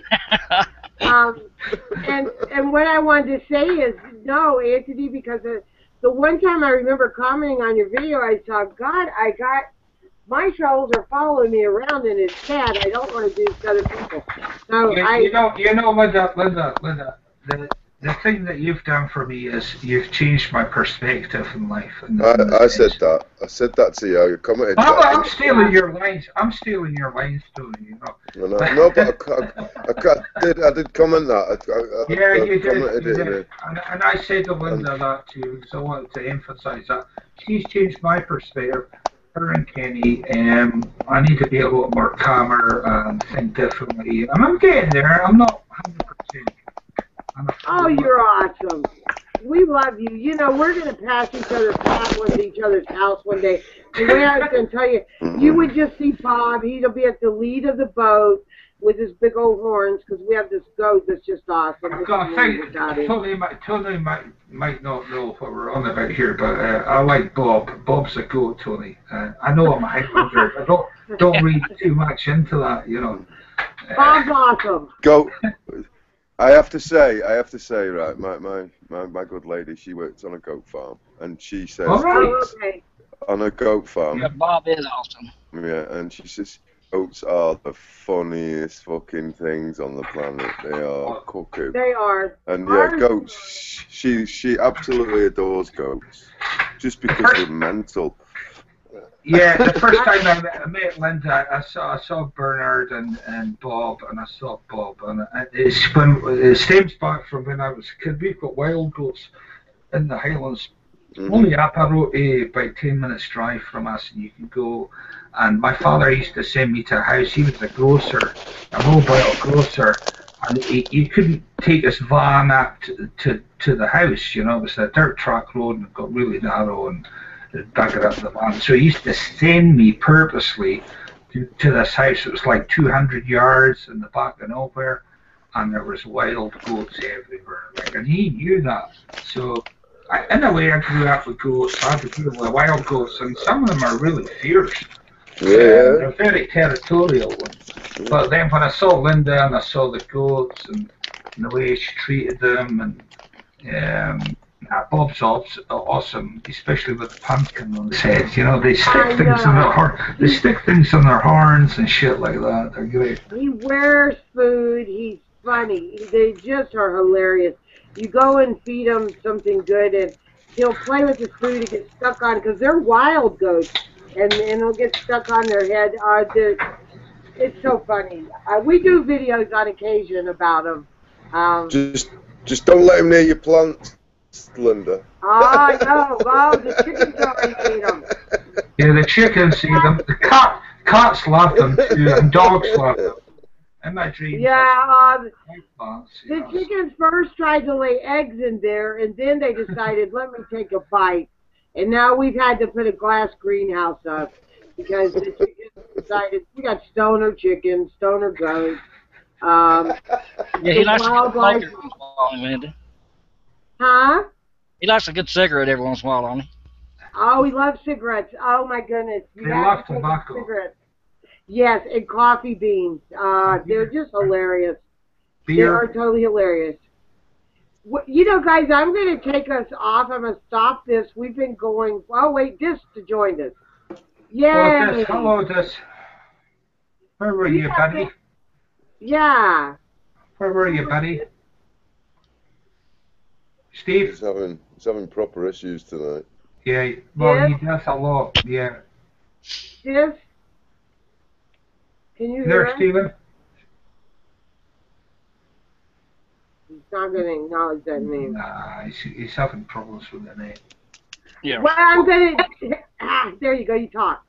I heard you talk. Div? Hello. Hello. Thank you. We love you. I'm going to shut this down and we can do our little private after chat, if that's all right. Cool. I think, though, that does everybody agree we're going to do the 9/11 thing? Okay. Yeah. All right, and we'll do a chat that day, and we'll have everybody in. Well, what does that mean, right? That means no consumerism. Right. No consumerism, so you don't go out, you don't buy shit. You don't buy anything. That's right. And petrol or gasoline would be the biggest thing here. I would tell people not to buy. Yeah, and I would say don't go to work, but then that could be a bit heavy for some people. So, you know. Well, what day is it on?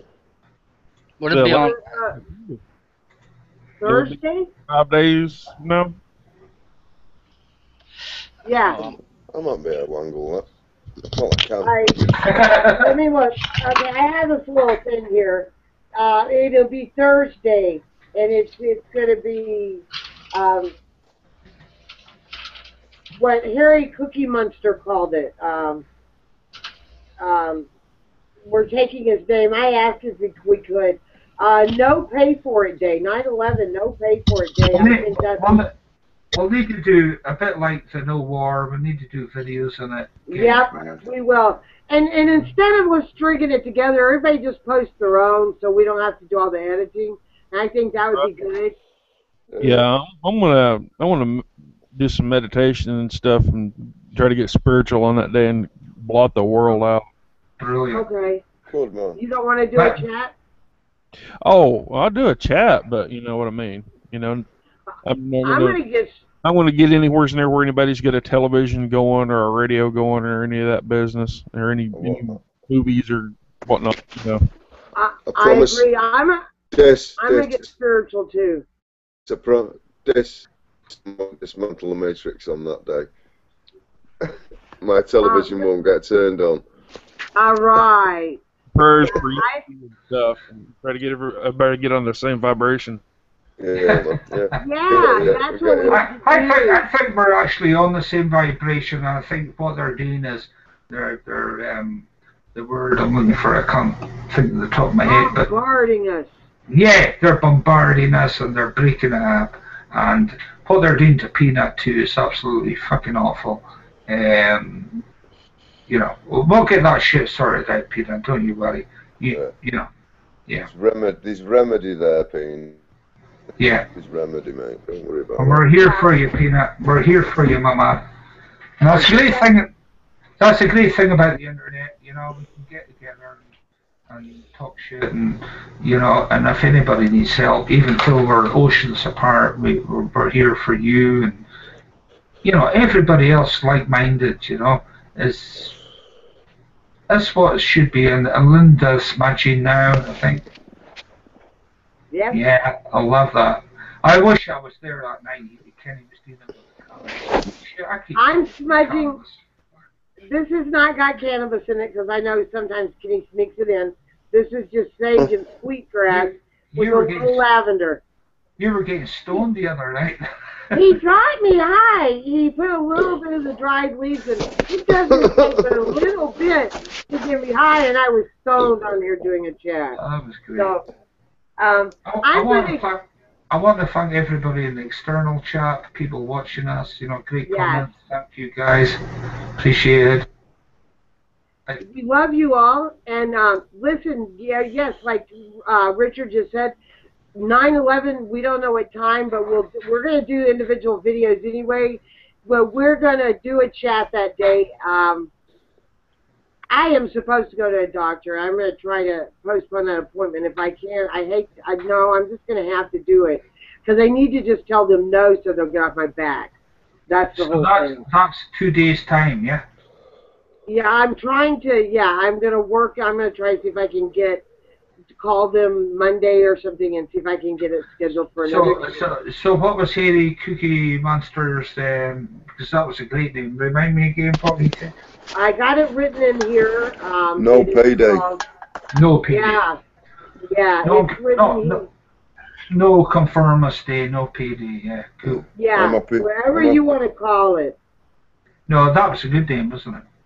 Yes, it really was. It's called 9/11 No Pay For It Day, and that's true. Let's not pay for that negative energy anymore. Let's go positive and rearrange the damn chessboard. Everybody says they're in control, but it wouldn't take much for us to take the power back. That's a little seed, and it'll grow. Hopefully, if we can spread it around the net, and we've got the opportunity to do that, and that's fantastic. Yes. All right, guys, I'm going to shut this down, and we will talk to the chat room later. Thank you for everybody who came. I will leave everybody's links below. Give me about 30 minutes or longer, so you can go sub their channels if you like them, I hope you do, because these are good people from all over the world.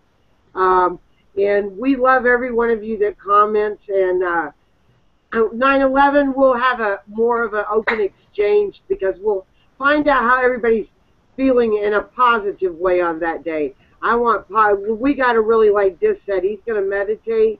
I will meditate too before the chat. That's a great idea.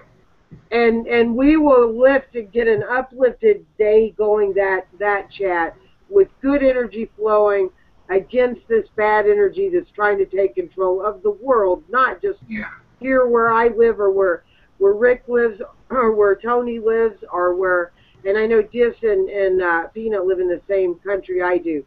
And anybody else want to say anything before I shut this down?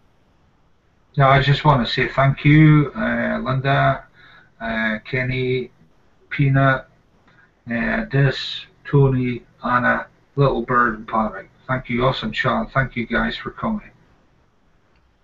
No problem. I appreciate being on when I get the chance. Well, I'm glad you came out today. And anybody else want to say anything? I think Tony's just gone away. We're just saying goodbye, Tony.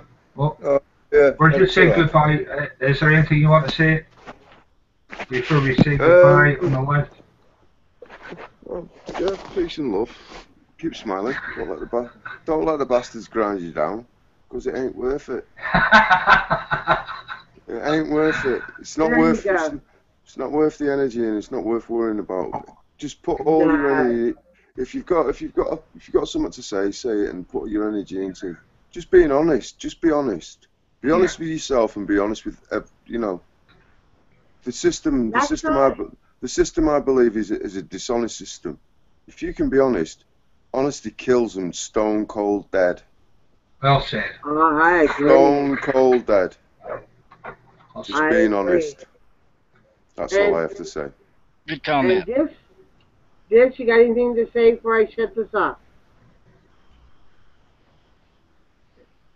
His mic might be messed up. He dropped out right back in. All right. He's just joined us.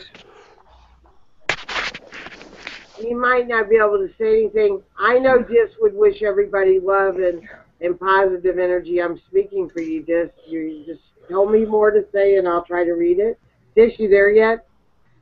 I know Dis loves everybody, and he loves the chats, and I agree with him. We should meditate on that day before that chat and not make it this day they're going to portray it, and we'll be all focused on a higher energy project.